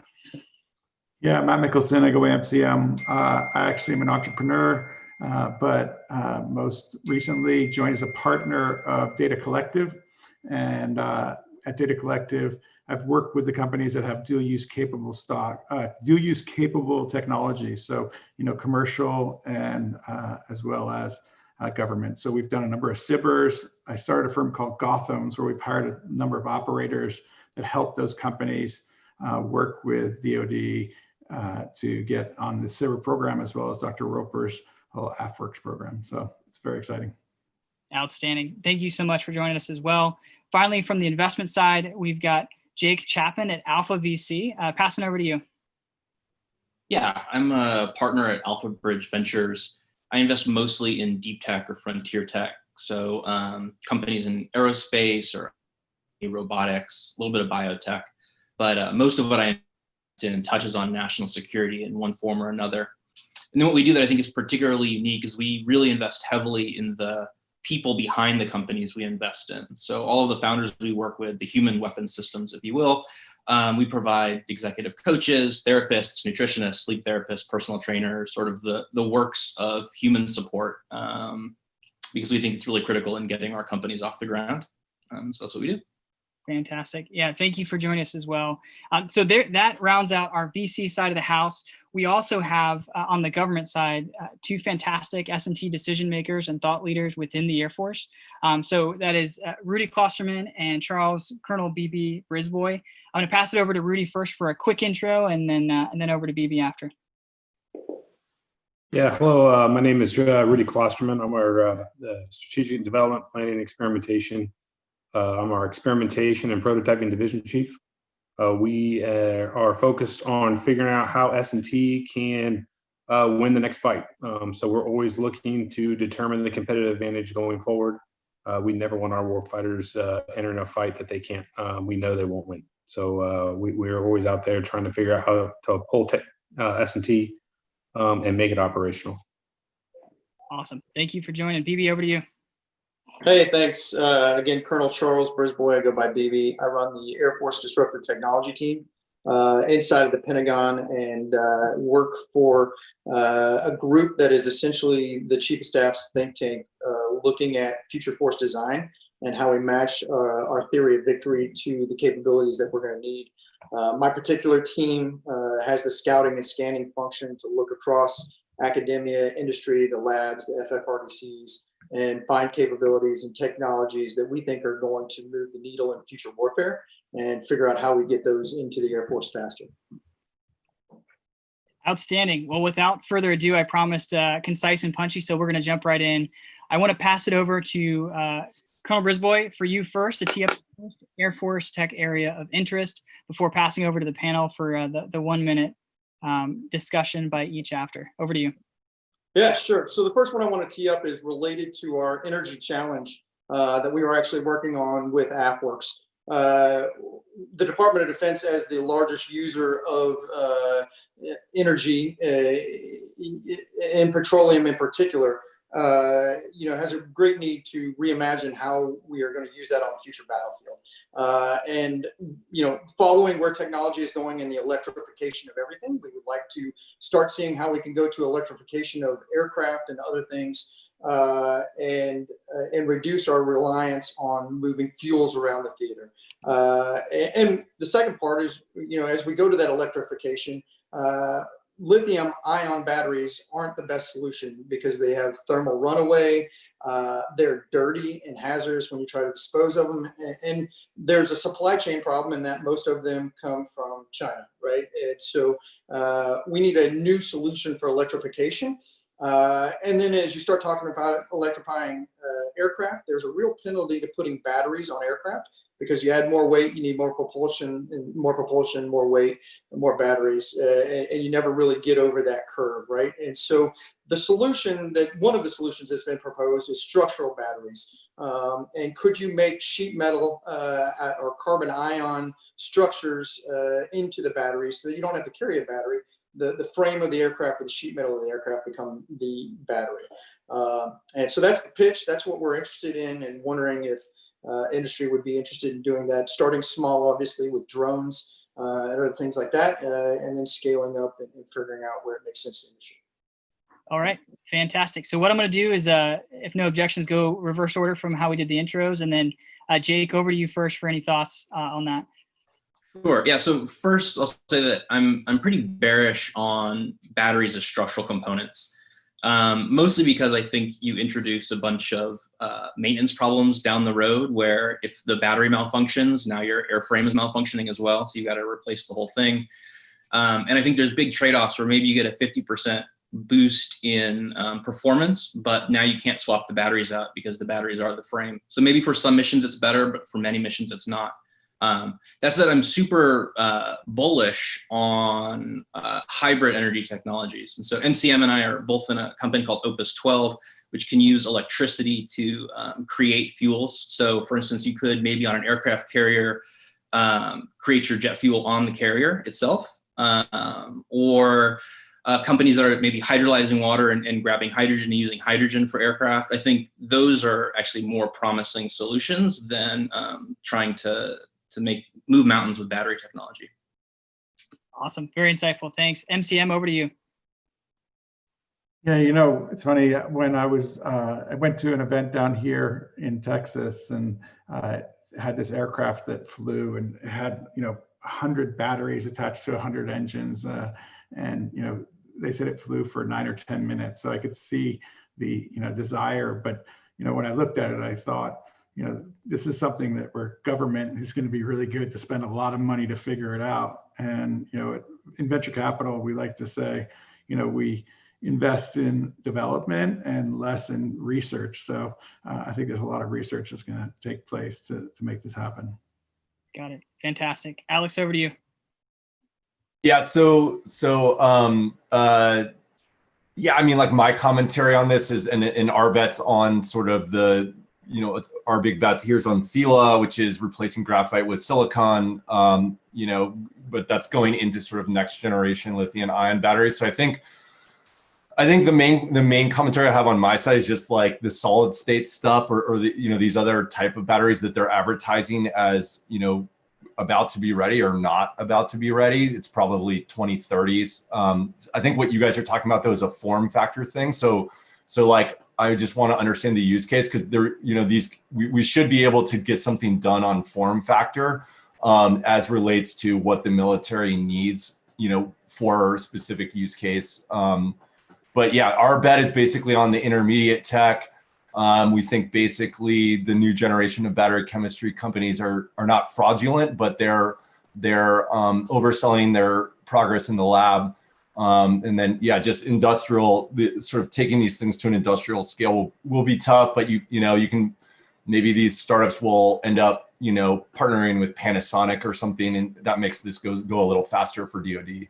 So it'd be like a startup mixed with a real battery cell, manufacturer or something like that. It's the main problem. So the other problem with the new battery chemistry is that we have about $1 trillion of infrastructure around the world that's set up to make lithium ion batteries. So you're gonna have to go build a lot of new factories. to do solid state. So the sealess cell is we're dropping to the current, battery technology. It just gives you an extra 20-30%, which would be relevant for a lot of these vehicles, getting that weight off the plane. But that's kind of where we're at on it. So we'll have that, in Daimler cars in 2 years, and everything else in phones and earbuds and everything after that. So we're kind of going for the hybrid approach, but the solid state stuff is exciting. It's just too far away right now. Fantastic. No, super insightful. Thank you. And then finally, Oren, over to you. Yeah, so stepping back as you kind of look at the dual use filter, when I look at the kind of logistics constraints and military problem that you're trying to solve by going through that is a very different driver than what we'll see in the commercial battery space, which is sort of the red flag in the first sort of filter of dual use. And so when I think about batteries and new technologies, it is such a capital intensive market to get into for what is ultimately a commodity, thing of energy, of electrons moving, that bespoke applications, maybe the government can fund to certain application spaces, but when you look at kind of the competitive market out in the commercial space, I think the challenges are virtually insurmountable to really check the box that this is a dual use application. So this was absolutely the type of dialogue that I was hoping for. This is incredible. What we're going to do is kind of parse back through all of these discussions, and then we'll actually use this input when we're making some of our strategic decisions about what is the potential for market growth in this area. So much appreciated on that first one. There should be a poll being pushed out to the broader audience of generally what is your interest, from I'm extremely interested to, oh my gosh, very interested, regardless of whether you are a government, investor, startup, etc. Without further ado, I'm going to pass it over to Rudy for tech area number 2. Yeah, thanks, Steve. So our tech area number 2, related in the sense that we're talking about power, but different in its application or its thought. We're really interested in high energy density power, non-carbon based. The Air Force is going to operate in very remote areas. We need to get, and anywhere we go, we need to get power to those places. We do not, want a large logistics footprint that we have to carry with that to make that power happen. We would like that to be not very traceable. So smaller, high energy density power, fuel sources, generators, engines, anything that we can that will allow us to operate for long periods of time in potentially remote locations that does not drive a large logistic train that would to get that power to wherever it needs to be. Got it. And then making back time, we'll do 30 seconds to a minute for each here. Proposed order, I'm going to go Alex, MCM, Oren, and Jake for this next round. So Alex, if you're okay with it, I'll pass it over to you first. Yeah. So on power, I mean, this is one we're definitely thinking about too. So we have a company called AFWERX, which is actually, it's EMP, but that's half of what they do, and they zap the drones out of the sky. And then the other half of that shop is we have a power chip we call Smart Power. We actually just hired the head of the IoT group at Qualcomm to run the whole team. But and that's basically creating a chip that can sort of conserve power. It's sort of, rather than being always on like a traditional power chip where you're kind of wasting a lot of energy when it's passive, it can pull that on and off. And so like the analogy we use is like when you stop at your car at a red light, we have this technology that conserves fuel and it turns the car off and then automatically restarts it kind of relatively seamlessly. So we have a power chip. I think we have a technology that would complement what the other investors, they might actually have the power, right? Sort of that, but we have a tech that can conserve. So if you had a source you were conserving, we could extend that dramatically with our chip tech. So that might be interesting. No, that's great. Yeah, so multiple ways to look at the problem there. Awesome. MCM, over to you. So we too have invested in a number of things, and actually they have already received SBIRs from the Air Force. So one of them is a company that Jake mentioned that takes CO and you make fuel out of carbon. So, and I'll let him speak more to it at his part. But we also invested in a company that has these small nuclear generators. So think of like a size of a tractor trailer container, and it's already fueling. So it's called Oklo, O-K-L-O.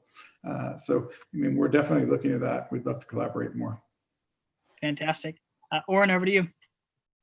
Yeah, I'm bullish on all sides of this. I share Alex's bullishness on the optimization and efficiency. One of our companies, Rise Robotics, makes electrified hydraulics, which you wouldn't think of as being a huge energy suck, but when you're moving heavy machinery out on a fob, like, components like that are just more energy efficient can really move the needle. And we're also super bullish on distributed power. Got a company, Syzygy, making distributed hydrogen. There's really interesting ammonia energy density. I think that the piece that falls off a little bit on the dual use piece is for all of these commercial applications, we are not as constrained on the delivery of raw material. It's about the distribution of the economics to get to the commodity price differential. And so I'd want to understand more of the logistics constraints on actual identified technologies, Rudy, but I think we're bullish on both sides of the coin. Awesome. Fantastic commentary on that one. Jumping into our final tech area based on time. You got Jake.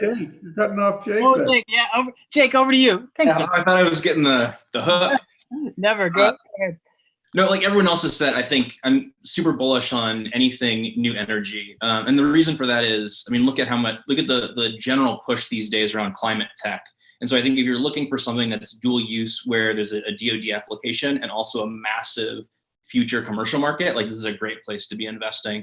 I love nuclear. I think the small reactor is really, really cool. I'm not sure that there's a huge commercial market for those just because of PR in the US. I mean, I wish that weren't the case, but I'm not super confident.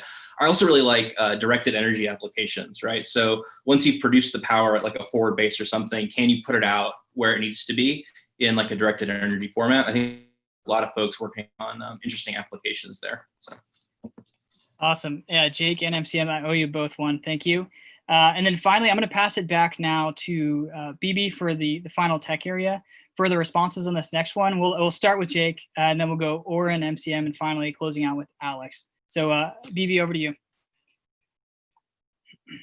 All right, so my next one is using augmented reality to take the inefficiencies out of Air Force maintenance, especially when we start talking about going to austere airfields in places where we don't have robust infrastructure. Maintenance is in the Air Force, as you can imagine, is a very dangerous task if you're not paying attention to what you're doing and you're moving around engines and heavy material. You could easily get hurt, and it's a no tolerance. There's zero tolerance for doing the job wrong, because you're putting other people's lives at stake. As we're producing aircraft and putting pilots in those aircraft, we've got to know that the maintenance is done 100% accurately each time. And so as we start to look at a different method of employment of combat power, and we move away from our major combat bases, we're going to have to use technology to get the maintainers, allow them more productivity, essentially, right? Allow them to work on more things and various models of aircraft that they're not trained on. And I think using augmented reality to do that is a potential path forward. Outstanding. Okay, Jake, beginning with you for this next one. Sure. Yeah, this one's near and dear to my heart, because we've already invested in a company called OnClue, that their tagline is they're the Google Docs for AR and VR. So it makes it really easy for people to create AR, VR content focused on the enterprise. And they're working with major customers right now in the automotive industry around just this use case. So new folks come in, need to get trained on how to assemble something or maintain something, and they're learning in augmented reality before they go to the shop floor and actually start working there. We have another company that I think is pretty interesting here too, called Neurable, which combines with AR and VR training that measures brainwaves while you're in training and can determine when you've mastered a skill or a step based on cognitive load. And so you can like really start implementing mastery-based training as opposed to giving everyone the exact same 8-hour block on this topic. Someone might learn it in 2, someone might learn it in 8, someone might learn it in 12. So I think there's a real big market here, both commercial and defense, to exploit. Outstanding. Oren, over to you. Yeah, so I mean, this is why the Air Force engaging early with these kind of companies is so critical, because BB, your end application is such a difficult systems engineering problem that's going to involve so many more disciplines, from real world AI, real time, in addition to the AR VR goggles, that there's going to be a number of beachhead markets and other disciplines that are going to be brought to bear, whether it's just reading manuals to maintenance, to get to a point that you need it out on an island where you've got real-time maintenance from someone that's never picked up a wrench, with the full system getting validated. But having companies in the pipeline working these different multidisciplinary problems leading up to your end use is why companies understanding these Air Force problems early is so important, because you're not just going to be able to start at your application. There's going to be a lot of beachhead markets along the way that commercially I'm super bullish about. Great. MCM, to you. So, I saw a company last year that was doing this. It was actually a Navy SEAL that went home over Christmas holiday and programmed and, built an entire training for use. And the next thing we saw Tony Thomas with it on his face. But this is a space that I've totally missed, right? So I remember back to when Oculus was starting and Joe Lonsdale had come to me and say, hey, I'm going to invest in this box that people are going to put on their face. And I said, no one's going to put a box on their face. So, but they obviously are. So I think it's something that you definitely should look at. And the company, I'll actually get the name of it, but it was down there at NSW. Jake Windle showed it to me last year. So I think that it's progressing. I think his name was Brad, but he literally went home. Navy SEAL went home and programmed all of the, actual underlying training over the Christmas break. So pretty impressive. Awesome. Thank you. And then finally, Alex, over to you. Yeah, I think on this space, we haven't done as much. We did the Oculus investment and I was not involved in that. And then I feel like in the past few years, we haven't had a sensibility that we were waiting for the use cases on the commercial use cases for VR, or sort of the enterprise use cases, like the non-video gaming use cases, right? So I think this sounds like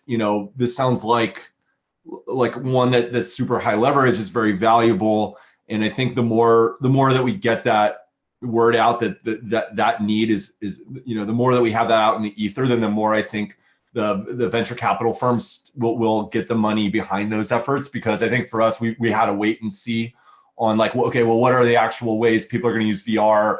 And I think the military use case, even there's training and then there's maintenance and really high value maintenance and all of that. And the more we get that, the understanding that that's a need, then the faster these things get funded. So that's what we've been waiting for, is just understanding that we're not, so brilliant that we can foresee how VR would be. Is I think we were probably more, trying to wait and see on the use cases. I like this a lot better than, I never really understood the video game thing, like my eyes hurt or whatever. But if I'm doing a job that has a lot of value and, it's part of my job, then I think that makes a lot of sense. So. We're obviously too old, Alex, though, because my 14-year-old, he comes in with marks on his face every night because he's wearing that thing. Crazy.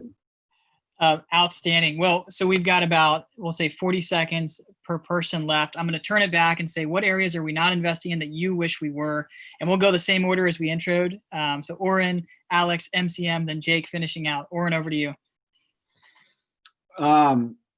About 40 seconds, the list is too long, but I think microelectronics at the edge, renewing America's dominance in microelectronics.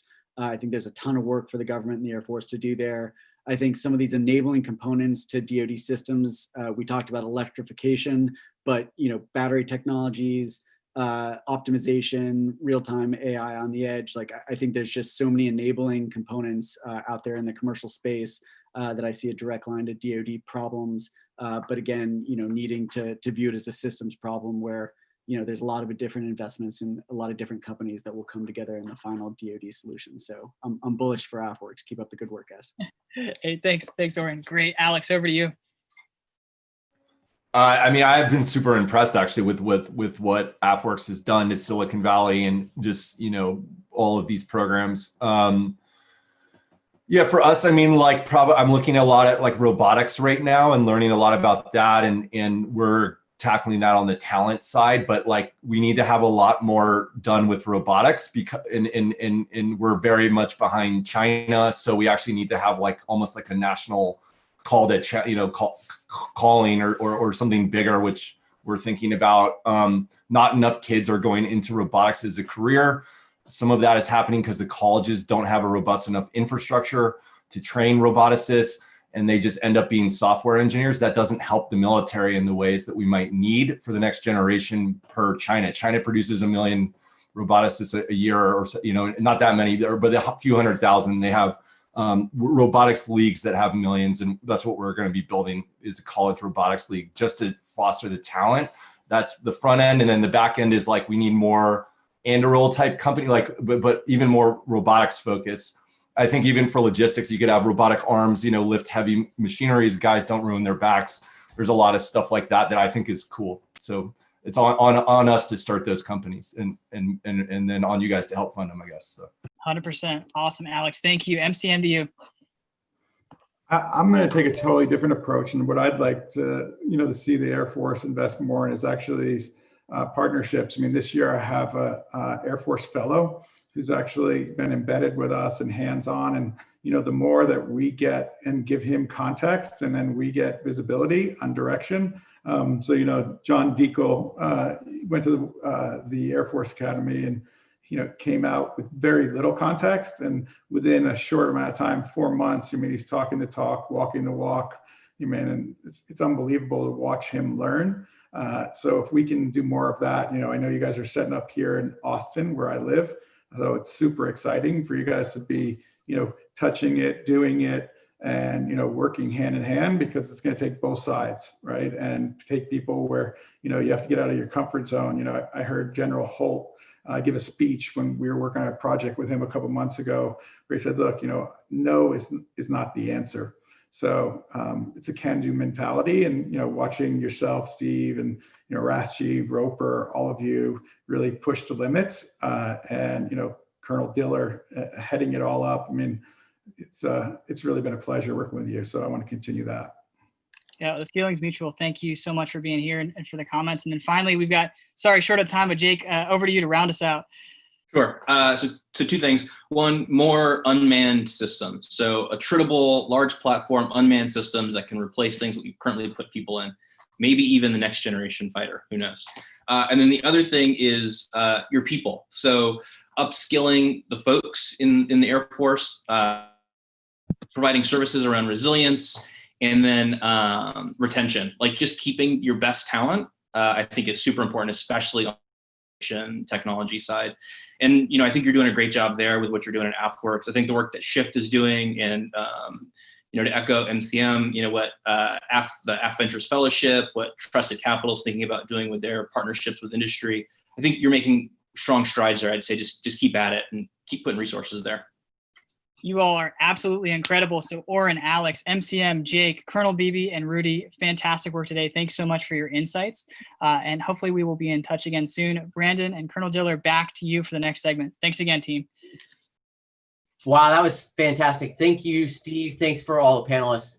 Those are insights that we fortunately, as everyone probably knows, we are saving these. These videos will be available. That will be one that we'll want to go back and digest for a while. So thanks so much to the panelists. I'd like to go ahead and have our next panel come on. We've got a nice fireside chat.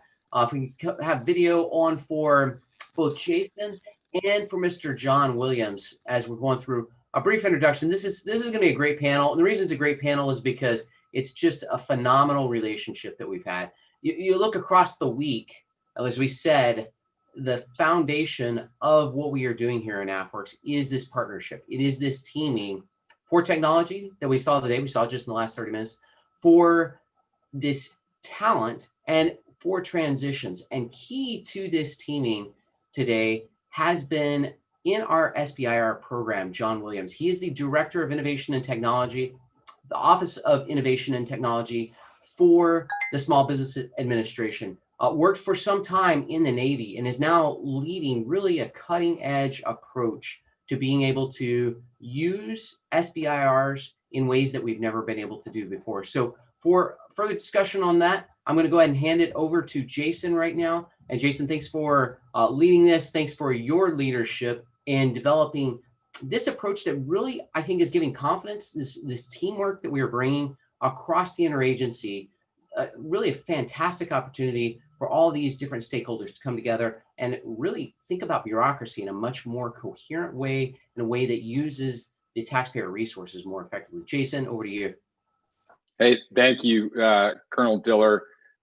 We are so excited about this fireside chat. I even had to remove my background to emulate the fireside chat that we wish we had this year and we will have next year.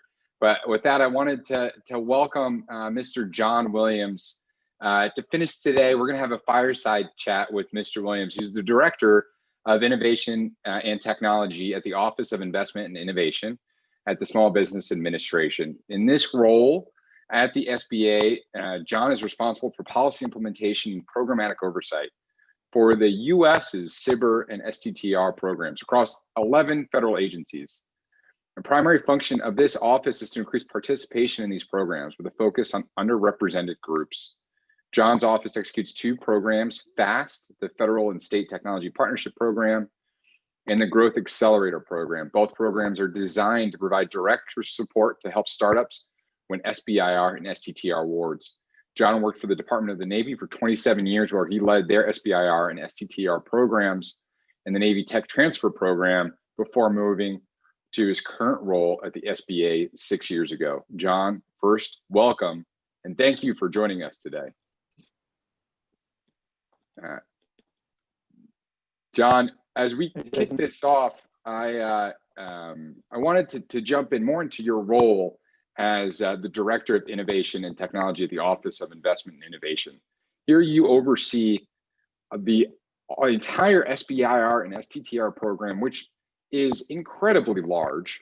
We talked a lot about it today at the Air Force, and really only one part of the Air Force's SBIR program, but it spans 11 federal agencies. It spans, 3 services within the department. So, many of our stakeholders who've worked with us may not know about the wide range of types of SBIR programs that you oversee. Can you tell us a little bit more about the purpose of SBIR and STTR programs and illuminate some of the differences between all the participating agencies? Sure. Thanks for having me. Let's start with the purpose. It started in 1982, and really the purpose was to force change in the way federal government does stuff. I always like to say, and it's very true, it's easier to award a single $100 million contract than $100,000 contracts. And so, the federal government was used to working with universities and the same old companies, and SBIR target and the goal of the program originally was really force a change in that, and to ensure that really we were starting to tap those truly innovative ideas from entities that we didn't normally work with. And sometimes, you kind of, it's sometimes called a set aside, but it's the amount of money that goes to the best companies. So it's like you're doing R&D already. You as the DOE, NSF. We just want to make sure that you push this portion for companies under 500. And typically, as you know, most of the companies are under 10. So it was really an early way to kind of force that, and then as a way to mature technology, because John and Jason, I'm really sorry to step in here. John, it's really hard to hear you. I don't know if it's your earpiece scratching against your jacket or something, or sound check in the green room is great, but now it's just. I was trying. It's bad on my side. I'm going to try to pull it out. I appreciate that, because I tried to call in, the number did not work when I called in. So that one I was hooked up before and it was working through my phone. Is there? So let me actually just. Well, now we can't hear you. Wait, John. Yeah, I was afraid of that. We were now. Go ahead and try again.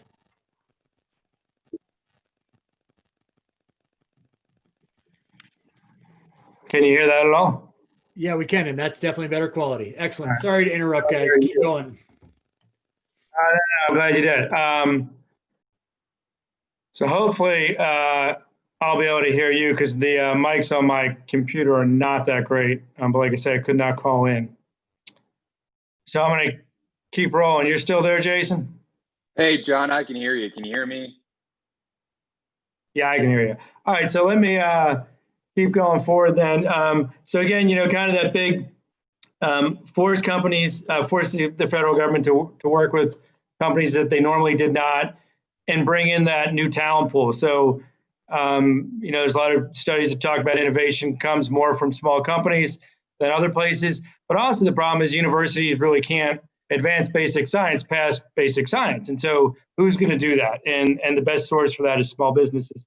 So that was kind of the crux behind the program. And shortly after they added STTR, which we can discuss. But really, when I talk about SBIR, I typically mean both programs. And a lot of agencies, they kind of are the same, but there are some unique differences.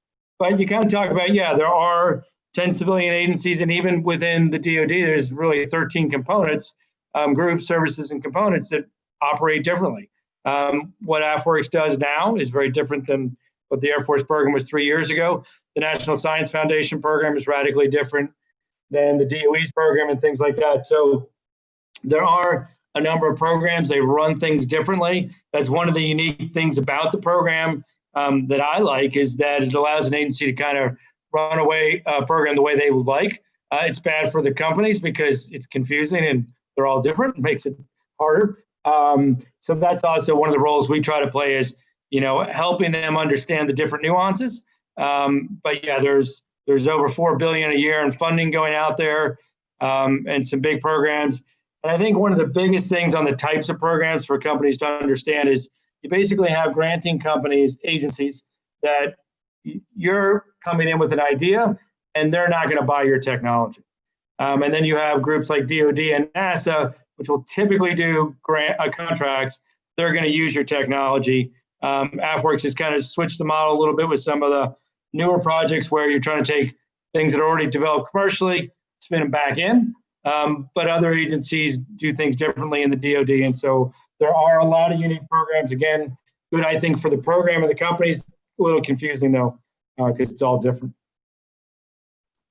John, that's a great rundown, and thank you for that. I think we even added some confusion because we started using some OTs as well. So to add one more new type of vehicle to that mix. But I think for us at AFWERX, it really gets down to transition. And one of the things I wanted to chat about with you was, people may not know that you actually ran the Navy's SBIR and STTR programs prior to your current role.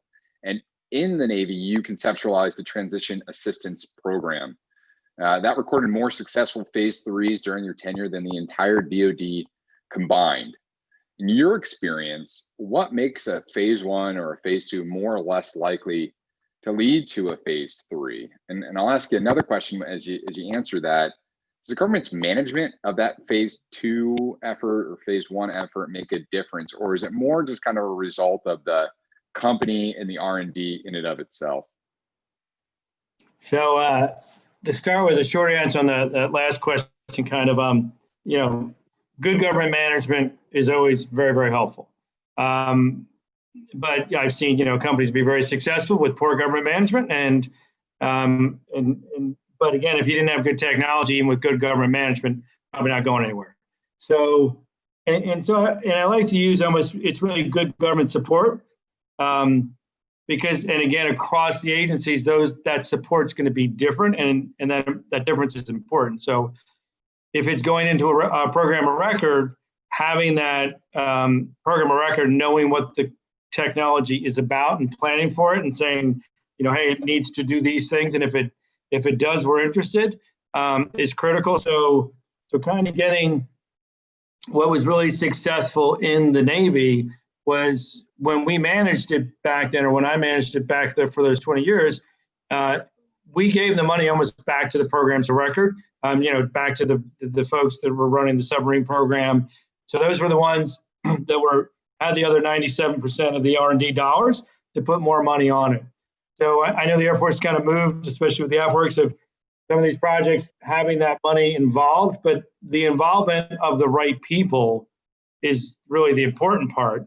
And that technology pull and awareness of a program, as opposed to there are other agencies that will remain nameless that use a lot of the scientists kind of that don't really have a connection of how that technology will be used. And there are some cases where that's valuable, especially I worked a lot of my career at Office of Naval Research. We had these very large research programs that would take lots of pieces of technology and weave them into major programs. So they weren't really going on a program or record, but they were validating a relatively large capability could be done. It makes sense there and having the scientists pull that in, but it's always that question of who's the one that really is going to buy my technology in phase 3? Who's going to give me more money? And if those people aren't involved in the selection of the topics and the selection of the companies, that's where we see a big difference in success. And that's what I saw when I was at Navy. And so the offices that did that well were really good.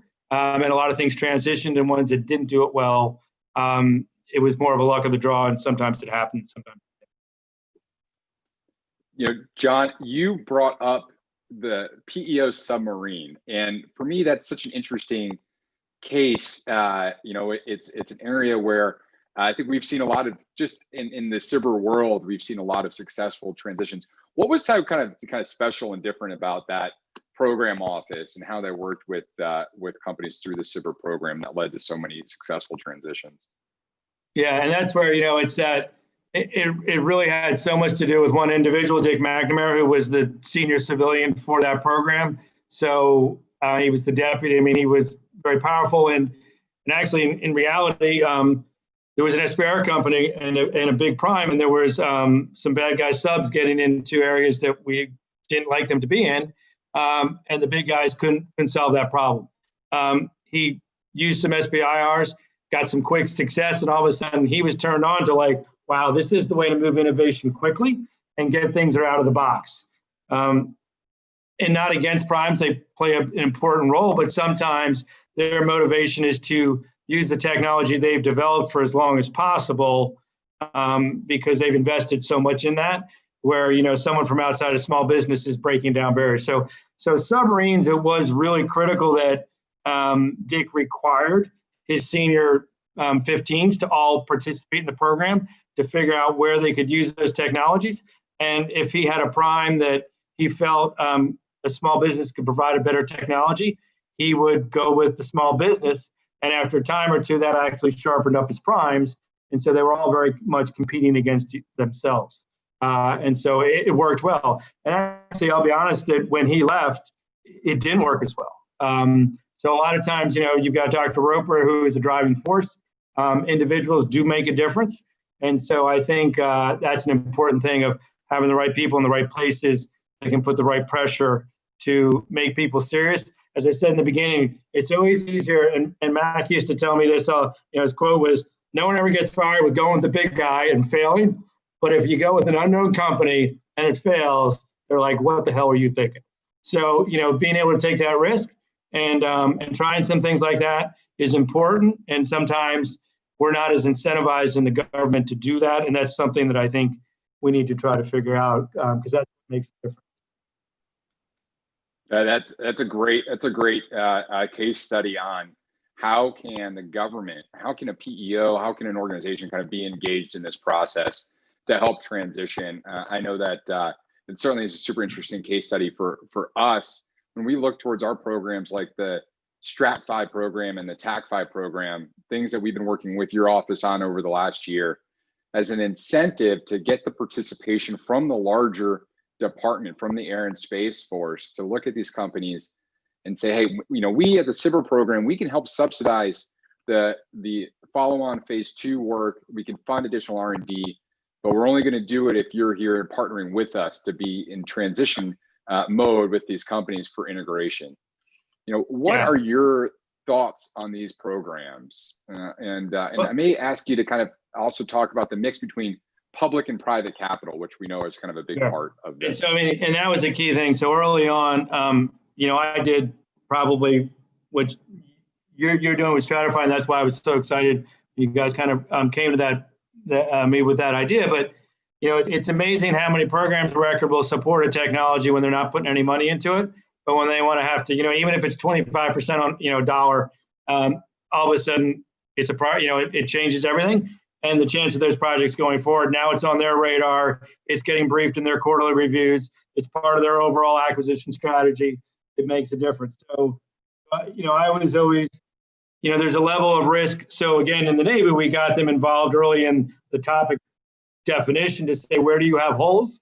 If it's an area that you're prime or you've got another solution to, why would you have another small business do it? But if there's places where you have holes and then you're going to put some money on it, it's going to make a difference. So what was interesting, I never really had much opportunity to work on projects where that private investor was coming into these programs. And again, I think, that is one thing. I think the Air Force needs to make sure they have a balance, because there's just certain sciences that the private investor is not going to be interested in, at least not for the next 10 years. And DoD may need to, scale up and prove it. But, you picked a number of projects, satellites, communications, eVTOL, I mean, things that are cross-platform, where, in fact, in some of those areas, the civilian side is way ahead of the defense as far as volume and things like that. So those are great ideas, and that was unique to what you guys did. I thought it was really clever, was let's look at some of those things and how do we almost spin them back in. But if we're going to spin them back in, let's make sure the program of record is serious about it, put some money on it, and then let's, put real money on it so that it happens quickly. That they approach sometimes, and I've been getting heat for this, but I think it was worth the risk of, is it better to fund one company with 10 phase 2 awards in 1 year, or put 5 that much money on 2 companies? And I think it's the same thing. And if you can leverage that money towards something that then you have private investor and also the program of record money, that's what you want to do. And then this is happening in 2 and 3 years, which again, private investors want to see things move quickly. So it's kind of exciting. So I'm excited to see what happens on this. Like I say, I think there is a need to make sure that, the Air Force is still funding that earlier stage stuff. So, you have the real basic stuff coming out, but there are areas just that, private equity and others will not invest in. So to make sure there's a balance in the portfolio, but I think then it's a great idea to do all things. John, I just want to say again, thank you for working with us on this program. We've taken your advice for this next round of STRATFI. It won't necessarily require a private match. I think, with what we've seen from working with your office and the insights that it has provided, as well as working with the companies, I think that's a great kind of addition to the program this year, is that there's a balance that we can strike. But certainly, there's a balance within the Air Force SBIR program. It's not always going to be the open topic. We're going to have specialized, more early stage investments as well. And creating that balanced investment thesis, I think, is something that is certainly part of our growth strategy as we walk into 2021. With our remaining time, I kind of want to switch gears a bit. The one of the hallmarks, I think, of your time with the SBA and your time working and leading the SBIR STTR programs is your vision for supporting underrepresented businesses. I'd like to hear more about, can you explain what you see as the SBIR and STTR programs' role in supporting underrepresented businesses, and what your office is doing to overcome those barriers? Right. So good science tells us that statistically, women are as smart as men. Minorities are as smart as, non-minorities. But yet, if we look at, 15% of our companies that we're funding are women-owned. More of the companies are run by white males. And so statistically, as scientists, as researchers, we know that means we're not funding the best ideas, the best individuals. We also know that, companies that are outside the 5 areas of Silicon Valley, Austin, Boston, have great ideas. They're just in different areas, but yet we don't put investment to the level we do with companies that are located in other areas. So we know that we're doing things that means we're probably not funding the best scientists and technologies for the US right now, if those are our numbers. And so if we're going to stay competitive and stay ahead of everybody, and we don't get on the bandwagon and really start to put more resources into those communities. And the reality is these people that live in the right areas have better resources, there's no doubt. And so they've got access to things that others don't. So what we really want to do at SBA, and I want to work, we're going to work more with the Air Force, because I think all the agencies want this. How do we reach out to those areas? And how do we provide training and awareness so they can understand what the program is? As we kind of talked earlier, it's not as simple as just, throwing a proposal over the wall, although you guys have done your best at trying to make it that simple. But, how do we let them know about the program? Because we're really trying to capture people before they determine that they're going to work for a large company or go somewhere else. They're coming out of school, they're bright, they've got these ideas, and that's a time to catch individuals. So a lot of that means we have to invest in the communities around it. So we're trying to do as much as to build that ecosystem support network for high-tech firms. And so we have programs like FAST and Growth Accelerator. Again, I don't think of the resources we need, but we're really trying to do what we can so that anyone like that can go and get access. And so, for those out there from some of these areas that don't have access or don't maybe know that the access, support exists, SBIR.gov, we have a resource page, but really recommend signing up to our newsletter. You can find if there's a FAST entity near you that we pay them to help, you guys write proposals. DOE's done some things with new entrants on, helping them write proposals. What we do know statistically, which is great, that if a women-owned company submits a proposal, they win at the same rate as everybody else. But the problem is we're just not getting enough proposals. The same with minorities and others. So that question is really how do we convince those communities in rural areas and stuff like that to participate in the program and get access to some of this $4 billion so that we get the best and brightest ideas for our data. Hey, sir, I sincerely appreciate that. Those thoughts and your time today. For us, we couldn't be more aligned. You're right. It's all about getting those best ideas wherever they come from. So I appreciate all of your work and the SBA's work and your office's work. The entire team that you have working there at the SBIR and STTR office has been an incredible group to work with through this process. And I think all the different federal agencies are extremely grateful for your time working with us and helping to overcome some of these barriers and really get after the best ideas for our department, for our warfighters, and for the economy. So I want to just say thank you again so much for spending your time with us. I want to, with that, turn it back over to Colonel Diller and Brandon. Welcome back. All right, thanks a lot. Appreciate it. Take care. Mr. Williams, really appreciated all the partnership along the way. Thank you so much for your time. And thanks to everyone who has joined today. It's been 5 hours of back-to-back. Hopefully you understand much more clearly about how we see the AFWERX vision and this vision of partnering with industry to help create a new industry in order to bring in this vast new technology set that's out there that to a large degree remains untapped by the Department of Defense. And to a large degree, hopefully, we as a Department of Defense have a value proposition to accelerate those technologies. So that's for today, that technology piece. Tomorrow, we're going to jump right into the talent piece. We have an amazing lineup with our Chief Master Sergeant of the Air Force, Sergeant Bass, Chief Bass. She will be there tomorrow. We also have Major General Kreider coming from the U.S. Space Force. And then we have our network of innovators across our entire Department of the Air Force. That is the Air Force and the Space Force, talking about what they are doing to go solve the most difficult problems in the world with many of the teams that you saw today coming from industry. Clever new ways of bringing this network together, work that's happening down at the base level, in many cases, of some of the simplest problems to some extraordinarily complex problems, and ways tomorrow, if you happen to be one of those airmen or space professionals, new opportunities for you to participate and become part of the AFWERX team, to become part of this innovation ecosystem. So you don't want to miss that. Just as a quick follow-up, then Thursday, we'll have some of the first released footage of the flying cars in the Agility Prime program, talking to some of the follow-on Prime programs. I think this is Something you'll find interesting on the discussions today. How do we scale up?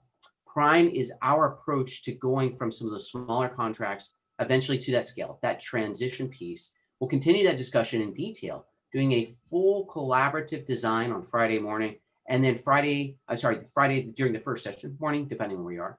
And then during the second session, that closing, some comments from our Secretary of the Air Force to wrap everything up. But before that, very exciting announcements about the next Prime program, about some of our innovation hubs. You absolutely will not want to miss that wrap up as you start to plan for your 2021 and innovating with AFWERX. Brandon, I know we've got a super event scheduled here coming right up. People have the opportunity to go into a particular type of social hour. Over to you to describe. Yeah, we like to keep it interactive as much as possible. And so what better way than to end the day with the most interactive way possible? We use a technology called Wonder, and this allows you to walk around virtually a space and engage or network with people as if you're in real life, if anybody remembers what that was like. So all you have to do is in YouTube, the chat link is going to show up there very shortly. And then if you're on AFWERX.com, you can either click on schedule at the top and it'll take you right to where the link is, or you can scroll all the way to the bottom of the page where it says join now in a nice blue link. That will open it up. It works much better if you turn your video and audio on. Otherwise, from us here at AFWERX, thanks so much for watching the live stream. We'll be back again tomorrow at noon Eastern, and look forward to another exciting day. But right now, click on that join now and go enjoy some happy hour and networking. Jason and many of the folks from today and the AFWERX team will be there. So go join them now. And thanks for tuning in.